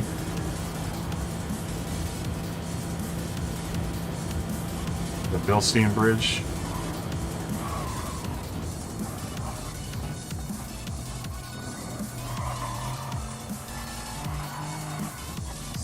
.656 at the gantry. 703 for Air Groove. Let's see what Mach Kodes is coming in at.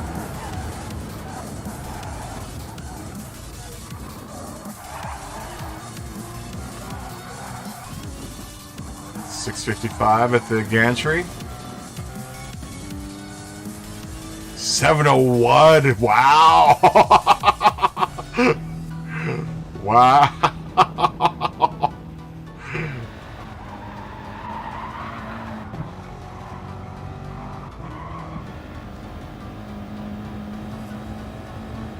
Audi Sport Bridge for SRX is 615.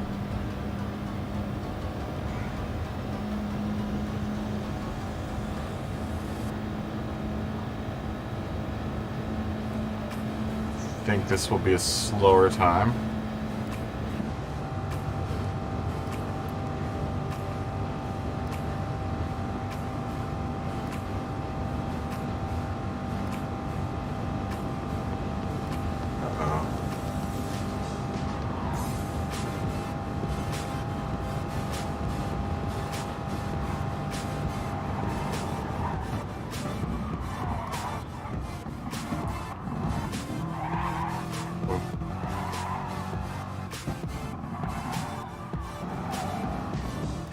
Wow. 705 for SRX, 709 for Scott. You guys are still dang fast. I think Josh will maybe put in a good time as well. Josh Benelli. 701, 702, 703, 4, 709 at the gantry. Yeah, it's going to be a little slow. Ignacio Racing putting up a pretty respectable 705. You fooked it up. This is going to be a hard race to catch up to first place, Scott. I'm not sure who to watch here. Maybe we will watch Mach 1 Kodes. This is for anyone in a Porsche.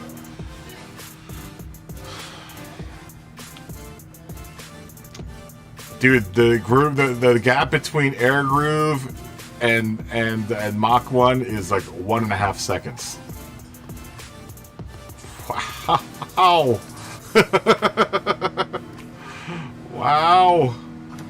This will be a good one.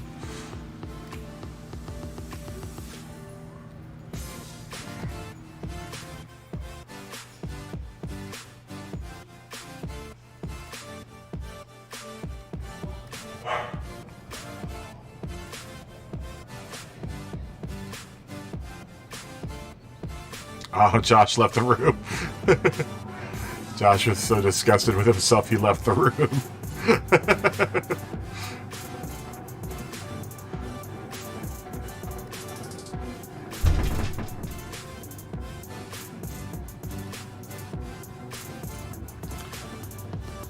We haven't watched the Porsche do full circuit of this yet.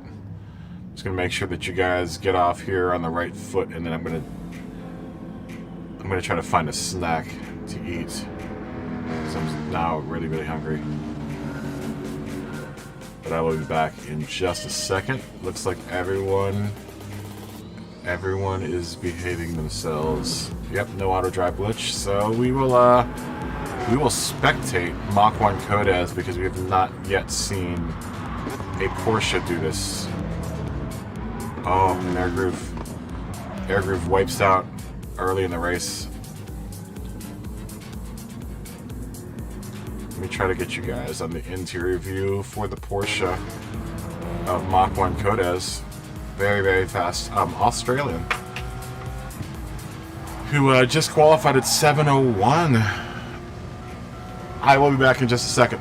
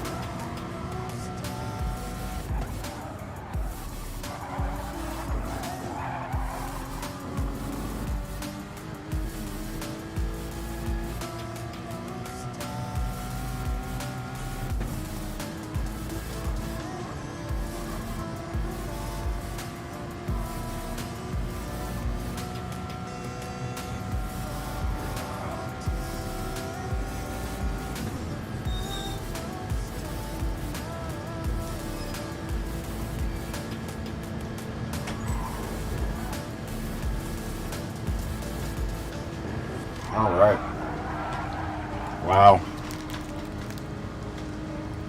Mach 1 Kodes is really living up to his name, Mach 1. Or their name.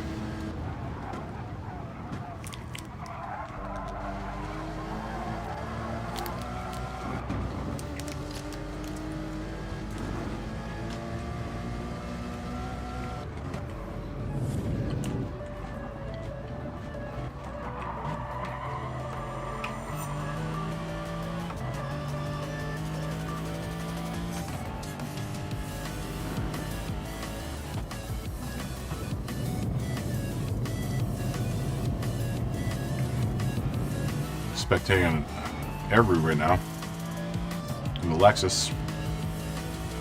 Very, very fast driver from Japan.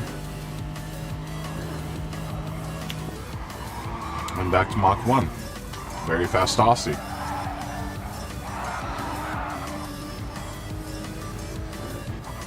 Hey, thanks, Mark. I was wondering where you were. Yeah, this is one of the other playlists that is also stream friendly. That I won't get hit with a DMCA strike. You're getting into an incredibly fast room. Just so that you know, Mark. PX7 missed MCA is waiting to get in. So.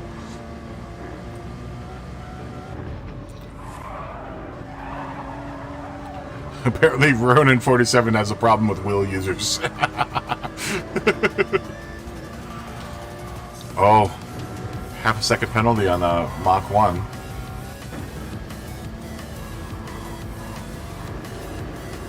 I know, right? It's been getting a lot faster.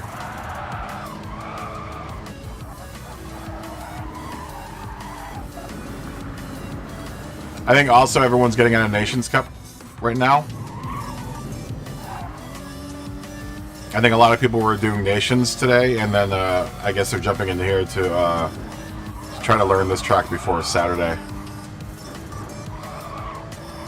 Or try to, you know, do some practice laps before Saturday here. I would imagine that's what's happening.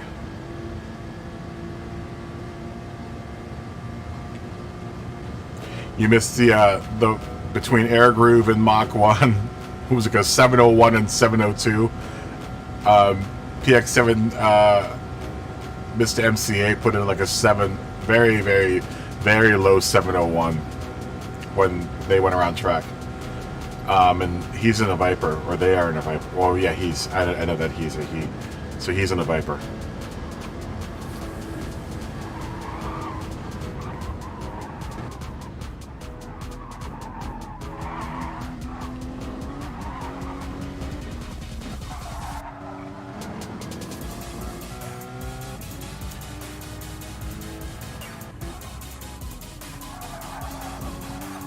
The Mach 1 Kodes is fast, man.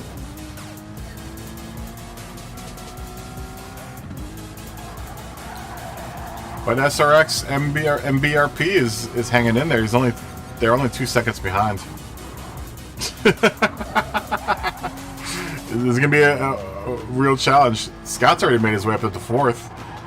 Ignacio Racing is fast as well.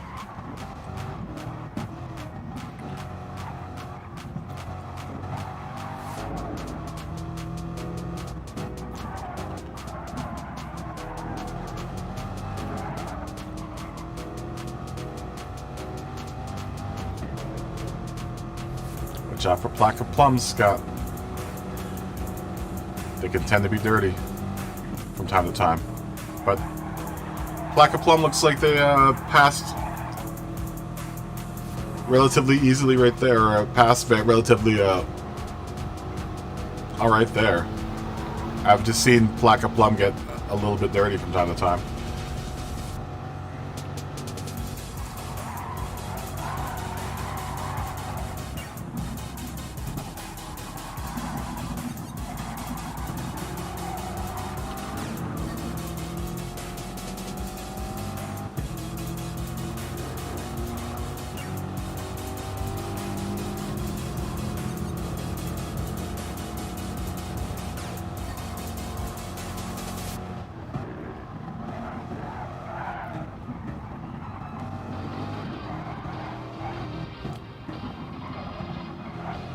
see what Mach 1 will do. Go back to Mach 1 here.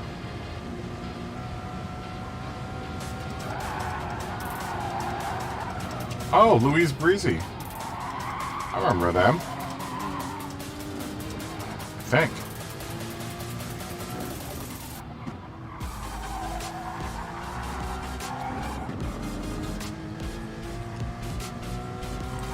Challenge accepted.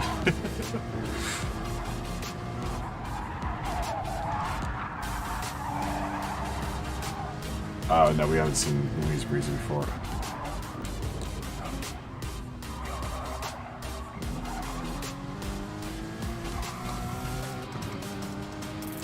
Yeah, Mach 1's got a pretty good lead here at 4 seconds. Living up to the name. How you doing tonight, Scott? Mark?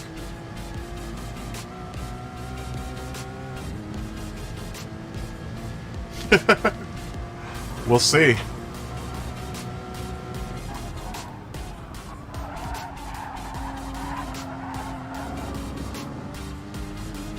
Very same, my friend. The very same. I'm doing pretty alright. You know, doing my thing. Doing my thing, just watching the races, hosting the races, making sure everyone's got a place to learn the track.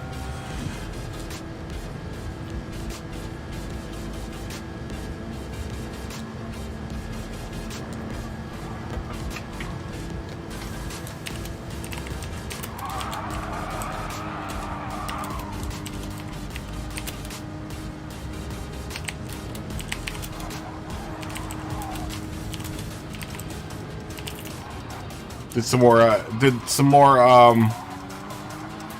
exploratory driving in ACC, and very excited about the prospects of driving in ACC in the off season, and possibly Saturday too. Saturday, I think I'm going to do while you guys are racing. I'm going to do an ACC, so everyone can chit chat and talk about their times and stuff. I think I'm going to do an ACC stream on Saturday. But I'm not doing the race. I've already conceded. I've conceded to the Nurburgring. Like I said, I've done what I wanted to do for the season. I got out of D. You know, that's all I wanted to do this season, was to get out of D, and I'm finally out of D. This isn't the race that I want to debut my C badge though on.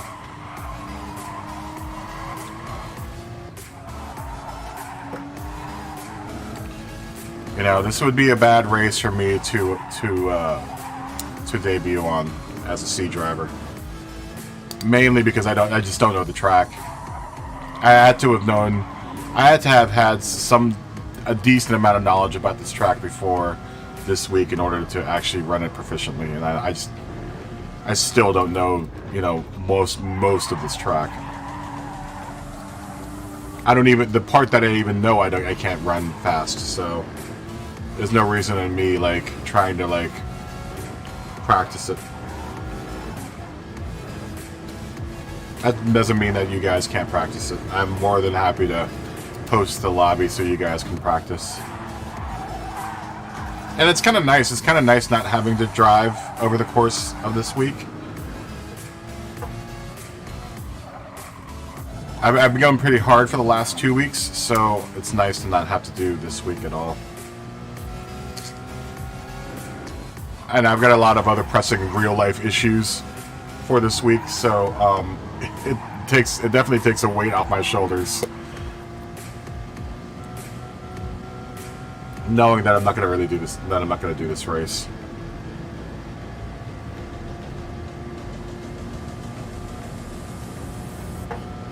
Yeah, my shoulder is appreciating it. That's the other thing, is that I've been having it's been, because the race is so long, it's I can rest my shoulder on this straightaway, but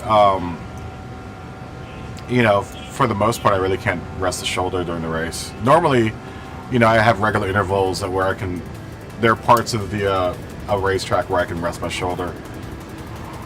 But this track, it literally is. This section is the only section I can really rest my shoulder on. So.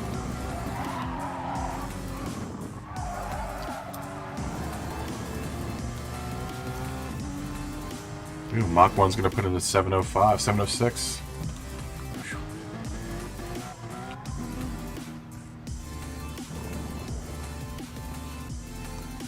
And is our race a winner?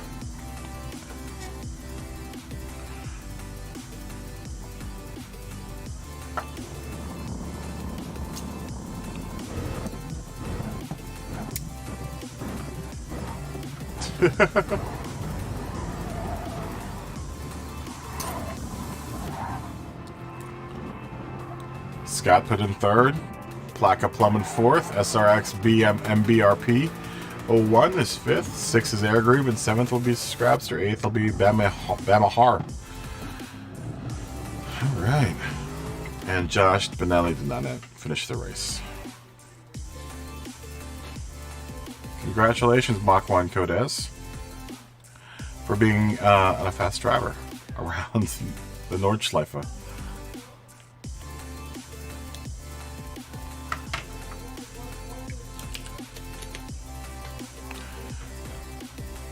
And they've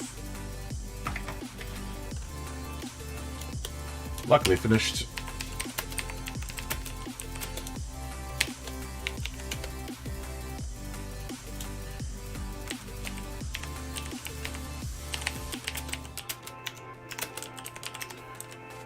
I like that this race's time can be pretty what am I gonna say here? It usually ends on the on either the 5 or the 0. It seems like if I started at the 5 or the 0, it usually ends on an even number.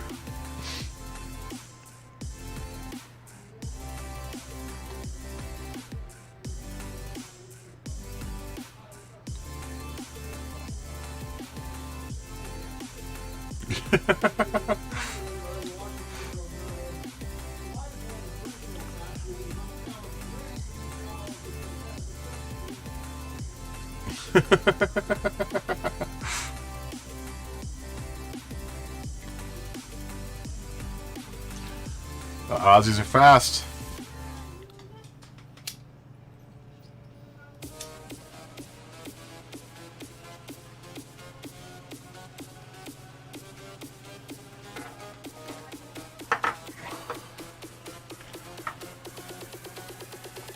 X-rated.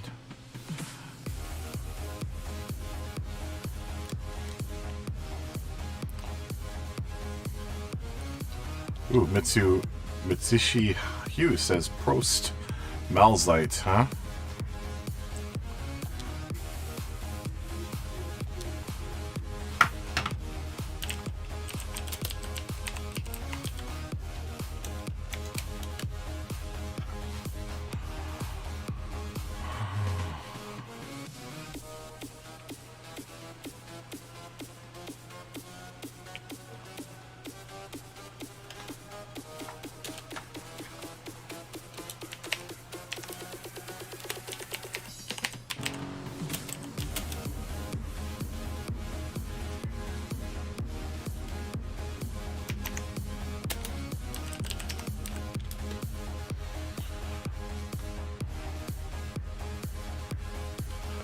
Wow. Let's see what you got on your livery here. Smart. What do we got today? Still the Sex Wax Ron John car.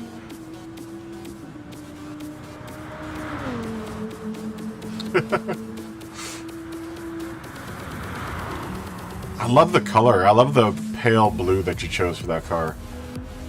It's very beach-like. It reminds me a lot of the beach. I guess that's the point, right?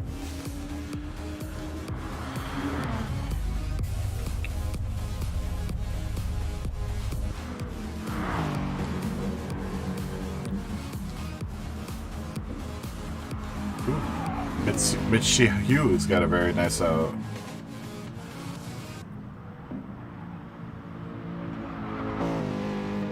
Extengra. Extengra Europe.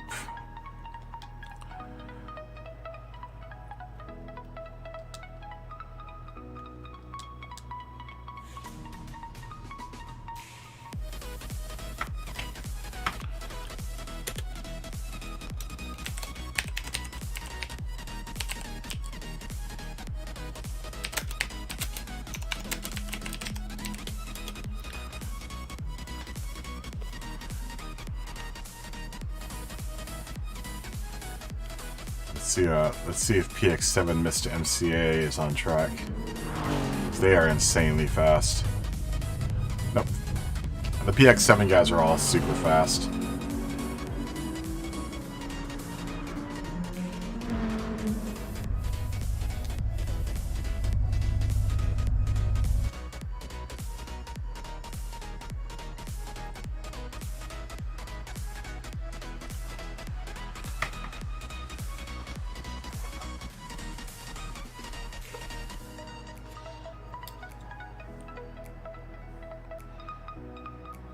Frosty Tops 1964 and Broccoli.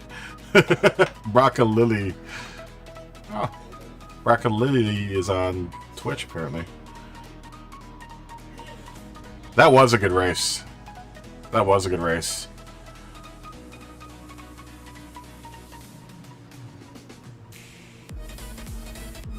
Frosty Top and Broccoli.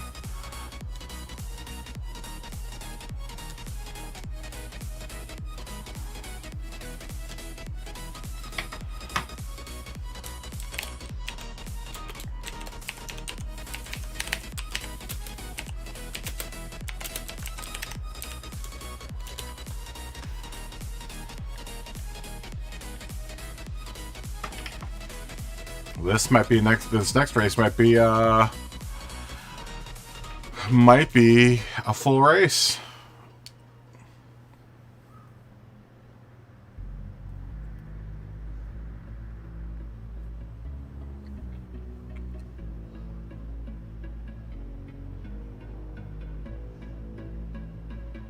I know, I watched it. It was impressive. You put on an impressive show there. I was watching you and Plaka Plum for a bit.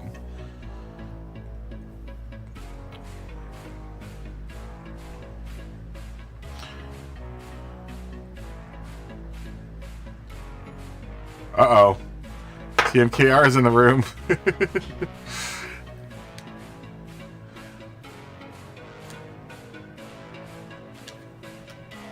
Now we got everyone coming in.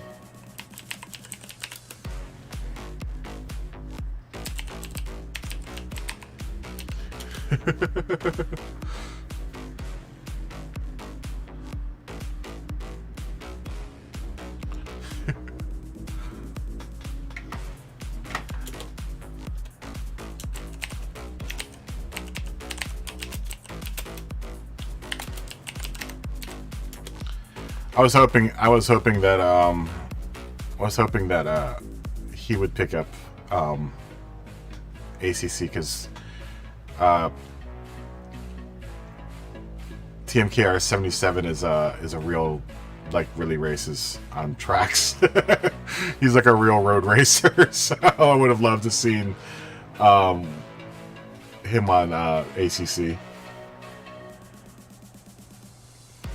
Well, that's good because Plaka Plum's been on and off here and there. That's why I was saying just watch him sometimes, because I think when he gets stuck behind slower drivers, he tends to bump them a lot. But then again, I've also had slower drivers complain about that and then like passing and stuff. But I think it's just they're the ones that actually don't understand how to get out of people's way. When I see someone coming up on my rear view really fast, I usually put my left turn signal on and get out of the way. But I don't think a lot of people do that. I think a lot of people will try to contest their spot. You know, but if someone is clearly faster than you are, you need to get out of the way, you know? That's just the rules of the race. You don't stay in front of them. Yeah, exactly. It's way different braking points. You know, that's why what they do in regular racing is that, you know that someone's faster than you are, and you're not going to be in any contest. You just get out of their way immediately. But I think some of the, inexperienced drivers will try to defend their spot and be like, "Oh, you don't know how to pass." I'm like, "Well, you're not faster than them, so just get out of their way."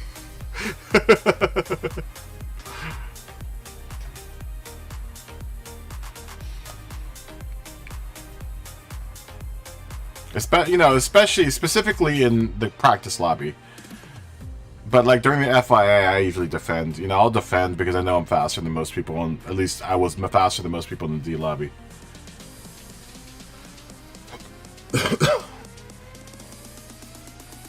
Yeah, exactly. Especially around here, yeah. Because like for me, example, I'm super inexperienced around here, so I'll brake way earlier than I need to. That's why I'm typically better at this track if I'm following someone. If I have someone behind me, then I'm terrible at this track. But as soon as I get someone in front of me that I can pace with, then I'm much better around this track. That's one of the other reasons why I'm not doing this race, because I know that I wouldn't be able to lead this race. I would be able to follow in this race, but I wouldn't be able to lead in this race. All the other races we've done up until this point, I knew I could lead comfortably. But not this one. This one I know for damn sure I can't lead in.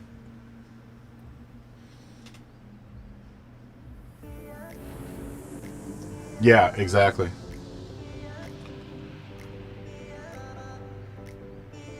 I just don't know there's points around this track, yet, so. And I'm not going to be able to learn them before Saturday.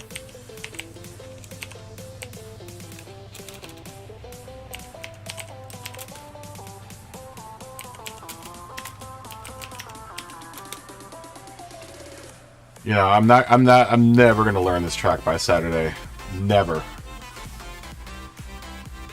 I just don't have the time for it this week.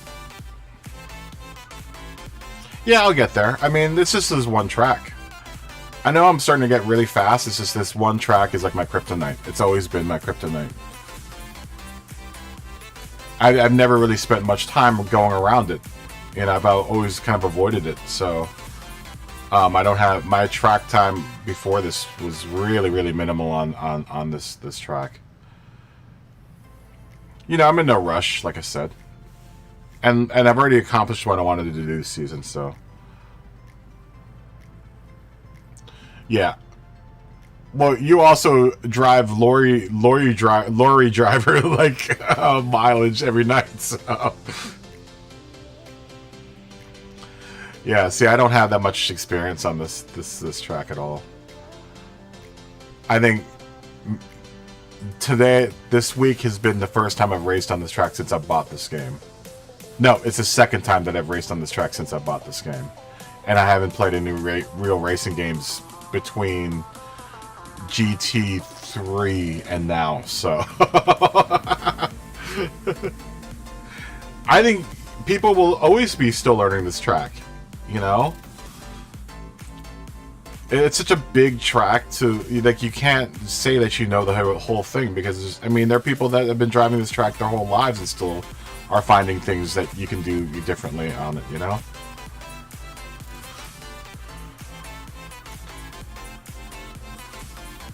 It's just the nature of the track. It's so big.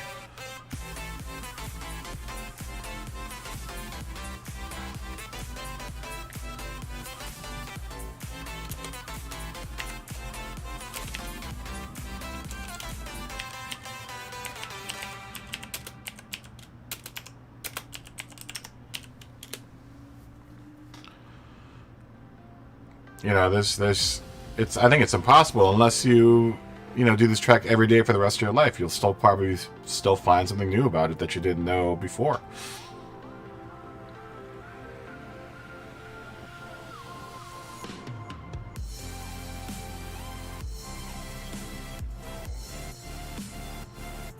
I would imagine like people that do endurance races around here are always trying to find new ways around the track. Because I know they do full endurance races around the Nordschleife, so...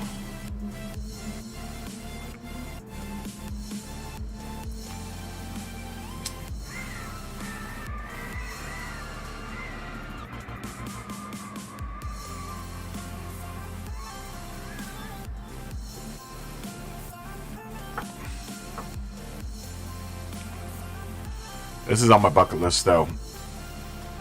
Driving on the Nordschleife is my bucket list thing. That's one of my big bucket list items. I was supposed to come here this year, actually. With my parents wanted to take a trip to Europe, and I was like, well, I'm not going to let you guys go by yourself. You guys are old. So I was going to tag along, and they were going to do Germany, and I had planned out this whole car enthusiast vacation in Germany.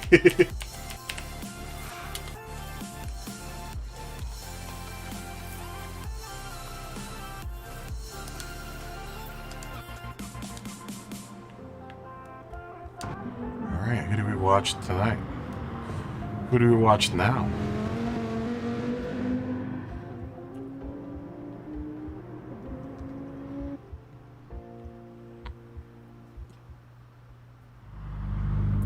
I know. Sabine Schmidt's the fastest person I've seen around this track, is Sabine Schmidt.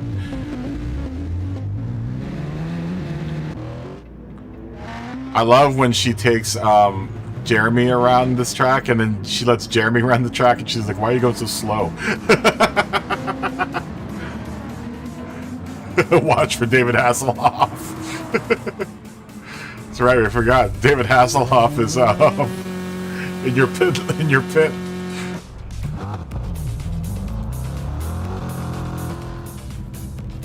Hopefully, PX7 Mista doesn't glitch out.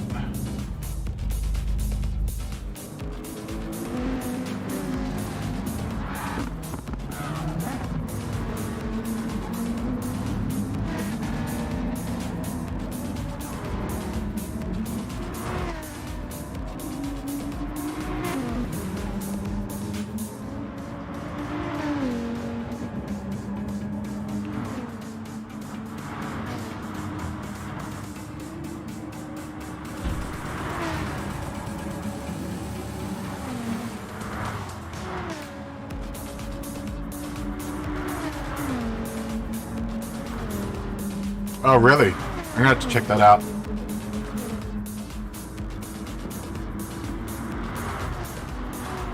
I'm gonna have to check that out. I like watching Sabine Schmidt go around it. I've never really seen Kevin Esтер's lap around here. Wow, someone's got a Bentley or Bugatti. Really? Okay.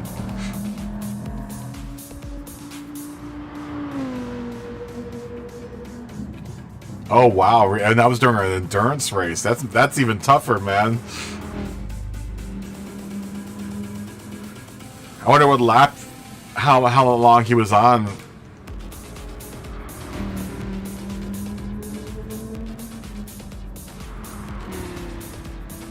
One more time. It's a cooldown.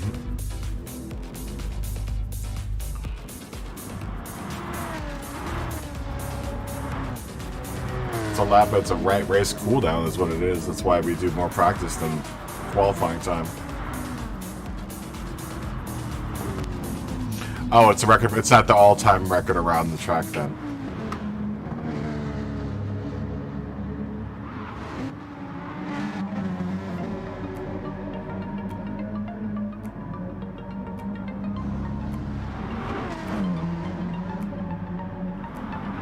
What was he driving?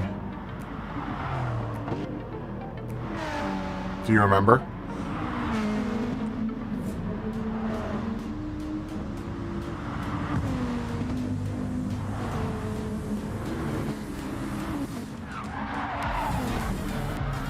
Oh, that was unfortunate. I saw that. You wrecked the TMKR 77 as he was wrecking, Mark.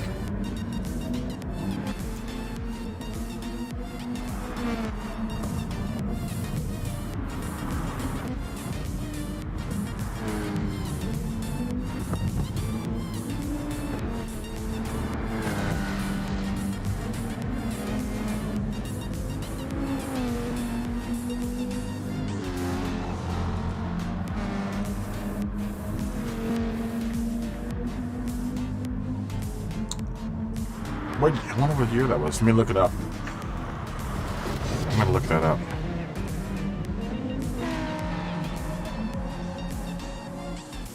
Sorry, I'm just bouncing between people, just making sure everyone's doing all right.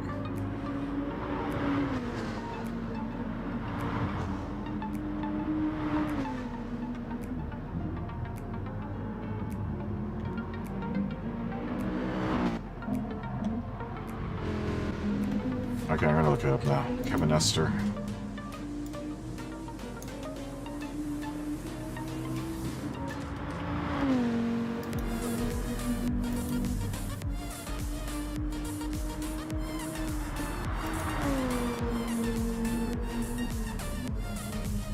Oh, and it's in the new it's in the GT3 RS. It's on YouTube. I'm gonna have to watch that later on.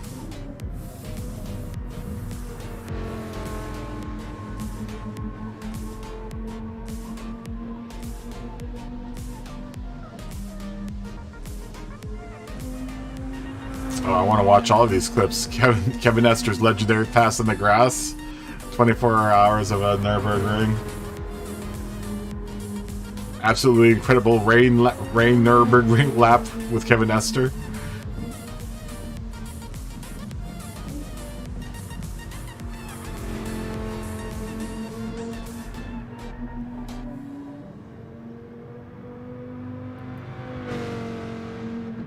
Wow, 6.54 seconds in the 991. That's fast. That's fast.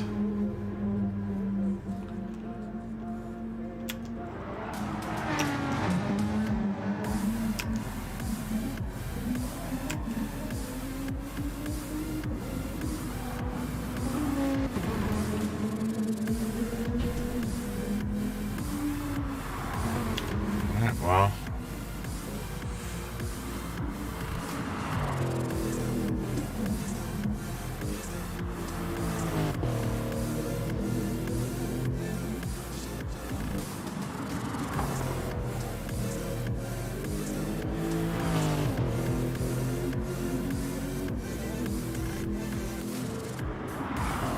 Wow, we got 3 Aussies in here.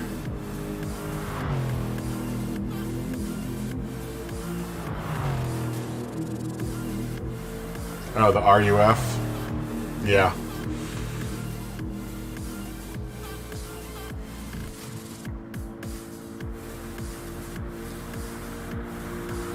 I miss the old RUF Porsches.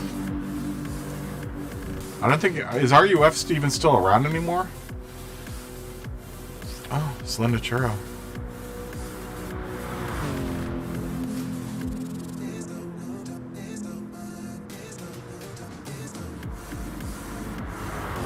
Is RUF still around? I'm pretty sure they are still.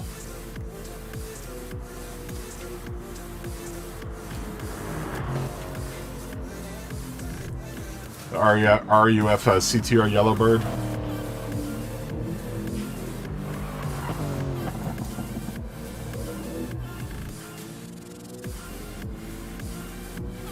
It's a damn good looking car too.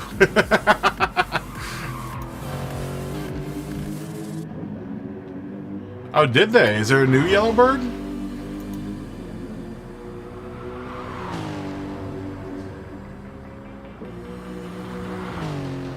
Oh yeah, 2017 RUF CTR.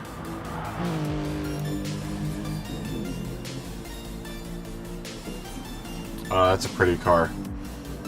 That's a good looking car.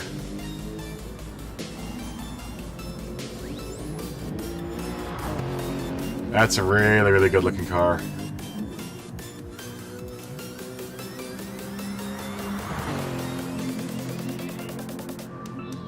That's a beautiful, beautiful car.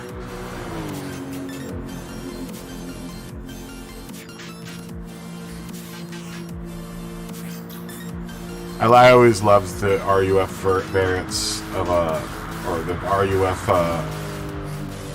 modified Porsches. Of course, we can't forget about the slant nose. That was featured in almost every single Pioneer stereo ad.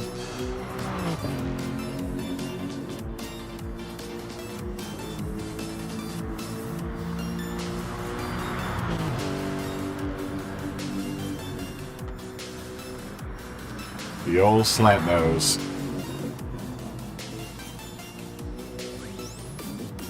Probably my favorite Porsche 911 variant is the slant nose.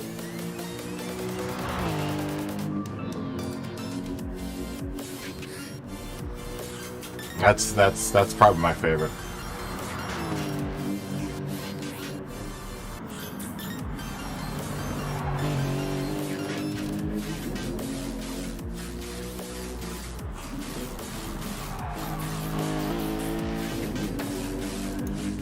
More pictures of the RUF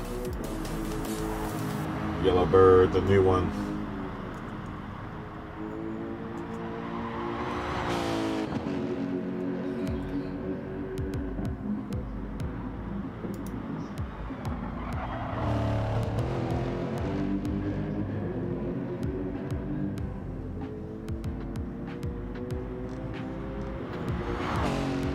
Yeah, it's a good looking car. That's a really good looking car.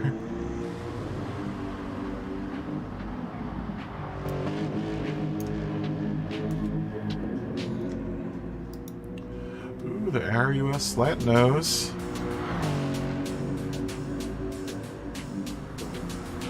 I mean, you know what makes the slant nose such a cool car? It's got pop-up headlights.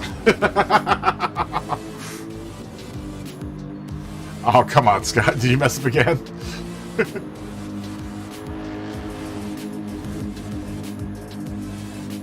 I'm interested to see where you're going to end up if you start from last. Because now the lobby is hella fast. It looks like Codes won't have time or space to put in a good lap. Mach 1 Codes. Air Groove is definitely doing their thing.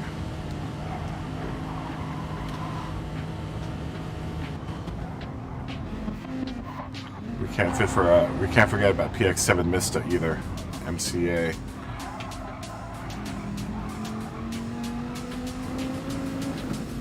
You're tired. Well, yeah, you've driven a 9 million laps, 9 million miles tonight already. I don't know how you're doing this with the gamepad, dude. I honestly don't. You're gonna do the FIA back to first?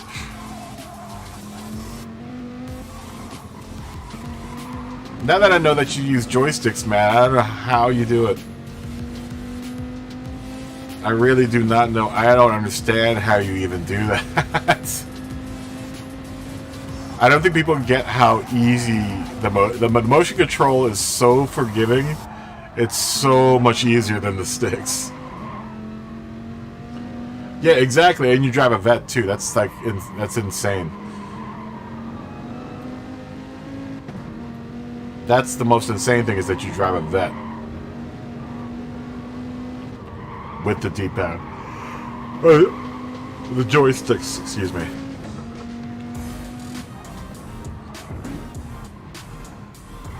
I can't do it. I can't do it. That's honestly why I went to the what's it called? Yeah, I would imagine the Group 3 one is even worse. But that's why I went to motion control. I couldn't, dude, my hands would be like claws at the end of a... I felt like I had like some sort of weird, like... Some weird, like, what do you call it? What's the when you get claw hands. There's a disorder that you get claw hand regularly. I can't remember what it is. But it's super painful. Like, I remember at the last race that I did it at was the Seaside. Point and squirt. I was watching something actually really interesting last night about Senna's driving style. And that's kind of what he did. Senna would go into corners and would pump his throttle. He would like blip his throttle like 3 or 4 times as he was going through a corner. And no one can kind of figure out why he did it and whether or not it actually made him faster. Well, what people kind of theoretically think is that the reason why he used to do that was because he was still driving a turbocharged car. And that's how he would keep the turbo spooled up. Yeah. Yeah, exactly. He'd kick that pedal. I was watching him doing a lap in a regular Porsche 911, and he would jam the pedal to the ground. Wow, 702.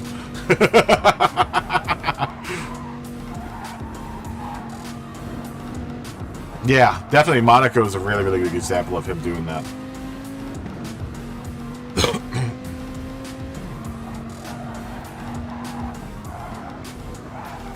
Yeah, arthritis, but there's another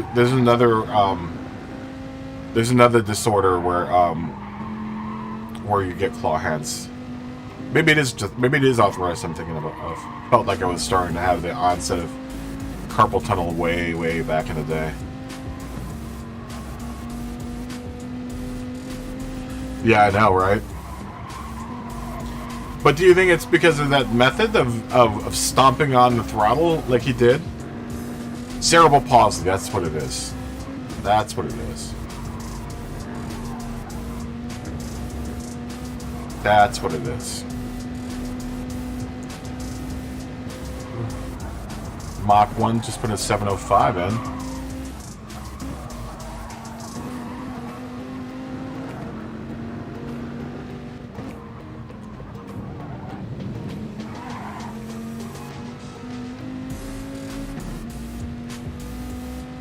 Oh, Slender Chur's in here.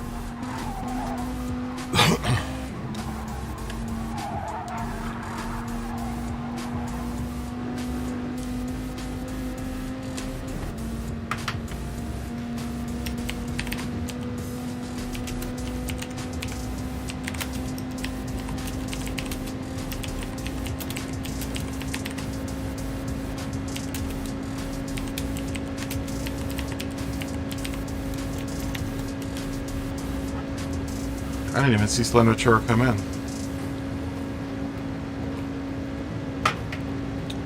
You think so? You think that's what he helped get his car around? A lot of people have studied it and said that they can't figure out whether or not that helped him get around corners or not.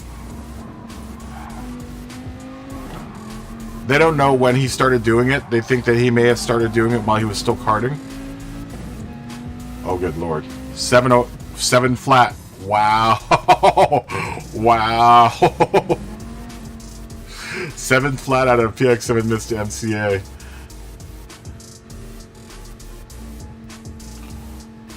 Wow.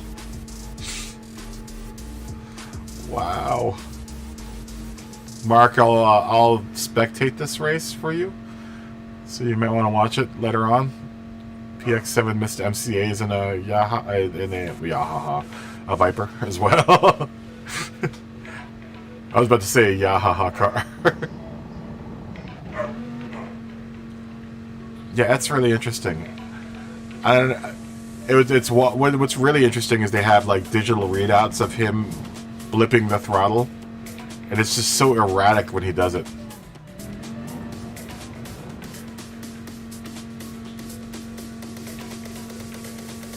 Okay.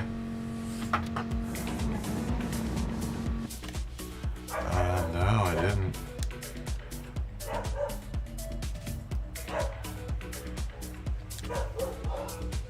No.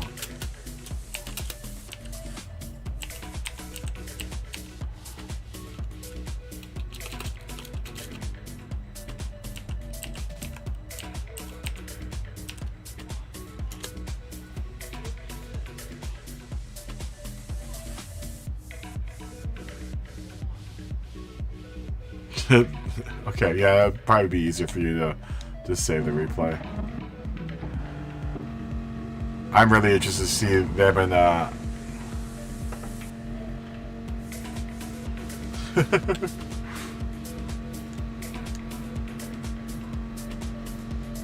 I'll tell Shiro.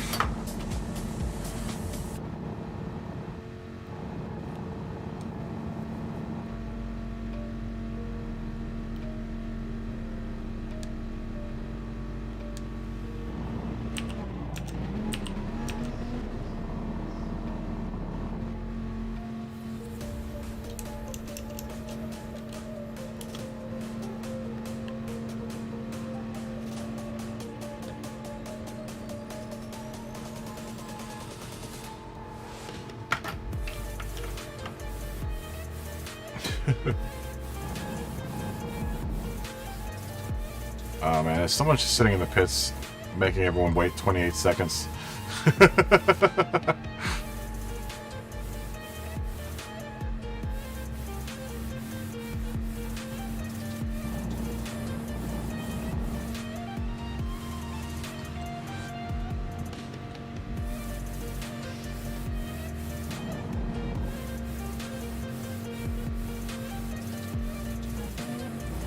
Yeah, exactly. Yeah, I agree. I don't think the newer F1 drivers could hang with both either Mansell or Senna. Way too many driver's aids. It was sad seeing when Renault Williams adopted that whole adaptive steering and suspension thing. And Senna being super frustrated not being able to keep up with those drivers, even though he was probably way more skilled than those guys.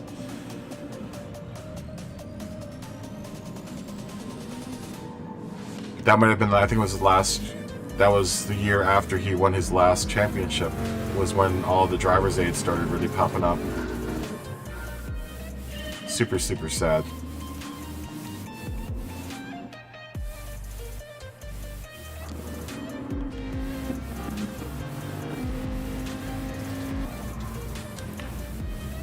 Watch PX7 Mr. MCA make his way around the track. Air Groove is going to probably be behind him for most of the race, I would imagine.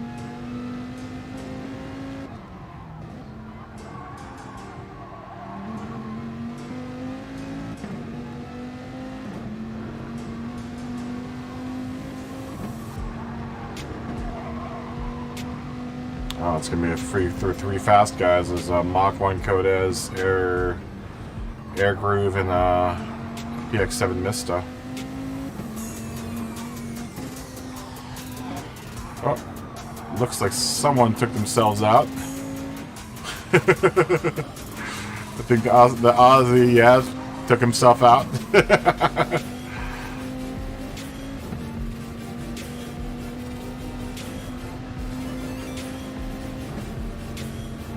The Aussies are dropping like flies here.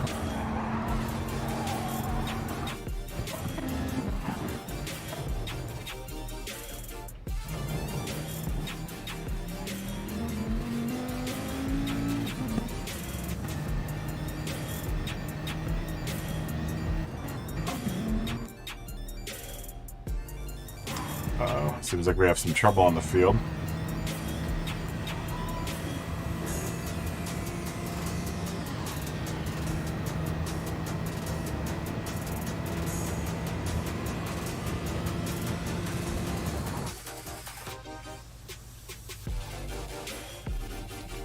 I think Ignacio Racing might be talking to someone right now.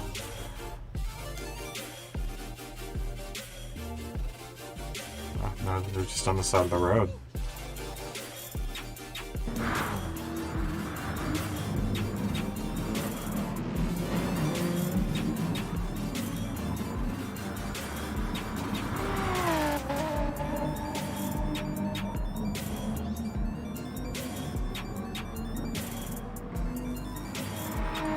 I'm thinking Extengra might be the F-Whip that they were talking about. Let's take a look at who they are. Yep, he's an E-rated driver. Probably does not know what they're doing.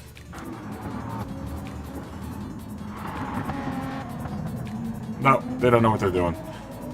I meant to close this race out from E's. I'm gonna have to remember to do that tomorrow.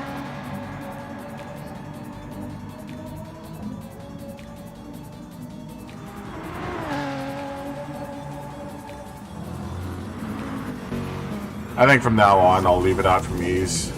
All the E-rated drivers.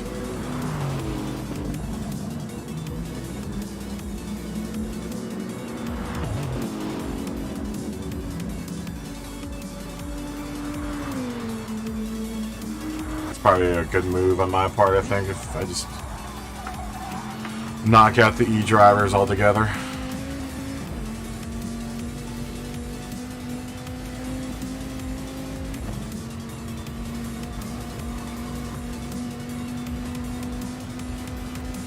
And Scott, you're no longer an E anymore, so I think I could close it out to at least D-rated drivers.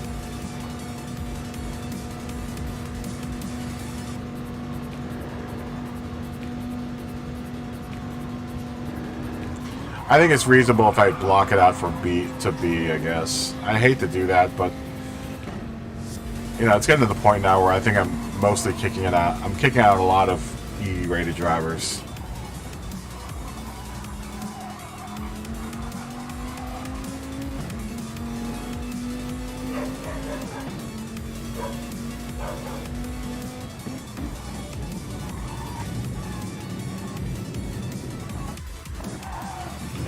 Good gosh.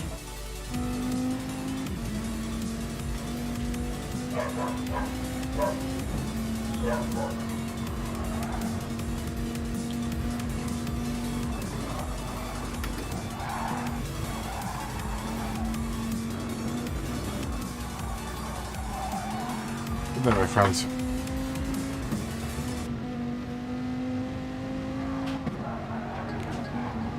Good night, Slender Churro.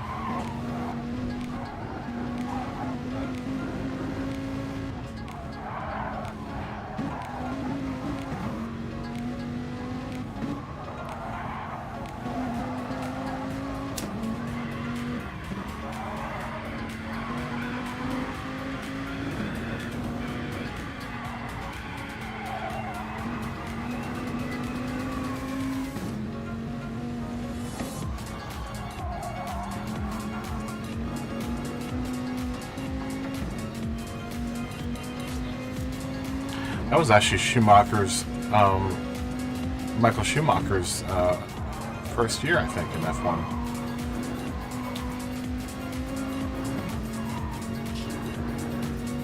Was the year after Senna won his last championship, wasn't it? Oh, all the Aussies left the room.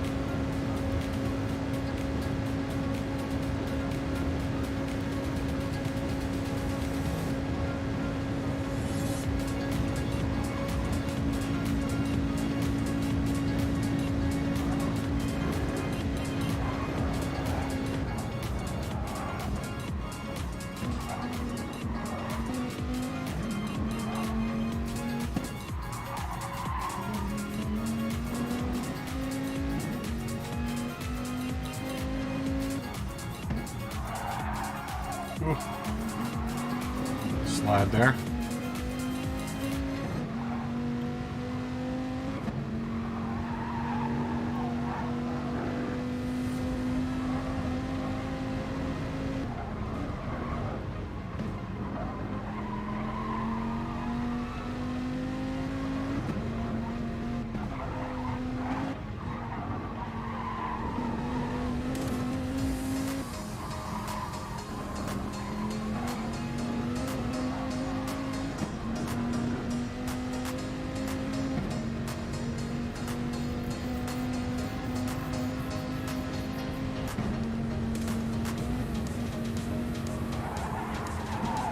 Oh, Hamish is back.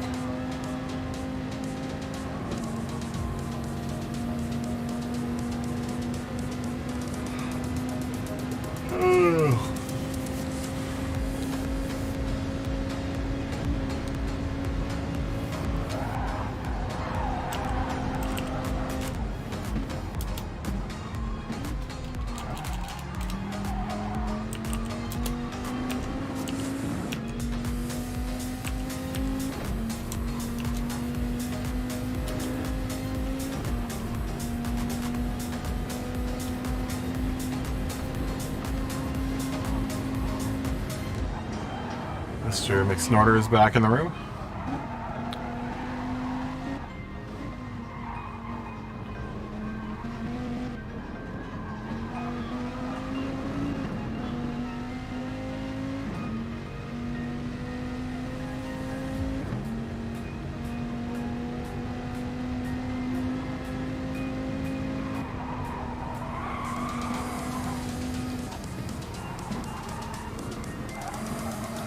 Wow.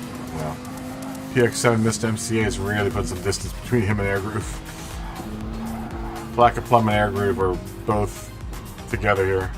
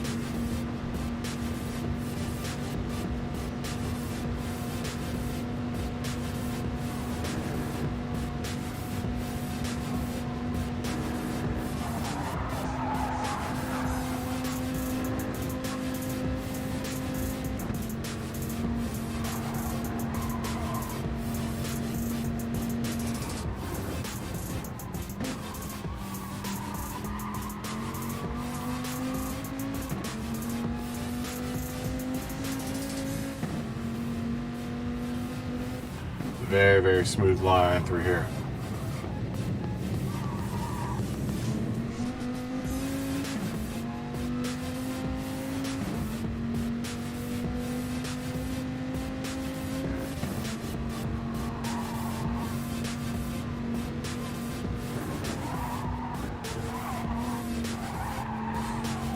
Anyone want to put any guesses on the time here that PX7 Mr. MCA is going to put in?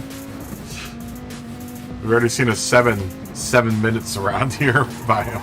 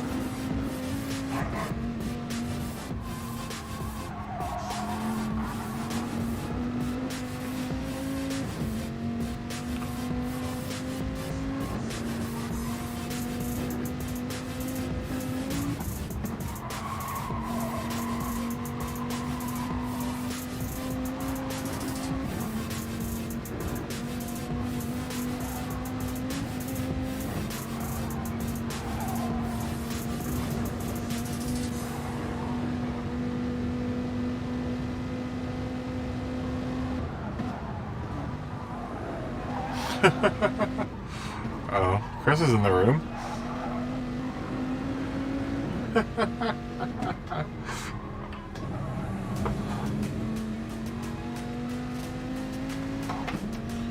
Yo.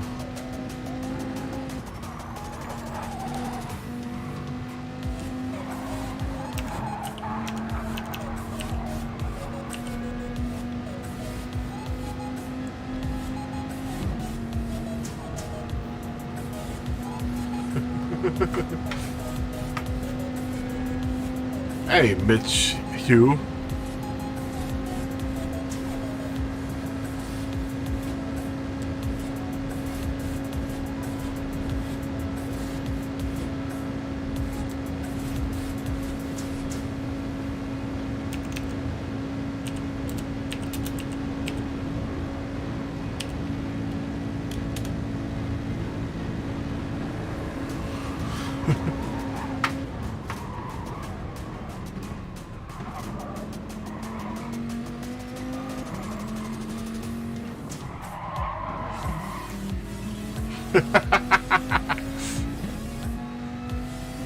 $7:05.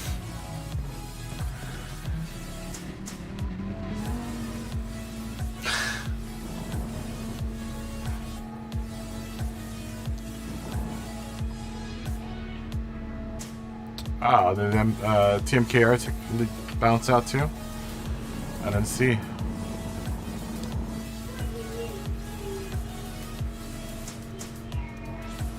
No, he's in.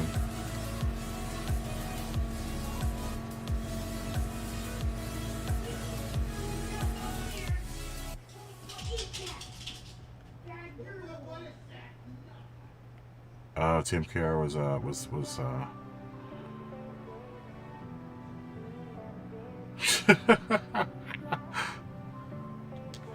It's been a weird week.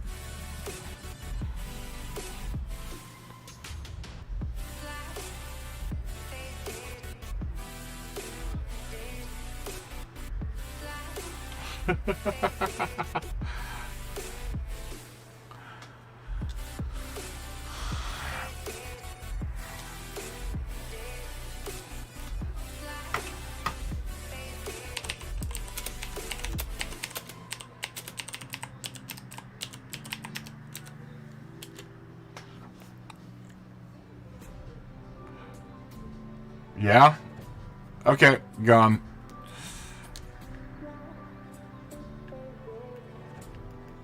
Where are you? Oh, yeah. You're gone.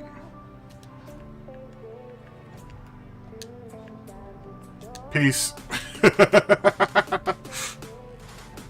I'm closing the room out tomorrow. I'm closing it out to E from the E drivers. That guy was a C.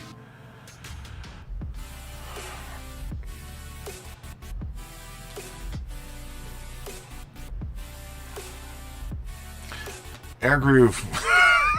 Japanese. I'm sorry, Scott. I didn't watch. I was watching PX7 Mista. I would have done it earlier, but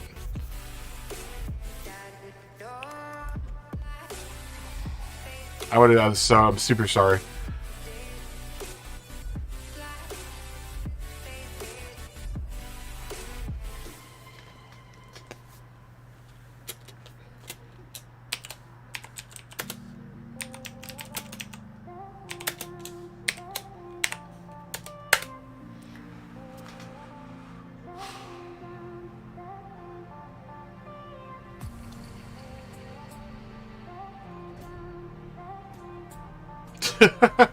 I agree, Mark. That's why I'm not racing this race either.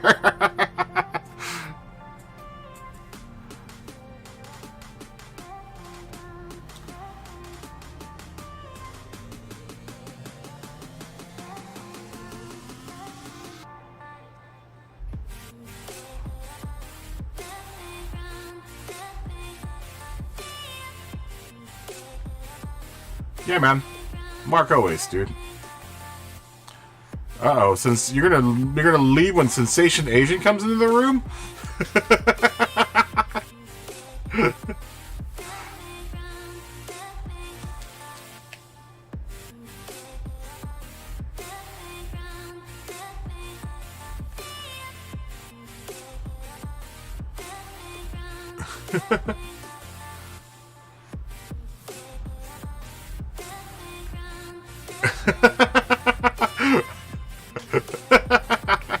Alright, I'm gonna save that replay then. That'll be a good group replay. A good group. You're gonna be every single thumbnail for the last. You're just trying to hog the thumbnails, Scott. That's what it is.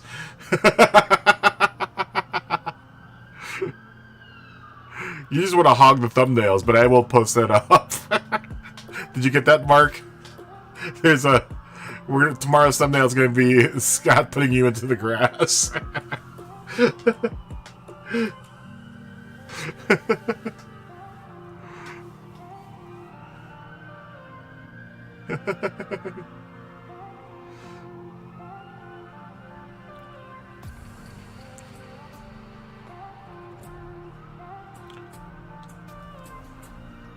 Are you leaving, Mark? You just got here.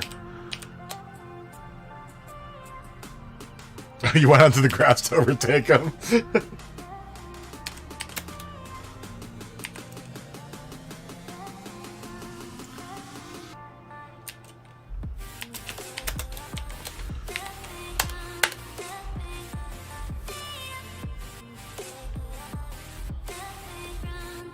That's hilarious.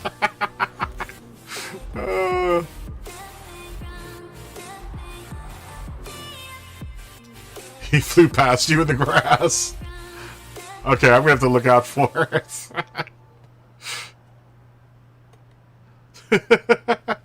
That will be tomorrow's thumbnail. Neither one of you was ghosting, was it? That's the reason why I didn't put that one thumbnail in, because there was no one. People were ghosting. Yeah, I saved the replay. Oh, aircraft left.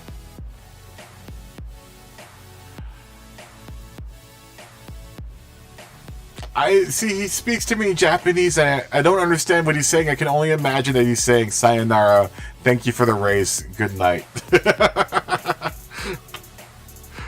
I like Air Groove a lot. He speaks to me in Japanese all the time, and I have no idea how to translate that. It's almost endearing that he only speaks in Japanese and never speaks in English. That's how he was all season last season. It was just like... it was like, hey, what's up, Air Groove? And it would be something in Japanese. All last season, I'm like, okay, well, cool. Alright, sure. Whatever that means. And I can't plug that into Google Translate to figure out what that means, because I have no idea how to even type that into my computer.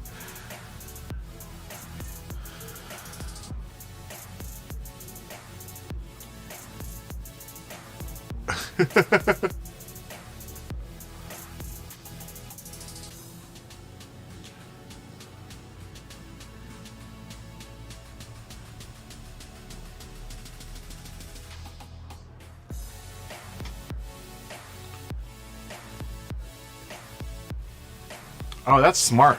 So he changes his brake balance for yeah, that makes sense, especially for this track.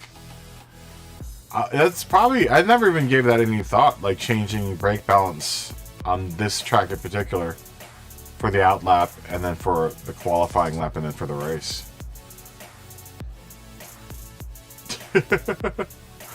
Well, that's all your experience from the dailies, Scott.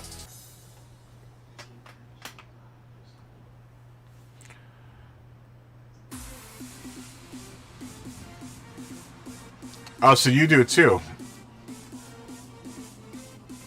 See, I've never even thought about doing that. That makes more sense. It makes a lot more sense than doing it the way that I'm doing it. Just kind of just going full bore.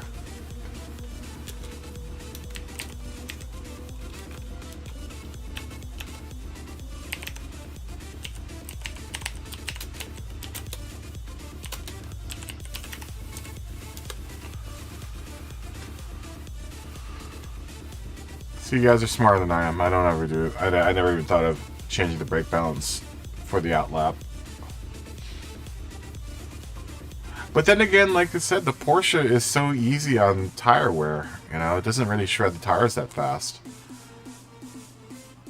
It kind of bums me out that I'm not running this race because the combination of the Cayman and the medium tires are like my favorite combination. I honestly like the Cayman better on the mediums than I do the softs. I don't know why. I'm usually faster on the mediums though. With the Cayman specifically. At least I feel faster on the mediums.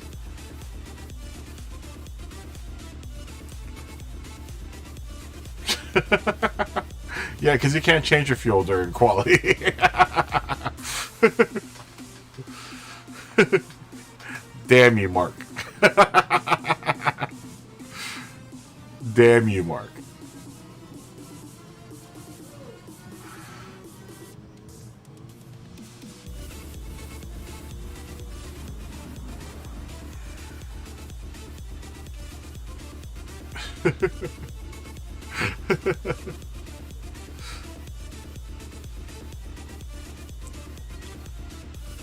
Yeah, definitely. The Vet and the Viper definitely need to. You guys need to really pay attention to it. Like, it doesn't really matter to me.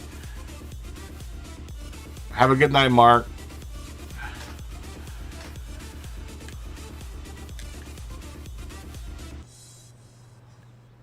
Thumbnail. Thumbnail.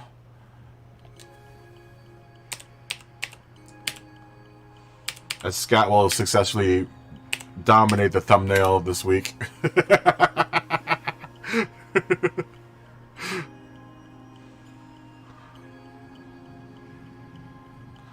Yeah, see, and that's the thing is that, like, for me with the Porsche, it doesn't matter. My tires get warmed up of me running the same brake bias the whole time, just keeping it the same the whole time.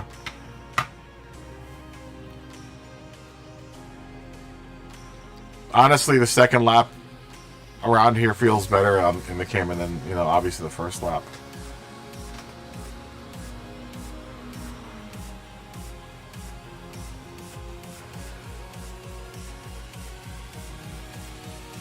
I think I've only gotten to the second lap only twice, though. So you can't really take my word for it.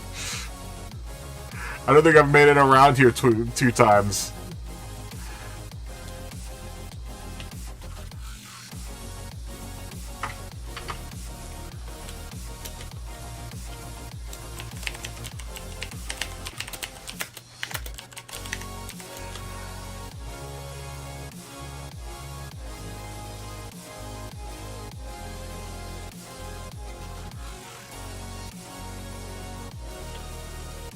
You should go watch his video. Go watch his video, Mark.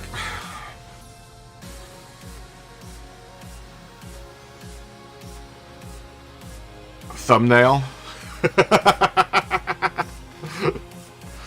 But actually, both of you guys are the...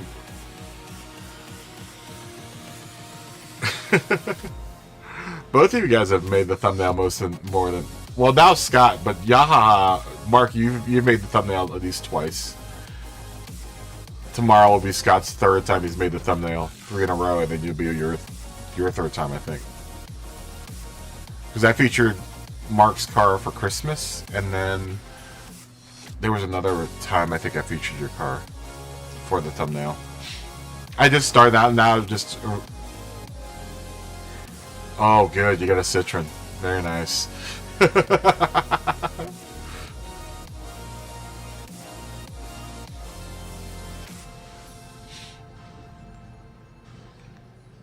Are you doing this race? Oh, thank you. I don't know who he's talking to. My channel? We have two YouTubers in here. My channel?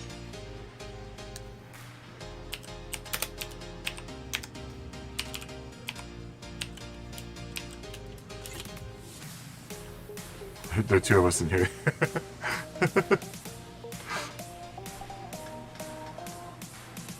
Oh. Dude, I need to get a chiropractor or something. I need to go to a chiropractor or some sort of person that crushes bones.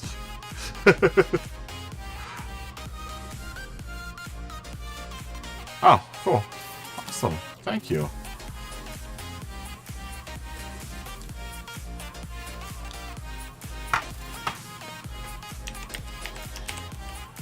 Awesome.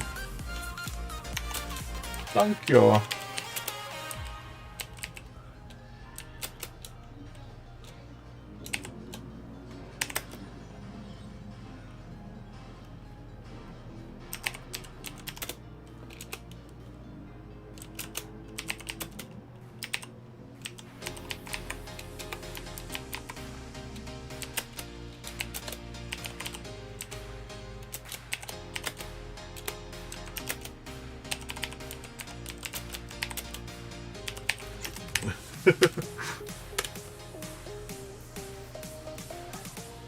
Ooh, Shellingford.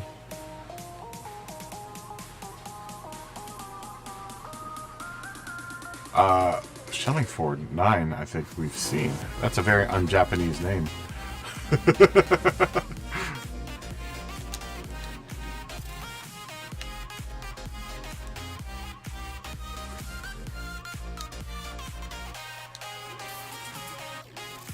Uh-oh, what is the first time? Oh, Luis Breezy? Yeah, F that dude.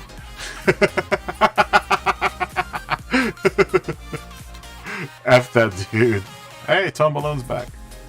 Tone 702 Balloon's back.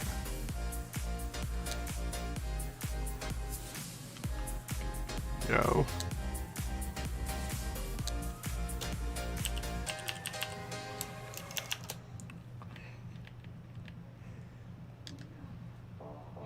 And the Messero 1. And qualifying in, what did I say, 40? So 2 minutes? Yeah, 2 minutes.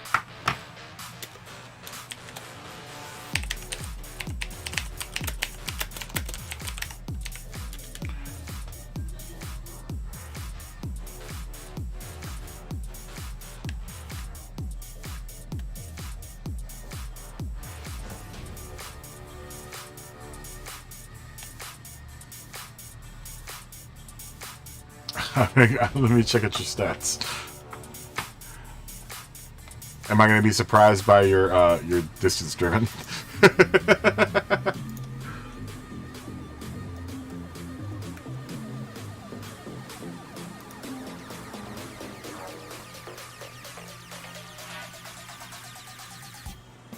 I gotta wait for 40 to come around so I can check out your Kudos Prime. I want to make sure I start on time for everyone.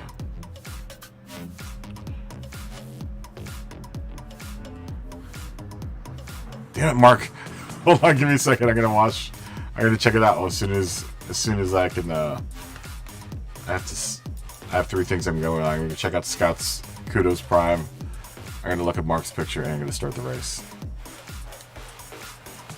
Is everyone in? Everyone in? Everyone in? Everyone in? Are you racing? Hamish? Are you racing?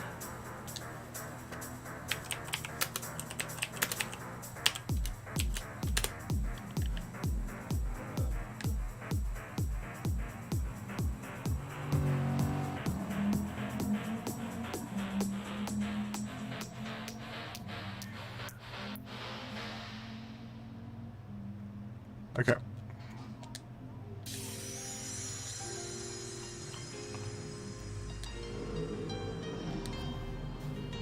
Okay.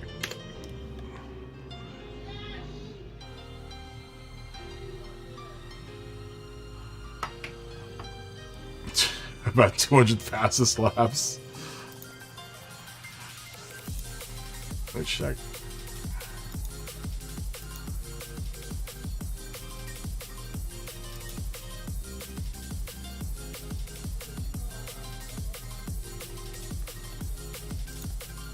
I hate all the pop-ups on this damn channel, on this page.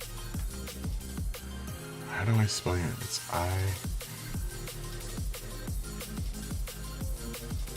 paid underscore tree city.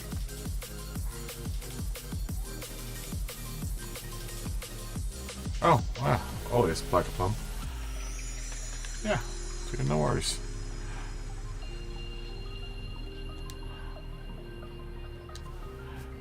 Welcome.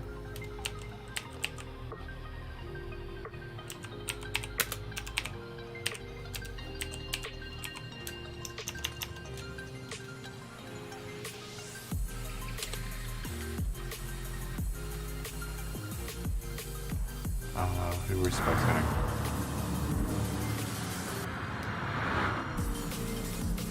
Guess there's not go up. Why am I seeing weirdness for those? Like I'm not seeing anything. Weird. I can't spectate Chris's car. Ooh, here's another episode of people driving underneath the ground. Chris is on the ground right now. Boom. Dude, that's dope. It's so sweet. I hope you guys saw that. That was the dopest thing ever. Chris was driving underground and then he jumped, must have been 30 feet in the air, and then landed on all fours and just started racing. So weird, this game. Oh, and the Sensation Asians doing the same thing. Driving under the ground. When will they jump? And will they jump as high as Chris did? I have to feature this because it's the coolest glitch ever. So trippy. Will he make the jump? No, not yet. Not yet. I think there's a certain point. Oh no, here it comes. Here it comes. We're now getting up to level ground. The jump wasn't this big.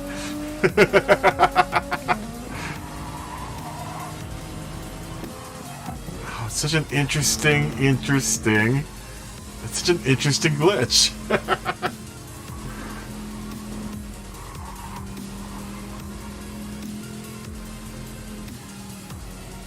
What do you mean? I just spelled I need tree.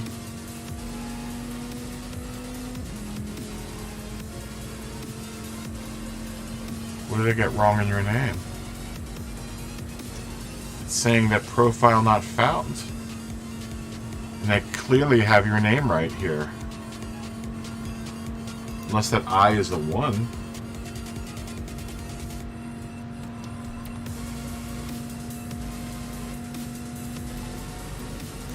So the wrong underscore? I don't think there's another type of underscore. Oh wait, no, it looks like, okay. Is it 2 underscores?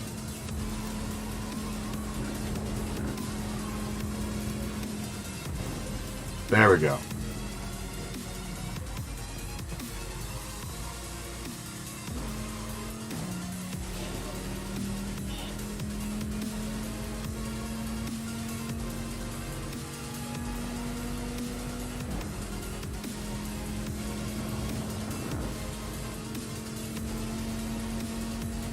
Yeah, you have 234 fastest laps. That's crazy.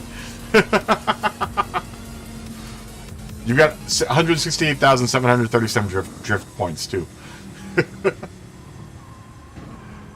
You've been doing some drifting, Vin Diesel.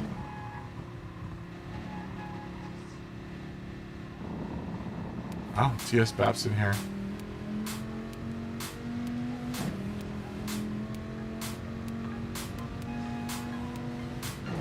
That's crazy.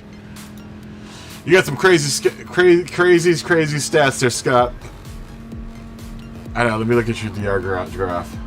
Oh, you saw the jump, Mark. I was wondering if you watched that. I was wondering if you saw that. Sorry, I was just looking at Scott's, yeah, your Your DR profile history looks like a freaking like an EKG. It's like someone's heartbeat. Let me say, I gotta say hi to people. It's like looking at someone's EEG, like looking at their heartbeat or something. It's like up and down, up down. Same with your other one, your SR. Good evening, yo. Ooh.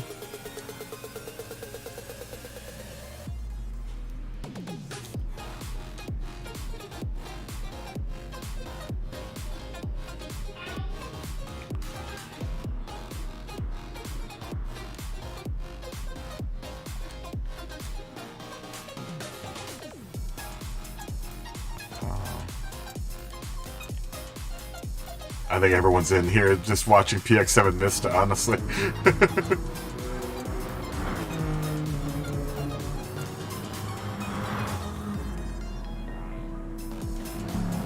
I've been attracting a lot of YouTubers lately.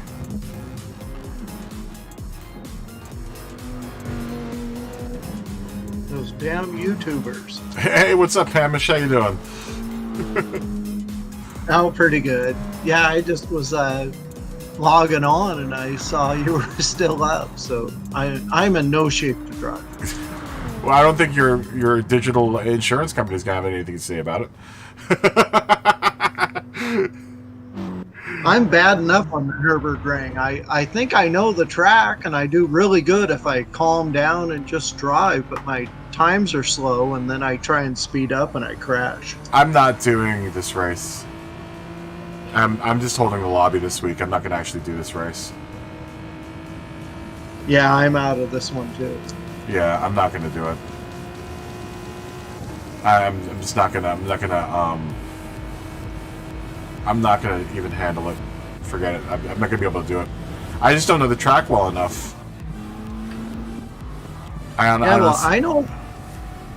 know the track. It's just it's so narrow, and all you have to do is just bump somebody. I mean, today it kind of proved it to me, because the guy's got a little aggressive and he's kind of in the middle of the track and I'm passing him, and all of a sudden I get tied up with him, and then I'm into like 3 other people and I'm done. Yeah, I can't do it. I just don't know. I don't know well enough. Forget it. And I just got into C, so I'm not gonna ruin that. You know, I did what I wanted to do this season. I got out of D lobby, and I'm not gonna make this track the I know it's Hamish, but I like to call it Hamish. Scott was just somewhat. My chat was like, "It's pronounced Hamish," but I'm like, "I know, but I like Hamish better." Do you mind if I call you Hamish or Hamish? I'll call you Hamish. Hey, I'm not one of those Terra Tara people. I don't care. Potato.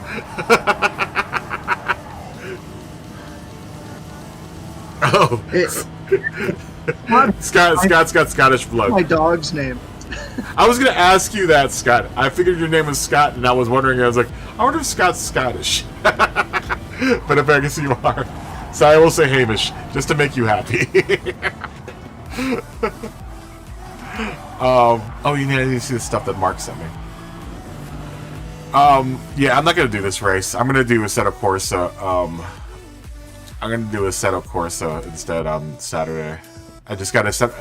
If you don't have Assetto Corsa, it's 50% off in the PlayStation Store. Oh, that's that's a good one. I got it, but it's like the old version. I don't have the new version of it. Yeah, the new version's $20 this week. Ooh, that's a good one.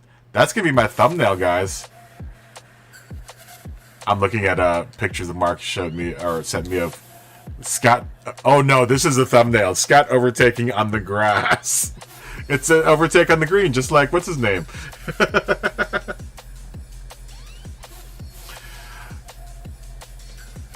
Oh, so you're born in England, but all your family is from is Scottish.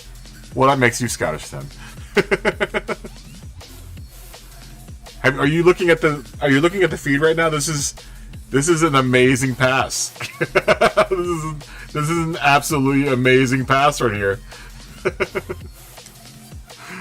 I'm sorry, Hamish. I've got 3 things going on at one time. I've got 3 chats going on at one time.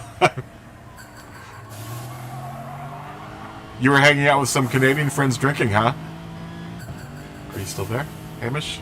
Oh yeah, no, I'm there. Yeah, no, I had to after today's events. I have friends that we're near the border, so it's like I have Canadian friends I can't go see that I see all the time usually. Are you Michigan? And we have to talk politics and things occasionally, and and drink about it. Yeah, exactly. Are you in Michigan? No, Washington State. Oh, Washington State. Okay, so you're on that. Okay. Wow, we have a lot of I have a lot of Washington folks. So is Chris here. Chris is from Washington. And then there was another person that's from Washington that comes into the lobby. I can't remember. There are 3 or 4 of you guys that hang out in the lobby. Washington apparently has fast drivers. Apparently very. Well, I'll have to say I am the number 2 Nissan driver from Washington State. Oh yeah. And Nissan is 20th, you know. Interesting.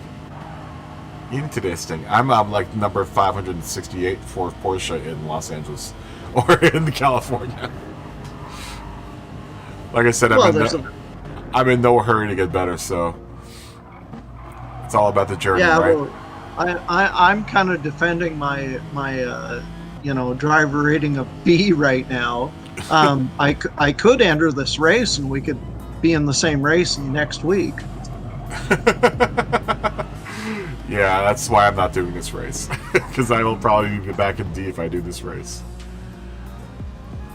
I will not do very well at this race at all. I was telling everyone I can follow, but I can't lead, so that's probably a bad thing for someone that's trying to win a race. Unless I make a pass on the very, very last corner, I'm not going to win this race. Yeah, I do good just doing laps on the track. I actually know the track, but then when I try and like make fast lap times and pass people, that's when it just goes all wrong. Yeah. And it's like I can see it like just spinning out and hitting the wall and being 30 seconds behind. Yeah, that's what Mark says. Mark's saying that the B lobby would be a slugfest, which I can see that.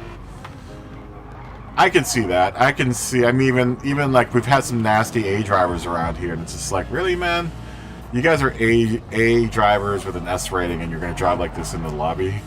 Go F yourself. I had to kick out half of Brazil like a couple days ago.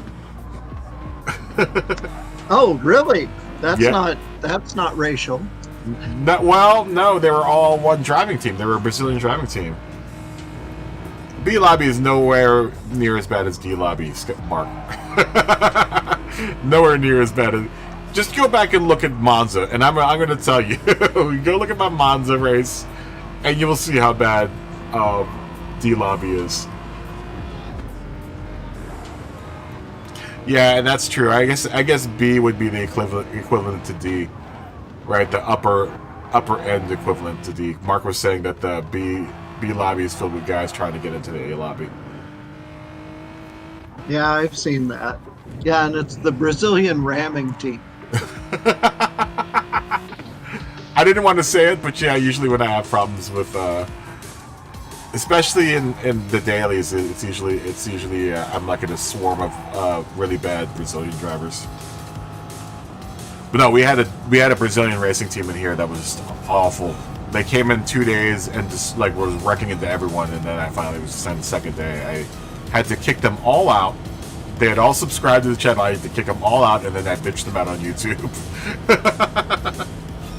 Hey, what's up, Go Gretty? What's going on, my friend? Go Gretty just jumped into the chat. You see who we got in here? We got PX7 Mr. MC up in here, man. We need to get all the YouTubers up in here, dude. You need to jump in here.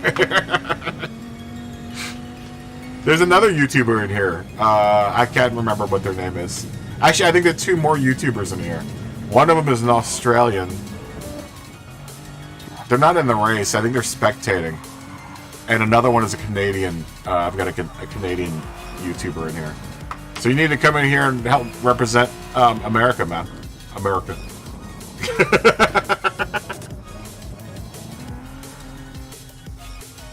Oh, you're cutting some clips?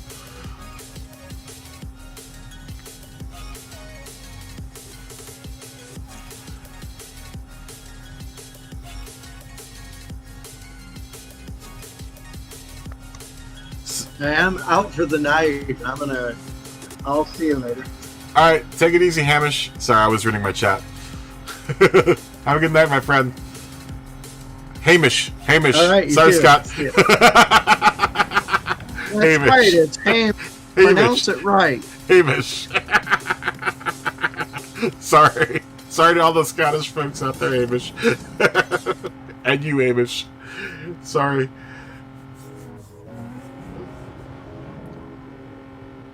You gotta make videos or you'll starve. Has it gotten that bad? Go Gretty. You gotta do what I do, just stream all day. I now live in the stream. I'm like the freaking lawnmower man. I'm like Johnny Mnemonic. Oh, I see. Did you do Nations today?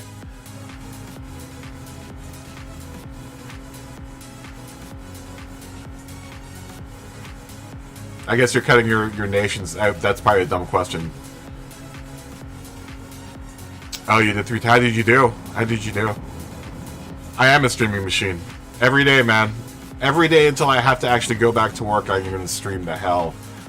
I'm going to stream the living Christ out of myself. I've been doing 2 to 3 streams sometimes. Sometimes I'll jump on and do another stream after this stream. And now that I got an ACC, I might do a 3rd stream, man. Especially if there are people out snow running. If there are people up for snow running, then I'm always going to do another stream.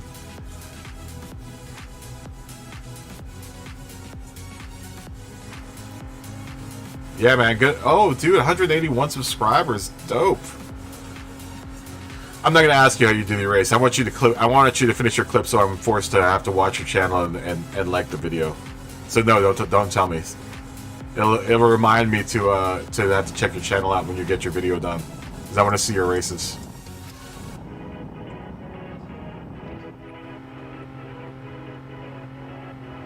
Whew! PX7 missed laying down the 7.098. Whoo! It's getting hot up in here.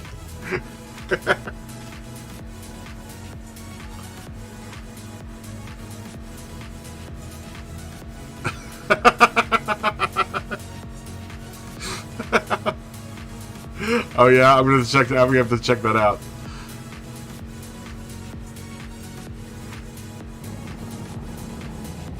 I know, dude. I know.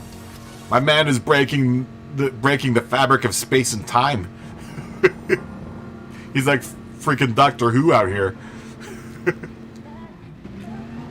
My man's got the flux capacitor running at like 4.4 megahertz.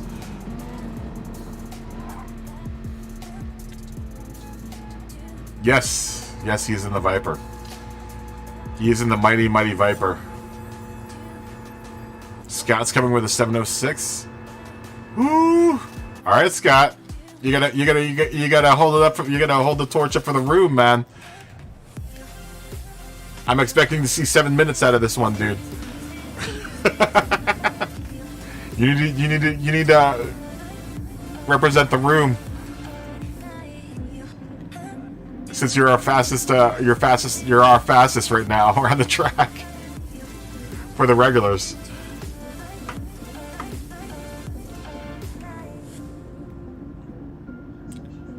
As soon as they get going, we'll go into the in-car mode so we can watch PX7 Mista lay down a 7 flat.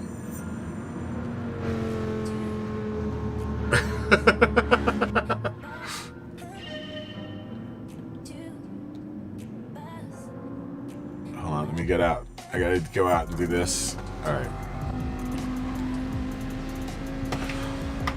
Let's watch what it's like to go warp speed around the NORDSCHLEIFE.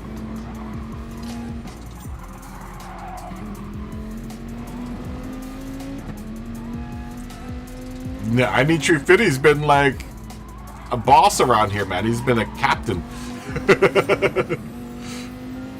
He's been our fastest room regular this week. That's why he's gonna make the thumbnail again tomorrow, man.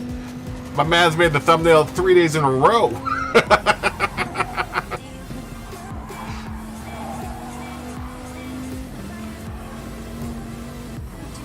My man's made the thumbnail 3 times in a row. He's made more thumbnails than I made thumbnails. And it's my channel.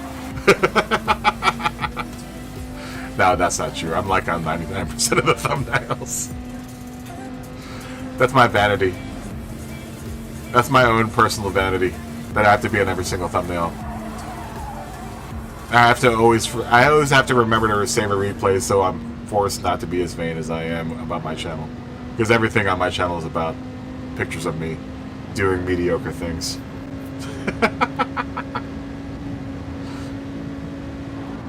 Yeah, I need to watch your video, and I need to watch Podium's stream tonight too. I need to check my man Podium's race out tonight too. I'm gonna watch that in concurrently while I'm playing ACC and doing the rain test in ACC, because I can.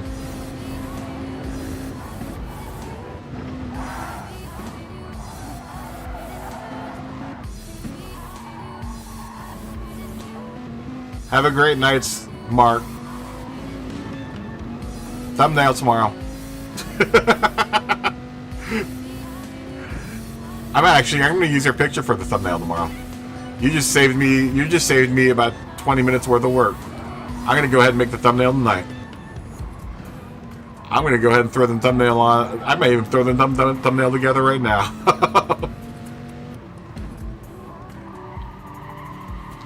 Yeah, you know, honestly, I should start doing videos. I should start cutting I'm gonna have to start getting into the habit of cutting videos together, like shorter videos.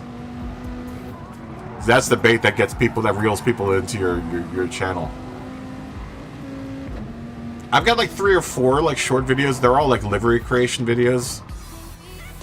I was thinking of doing like shorter videos for my races, but like, what's the point? Everyone's gonna watch the A+ guys, you know.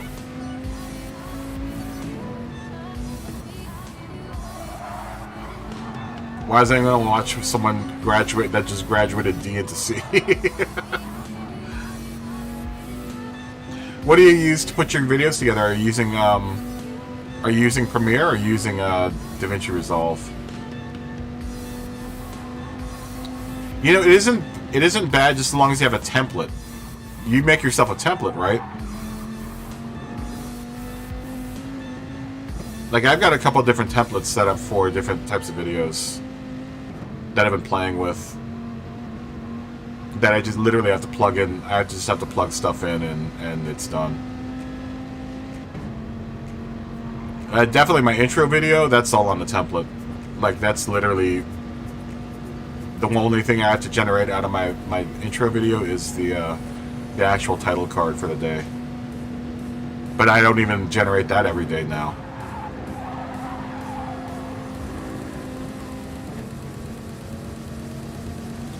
I mean, you can do that, but you know what I do? You know, you can download your stuff from YouTube, right? Just stream it to YouTube and then download it from YouTube. Resolve is super, super powerful, by the way. I don't know how much you know about video editing, but the options that they give you in Resolve are amazing. It's amazing that is a free program. I am blown away by what you get for free with Resolve.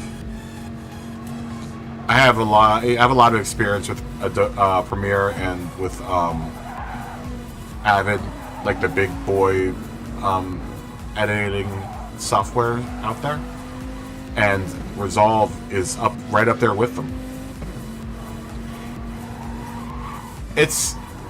How much experience do you have with Photoshop? Because it can be overwhelming. But you have to remember that it works almost just like Photoshop. Oh, you have 0 experience with Photoshop. Okay. I was about to say, it's really easy for me because I have a lot of experience with that type of program. like layering programs and programs that have a timeline. So it's super, super, and plus I also have a lot of experience with Premiere and with Avid, so not a whole bunch, like not like a ton of experience, but enough to get me, you know, going.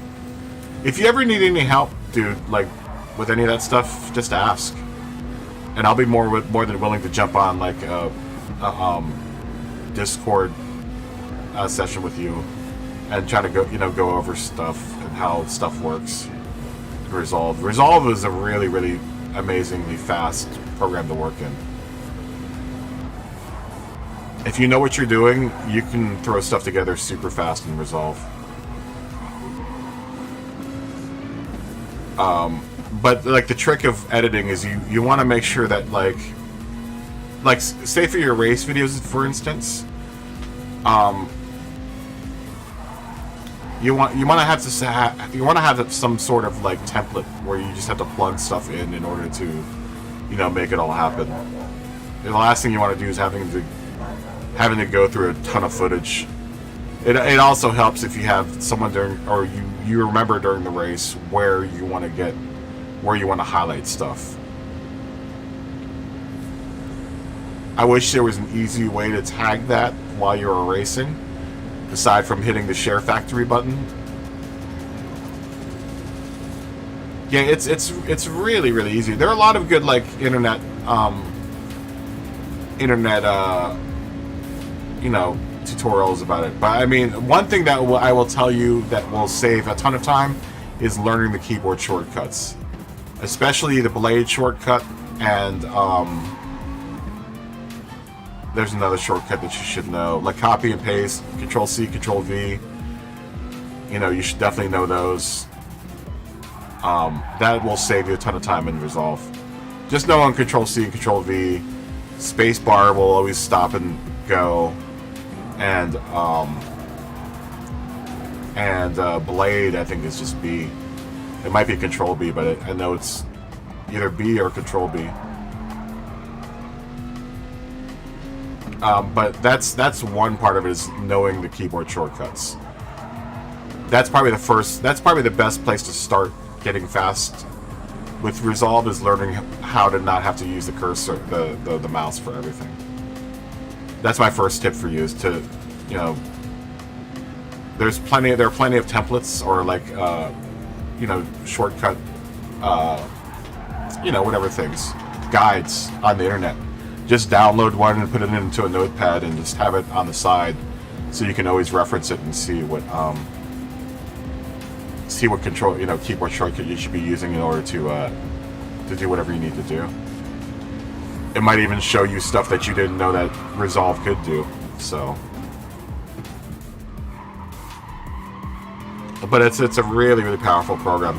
I'm also going to tell you that it's a lot easier if you have two monitors to use Resolve. Do you have a dual monitor setup? Because if you do, then you definitely want to. If you have a multi-monitor setup, that's the best with video editing programs. You know, I've got my ultra wide that I'm watching right now for the game. That's my second monitor, and then I have the monitor on my laptop, which I do most of my cutting on the laptop monitor, and then the big monitor. Yeah, the big monitor is the one that I use for like the timeline and stuff, or for previews and stuff and tools and junk. Do you know how to activate the dual monitor setup in Resolve? Because it has a specific dual monitor setup in the Resolve view window.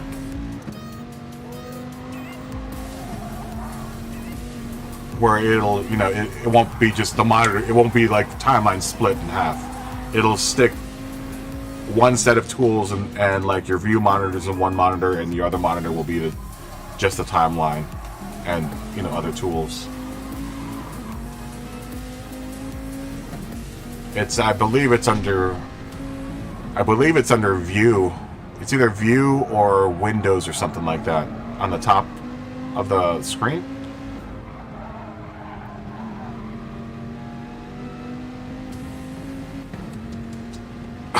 All right, go Granny. Take it easy, man. I can't wait to see the video. But yeah, we'll have to get together. You know, I don't. Are you part of my Discord? Just join my Discord and we can jump on. I'll give you permission, you know, to do whatever. Yeah, hit me up.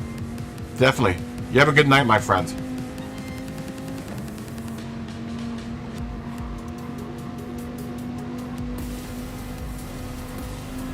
Yeah, no worries, dude. No worries. I guess I'm the only person stuck at home that isn't working. Yeah, join into the Discord and we'll figure out a thing. We'll figure out something. Just leave me a message in the general Gran Turismo chat, and I'll see it. That's the chat that I've been checking the most. You'll know what I'm talking about when you jump in.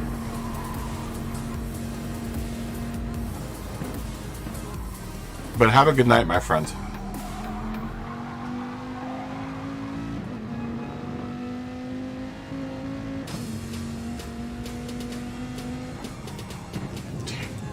Dang, PX7 missed MCA.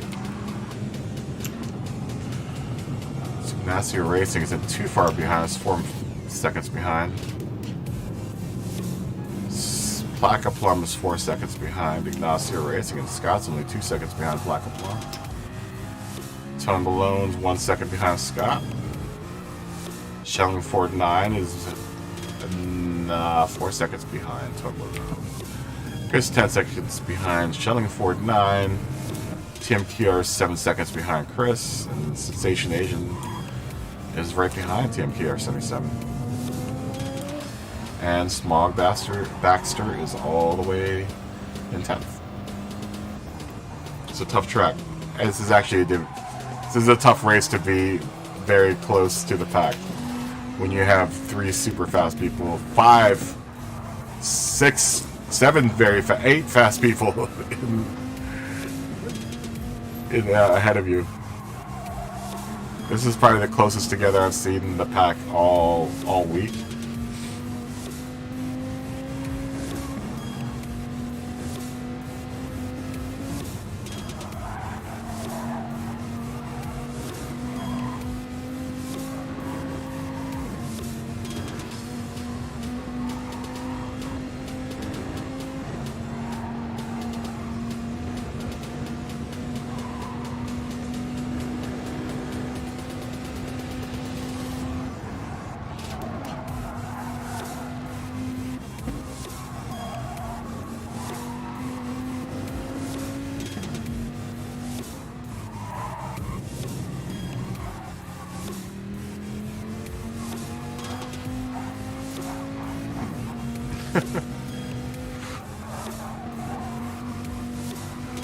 That's funny. I don't know if he did that because he was scrubbing his tires out.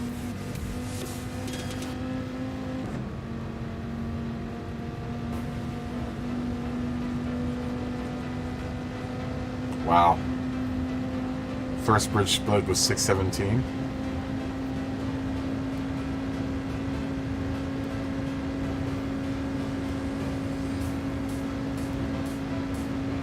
So we'll see what a 706 maybe? Let's say 706.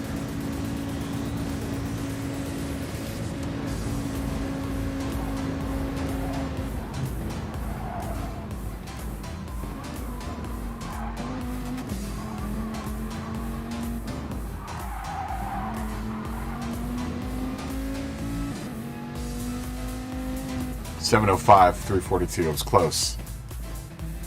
Damn, you're right, Scott.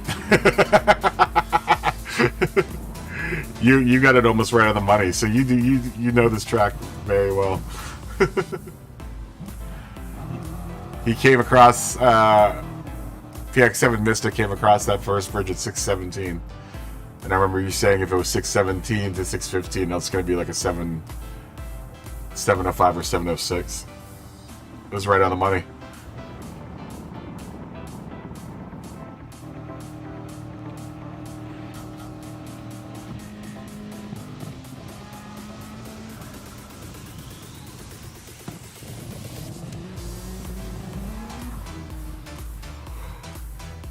Oh man. starving.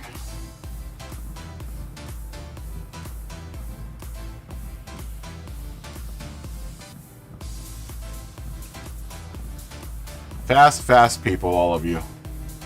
All of you are very fast people.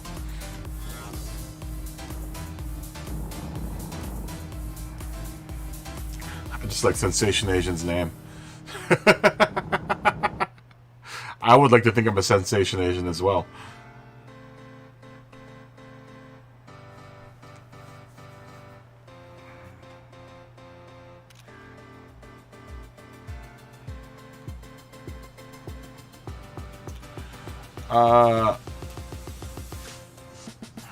Let's say next race at 30. I think it's gonna be the last race.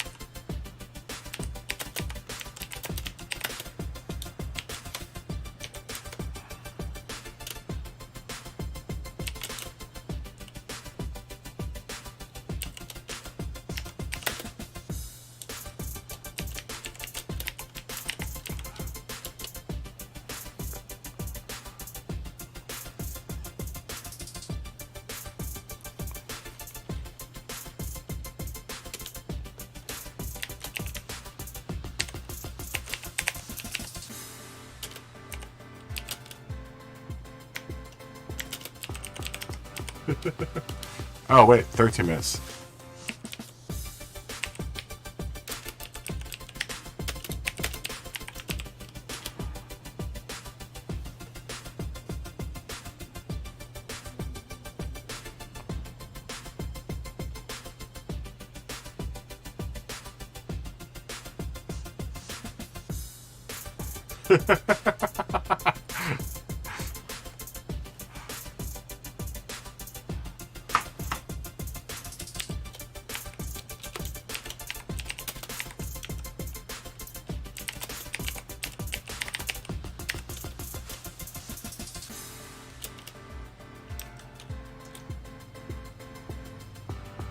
See ya, Tim Kiar.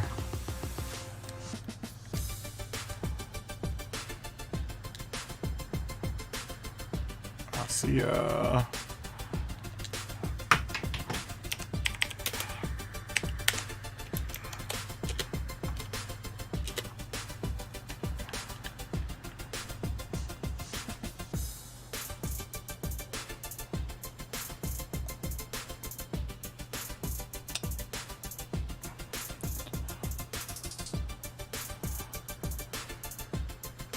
TMKR left, and let's see who's gonna stick around for this next one. Oh, there's Stan. I don't think we've seen Stan all week. Have we seen Stan? Oh yeah, we saw Stan last week. What was I saying? Good evening, friends.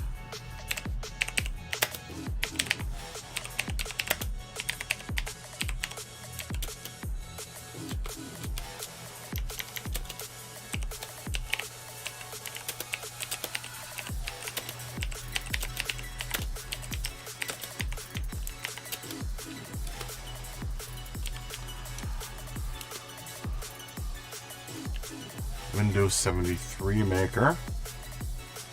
Tone Ballone's left. Wallace Jr. Let's see, window that guy person. Good evening, nice to meet you. And Wallace. Oh, Stan Ducci is from also from Washington.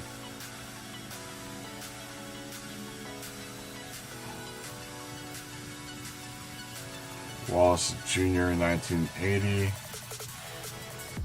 Where are you?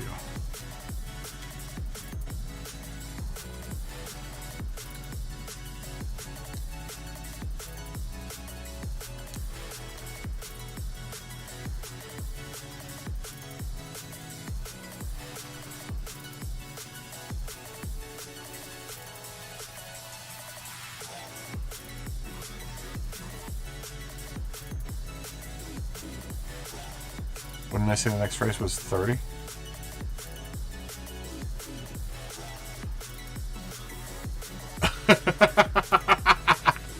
You were still going dang fast, Scott. I watched it for a split second. I was like, dang, man.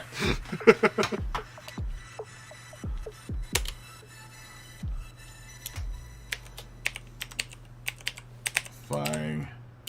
Yeah. 9 minutes. Who are you talking about, Chris? Here is 11:20. I have no idea.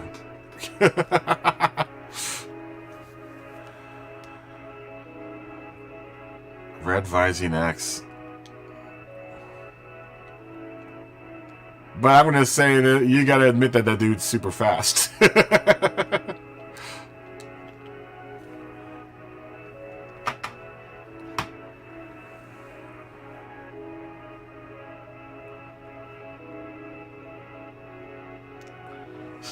No worries, Mark.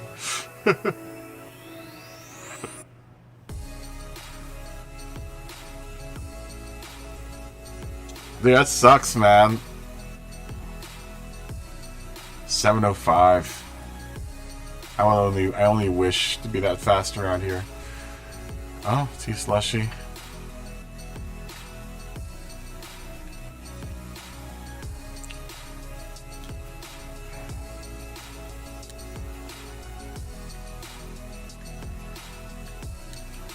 No tea slushy.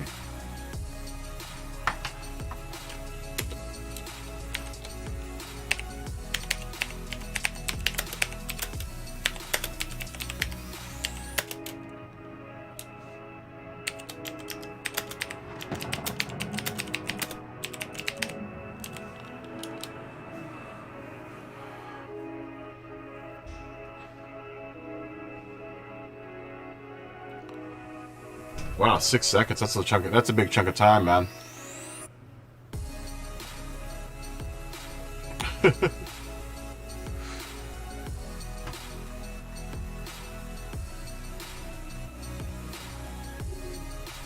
Brocco Lily. I'm kind of curious to see what Brocco Lily's channel's like. Let's look at Brocco Lily. I think they said they were a YouTuber. And Twitch, I think.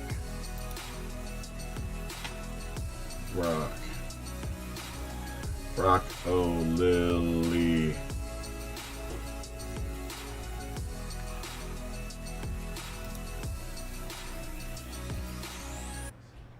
Nope, don't see them. They must be on Twitch. I refuse to go look on Twitch.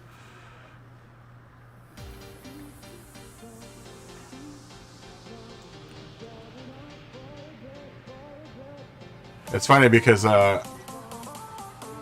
Paul, who's usually really fast, is super slow around here. It's weird seeing Paul being slow.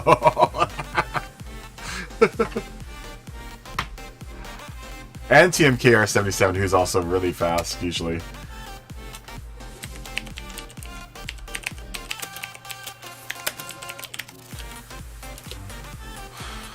But then again, I don't think any of us really know the track, so. Or all three of us. I'll be surprised if Paul runs this race, because he hasn't been in for most of the week, and then this last race that he did was the only one that he did the full race.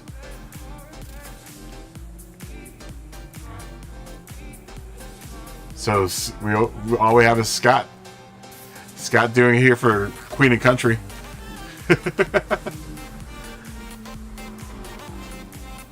Scott, what's haggis like? Have you ever had to eat haggis? I'm wondering how it is, because haggis sounds like a Filipino dish. There's a Filipino dish that is ox blood and beef. It's actually really delicious.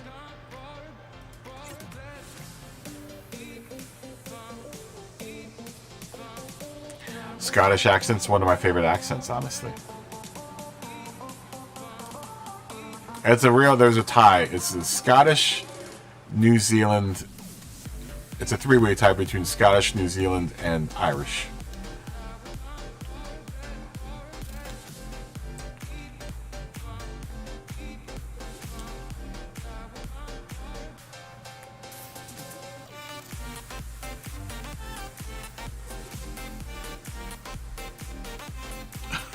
Are you now with... Oh, that's right. Both of you are BS now, right? He's been having troubles around here. I've been watching him, and I've seen... It seems like he's driving pretty frustrated. I don't know if I wonder if he's going to do this race. He hasn't been in here a whole lot, so...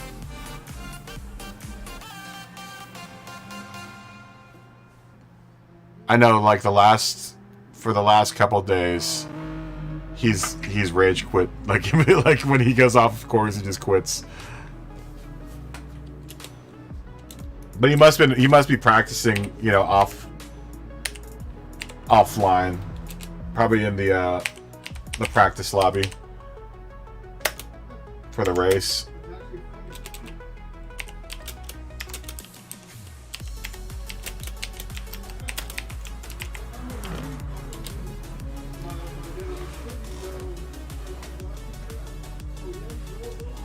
Haggis.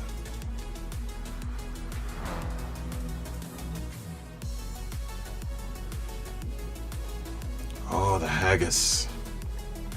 I gotta look up what haggis is.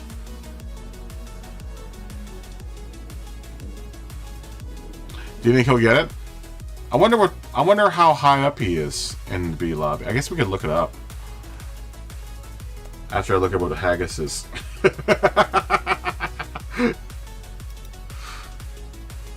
What exactly is a haggis? Sheeps.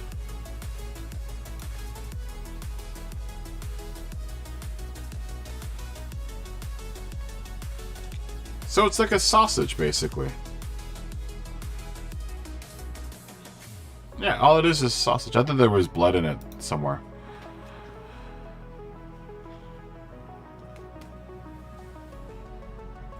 Yeah, exactly. I don't think you necessarily have to be faster. You just need to be consistent with your laps.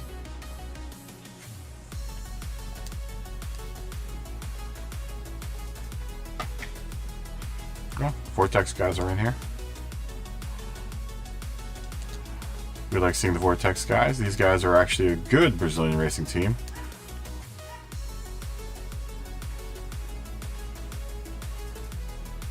Do you think so?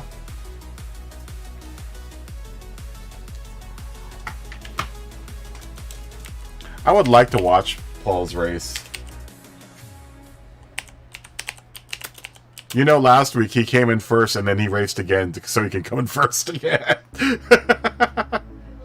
I think the second race he won by like 30 seconds or something.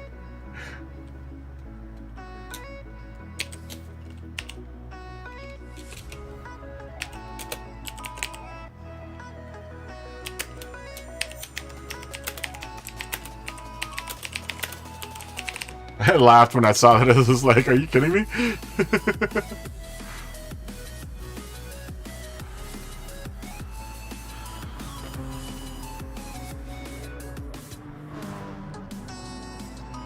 He cracks me up. That dude cat quack cracks me off. Just because he's so damn fast. And he's just like, oh, is this what I'm supposed to be doing? Okay.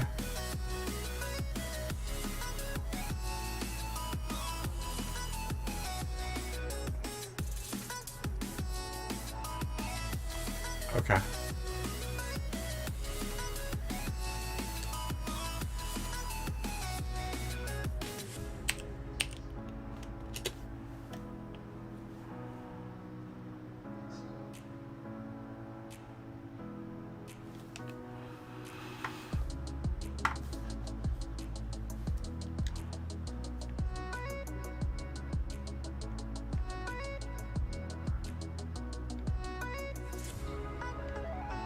Let's see, as soon as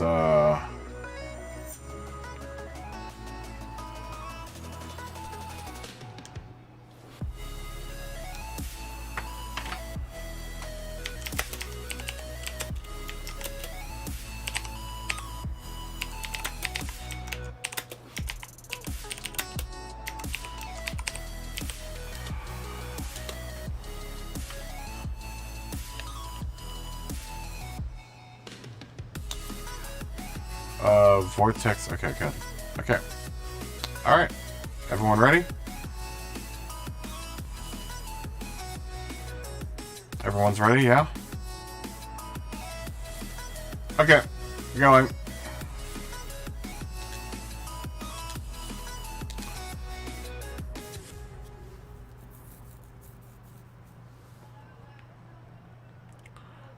Just wanted to make sure everyone was good.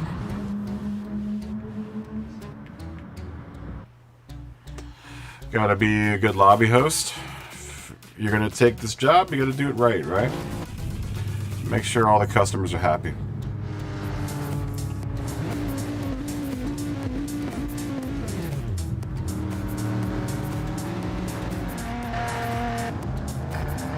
Someone's got a Holden livery on a BMW, which is weird. Very strange to have a Holden livery on a BMW. It's all right.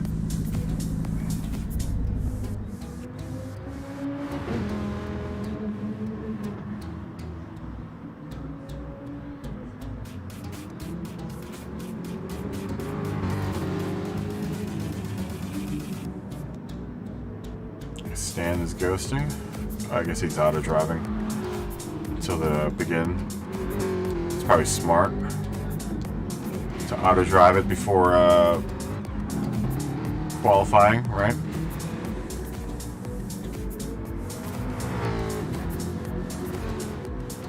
I would imagine that's why you do, Scott. It probably saves your tires a little bit.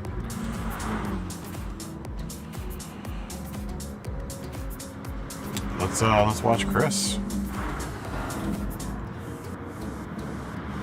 Ooh, I like that livery.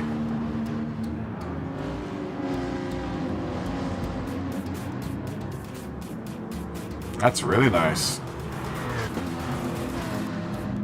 If you're out there, Chris, it's a nice livery on your car.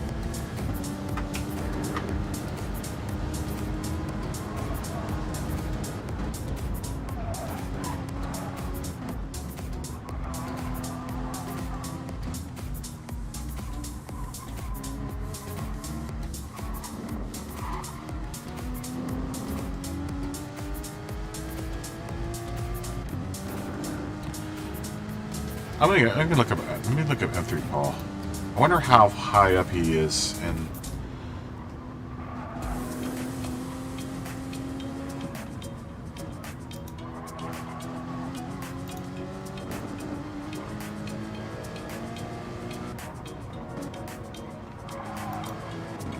let's look up Paul.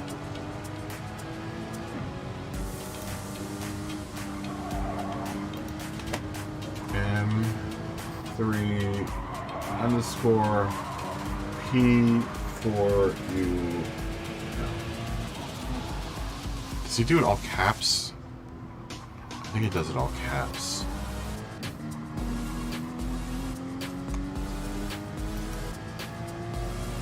Two underscores?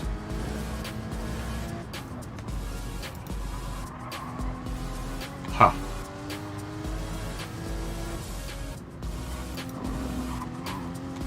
One underscore? Ah, I guess I'm not spelling Paul's name right. I wanted to look at Paul's stats. I know it's P4UL, not Paul.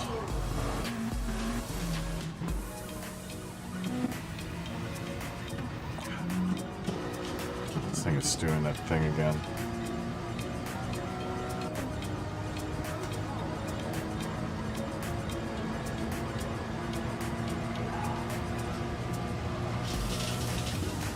I didn't take note of his time either around the track when he did. I think at the time someone else was in here that was super fast. That might have been PX7 Mista's first race.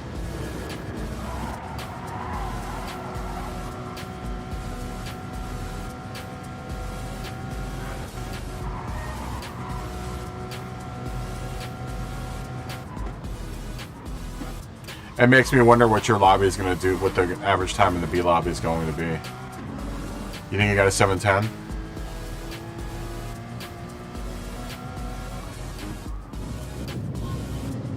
I could have swore I looked at it for a little bit.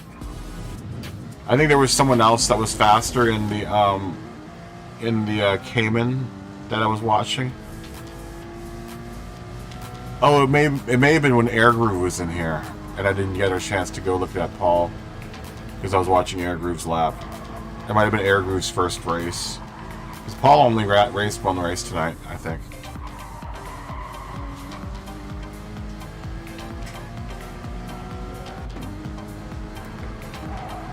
I'm glad Airgroove came back. I was wondering whether I'd see him again or them. Airgroove was clearly like 5 seconds faster than everyone last season. 5 or 6 seconds faster than like all the S and A plus guys that were in my room. All of them, when Airgroove came in, would be like, okay, I'm out.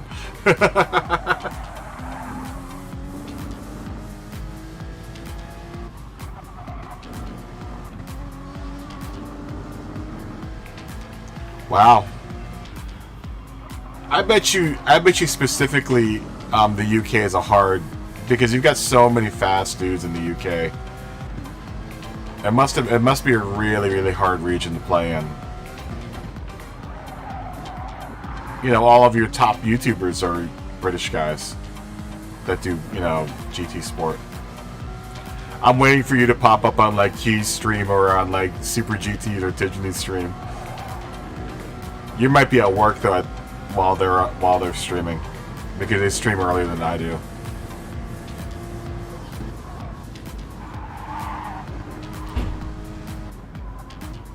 I actually base my stream time off of when Key 25 stream ends, because I don't want to run concurrent with any of them.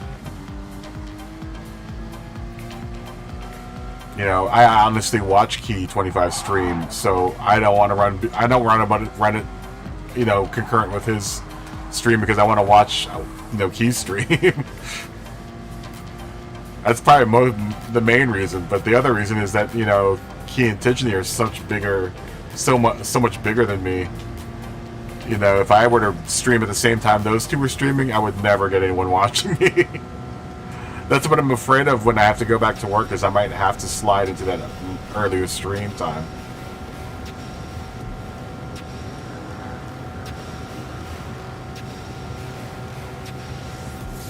Oh yeah?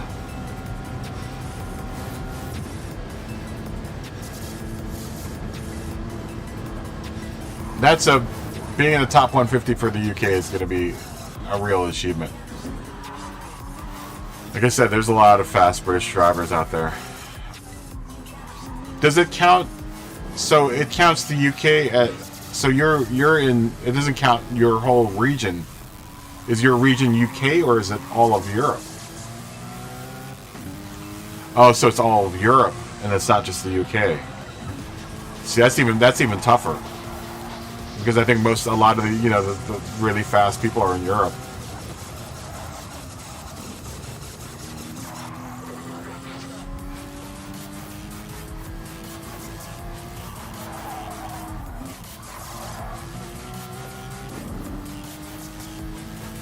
That's got to be a really, really tough region, this Europe. And you got the Germans as well. All the Scandinavian countries.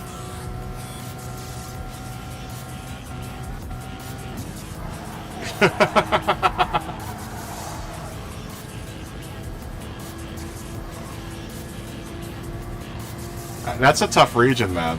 You have to punch above your weight there.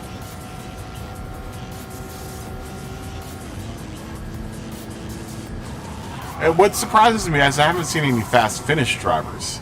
I would think that the fastest people out there would be like, you know, the Finnish, or because the Finnish are usually, like I said, if you want to win, they hire the Finn.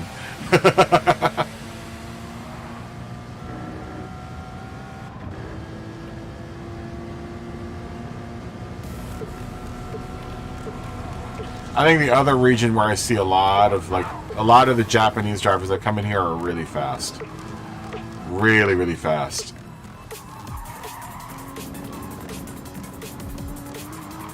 You know, I would imagine the Asians, you have a bunch of really fast drivers out there. I mean, just like Tajameen, he's from Malaysia. Or they are from Malaysia.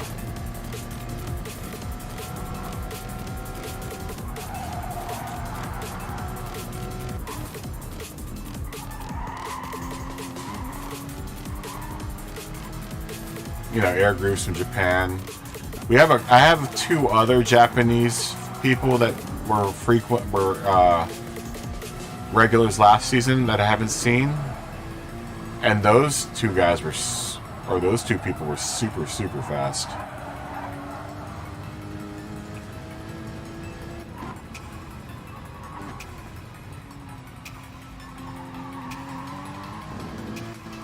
Yeah, and then we've got some fast Americans, but I mean, that's a whole other region.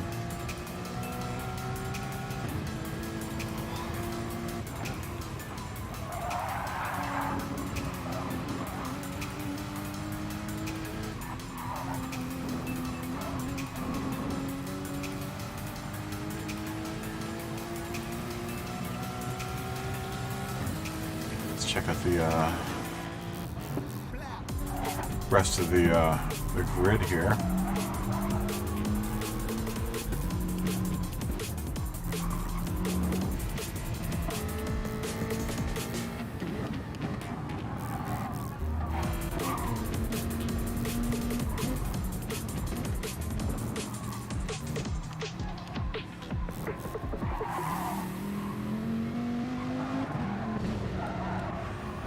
Let's look at talent ratings here.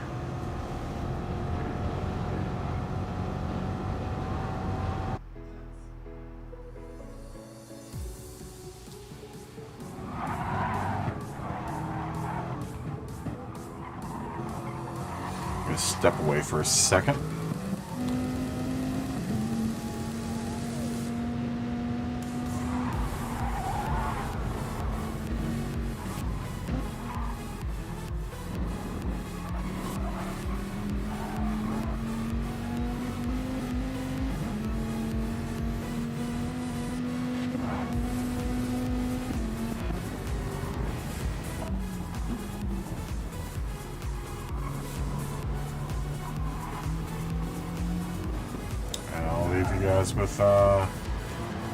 With Timberhawk. Chris, I'll be back in a second.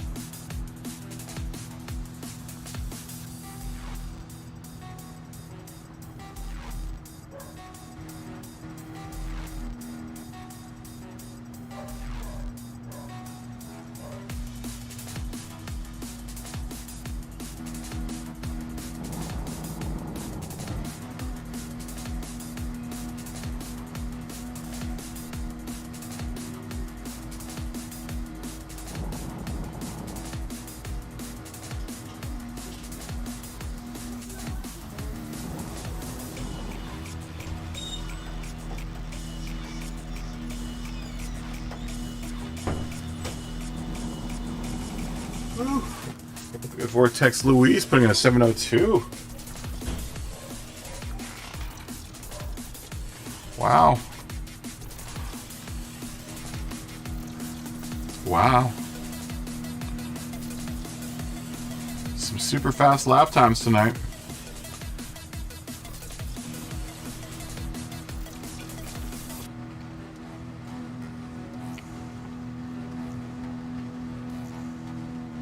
Sorry, I'm eating a banana. This will tide me over until I have dinner.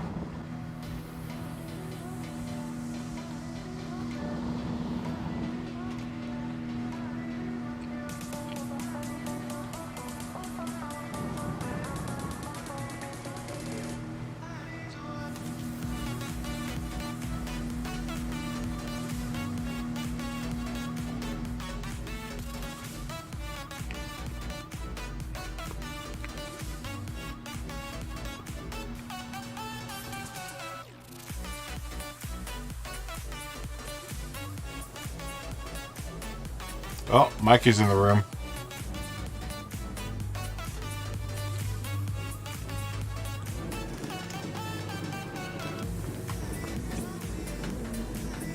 Damn it, Mikey. You came late.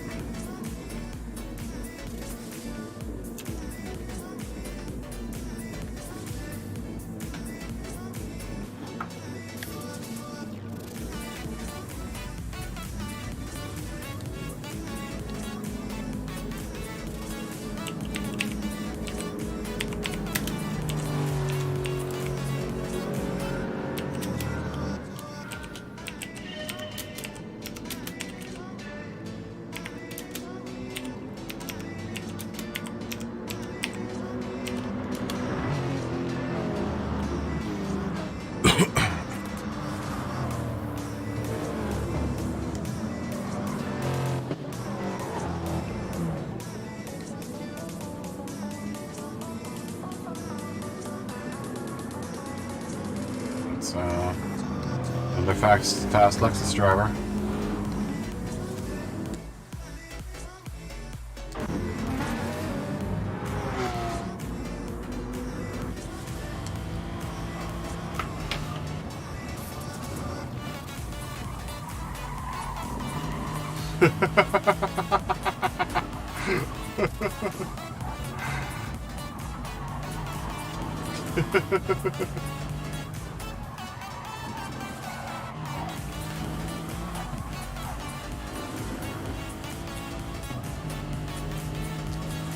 Yep, it is a dumpster fire. I know exactly what you're talking about, Mikey.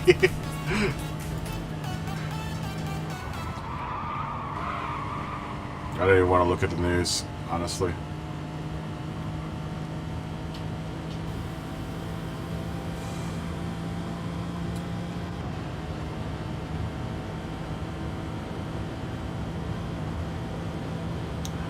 Wow, what a mess.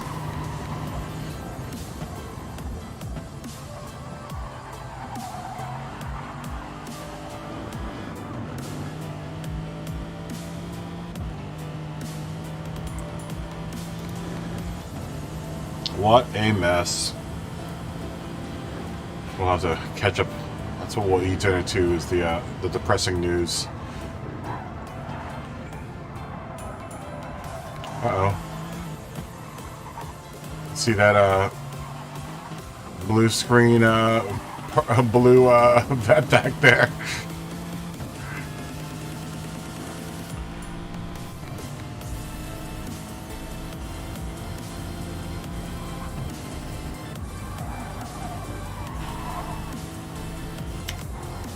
We're gonna watch this from Scott's point of view.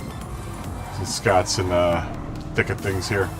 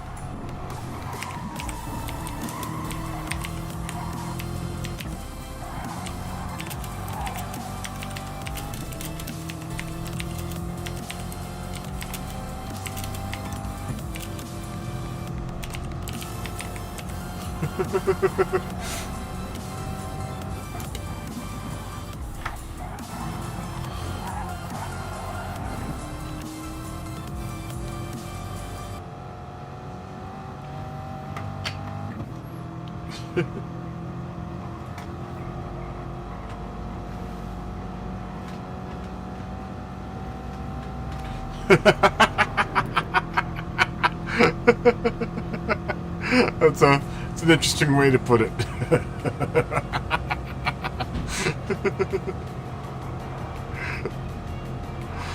That's an interesting way to put it. A big bucket of fuck. But I have to agree with Mikey. It's probably a big bucket of fuck. That's a very good way of putting it. Oh my gosh. I really don't want to turn on the news, but I'm going to have to. I've been having a good time just not thinking about it this whole time.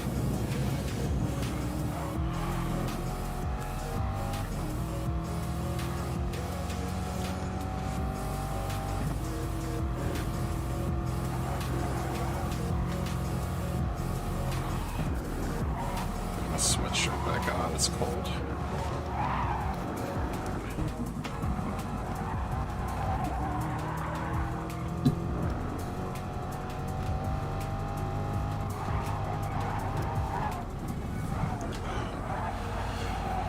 I hate putting sweatshirts on with headphones.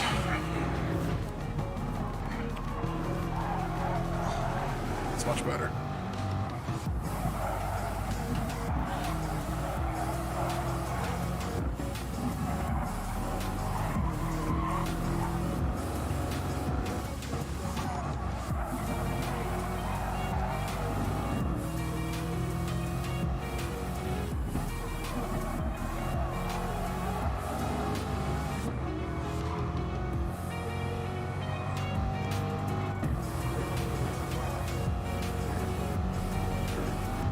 Scott.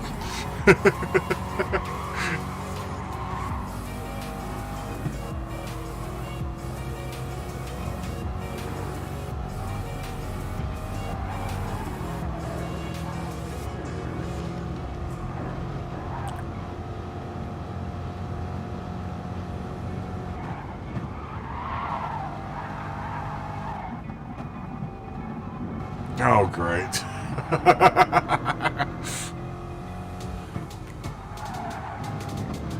Great. Fantastic.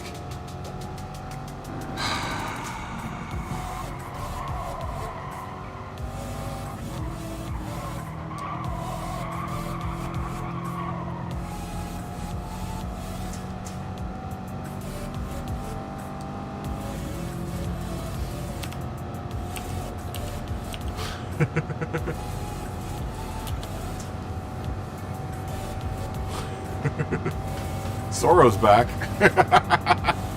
Zorro, what are you doing? Oh, getting a little help from some friends there, Scott. See what you and Placa Plum are doing here.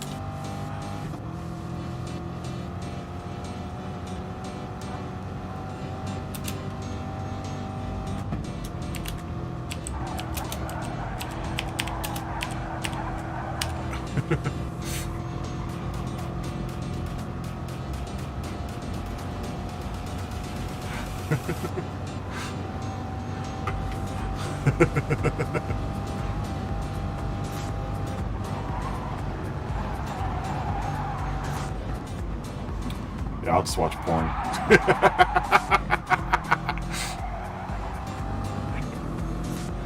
I feel like watching the news now. I was hoping something good would happen today.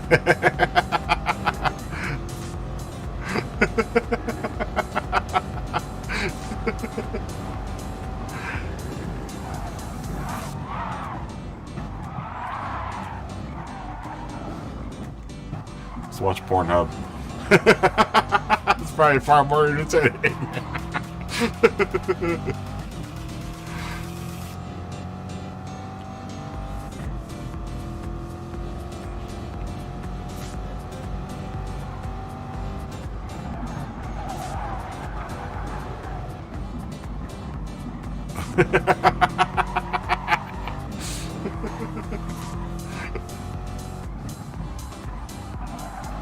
Oh, that is good.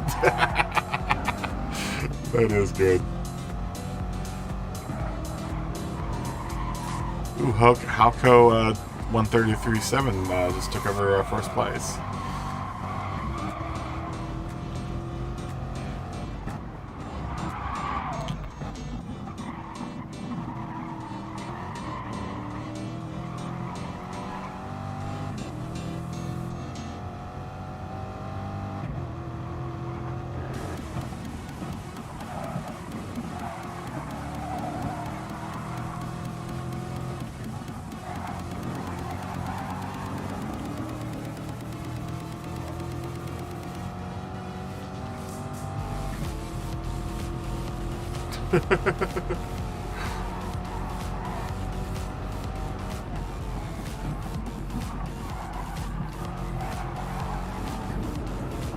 Oh,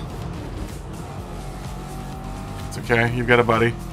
If you got a buddy, you can keep up, Scott.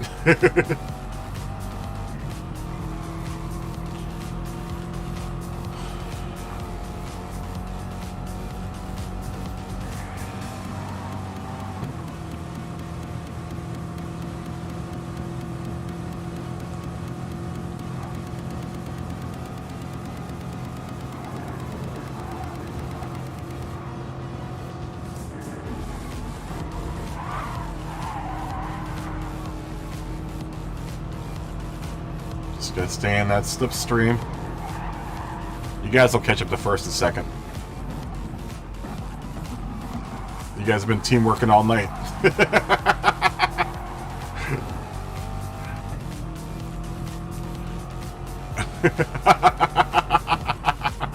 Yeah, exactly.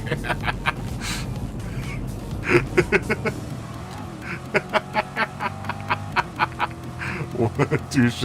Well put.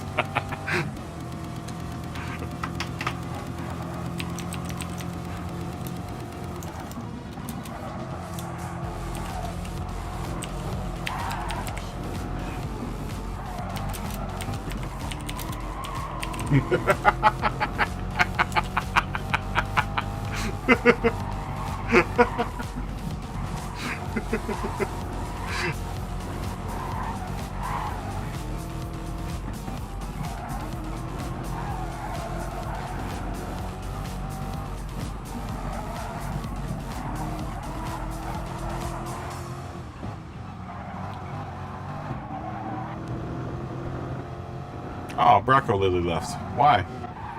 Why did you leave, Bracco Lily? Oh, well. Can't keep them all.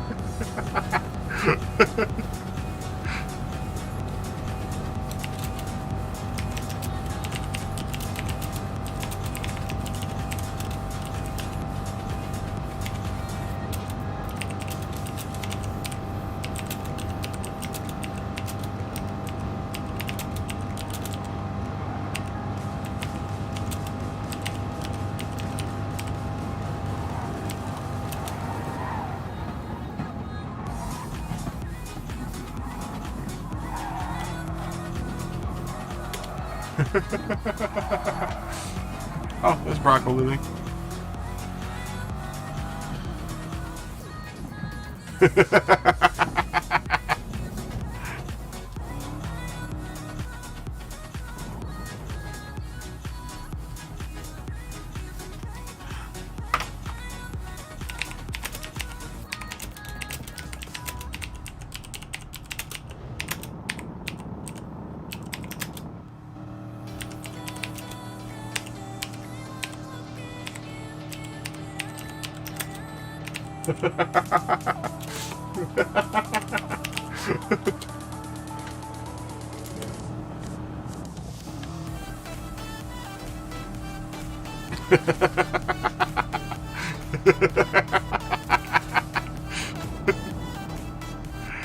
Alright, that was the end of it. I think that was the end. Congratulations, everyone.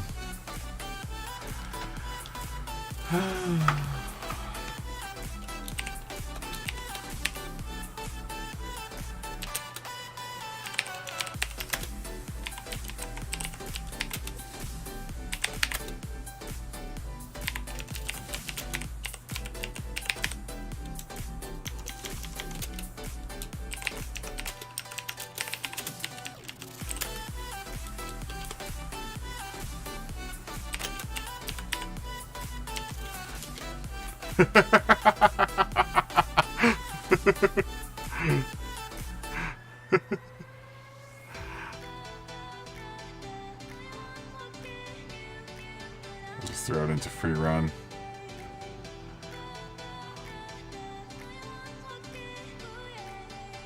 Yeah, I know, he is. They are.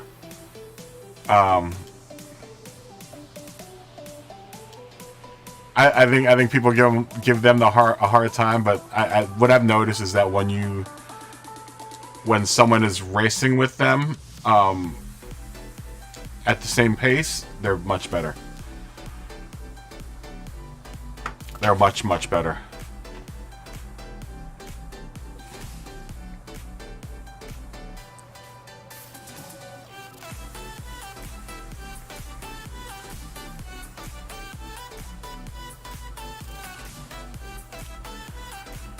Oh man, I feel bad. There's like a bunch of people in here, but I'm done for the night.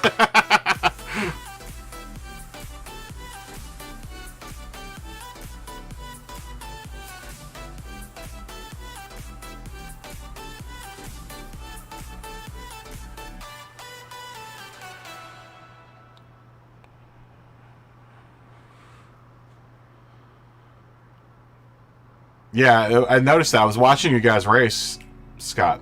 You guys were sticking with each other, and you were doing really good together.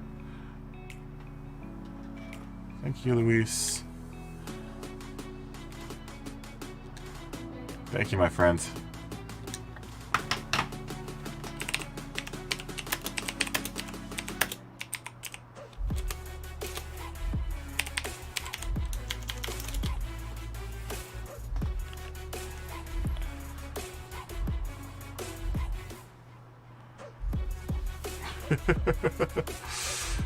Oh my gosh. Yeah, I'm not gonna do this race.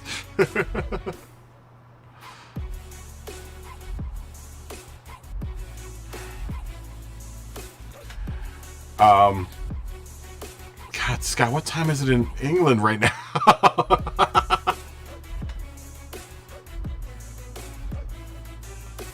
Yeah, I'm gonna give Plaka the benefit of the doubt because they seem like they're all right. when they're behind slower drivers, they get a little bit more aggressive. Like, that's slower as in people that can't keep the pace. See you tomorrow, Luis. You have a good evening. Thanks for dropping in. Thanks for bringing your teammate in, too. Yeah, both of you guys have been racing really close tonight, so... Nice race, by the way, Luis. That was a super fast time. That was a really, really fast time.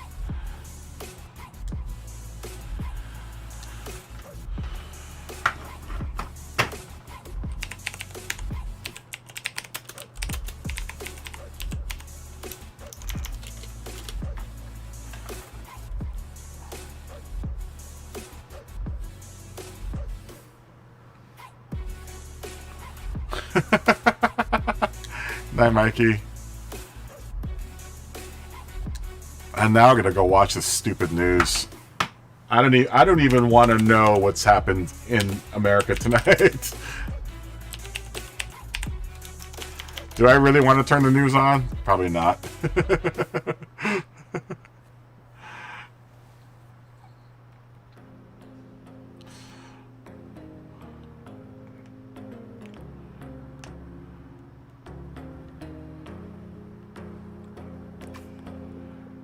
Good night to everyone.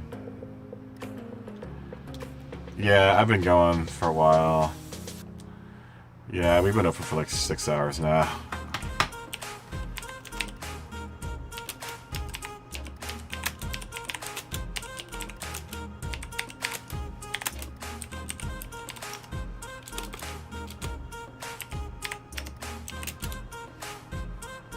Ah, they left.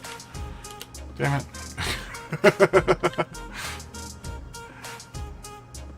Scott, have a good night, my friend.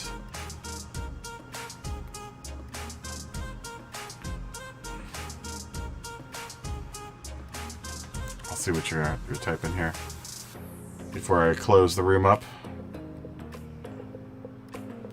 Yeah, I'll see you tomorrow, Scott. Have a good night, my friend.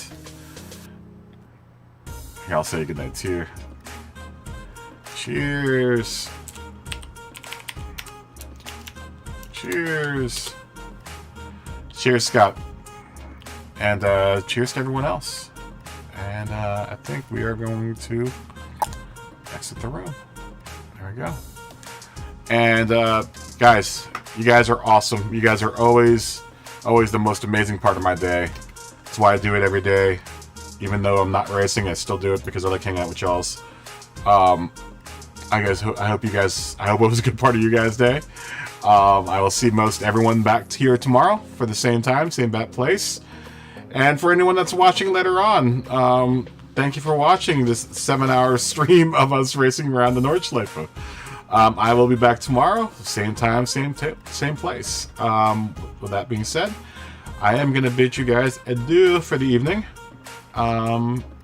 Stay safe, stay happy, stay healthy, and be awesome to each other. With that being said, I'm going to say good night.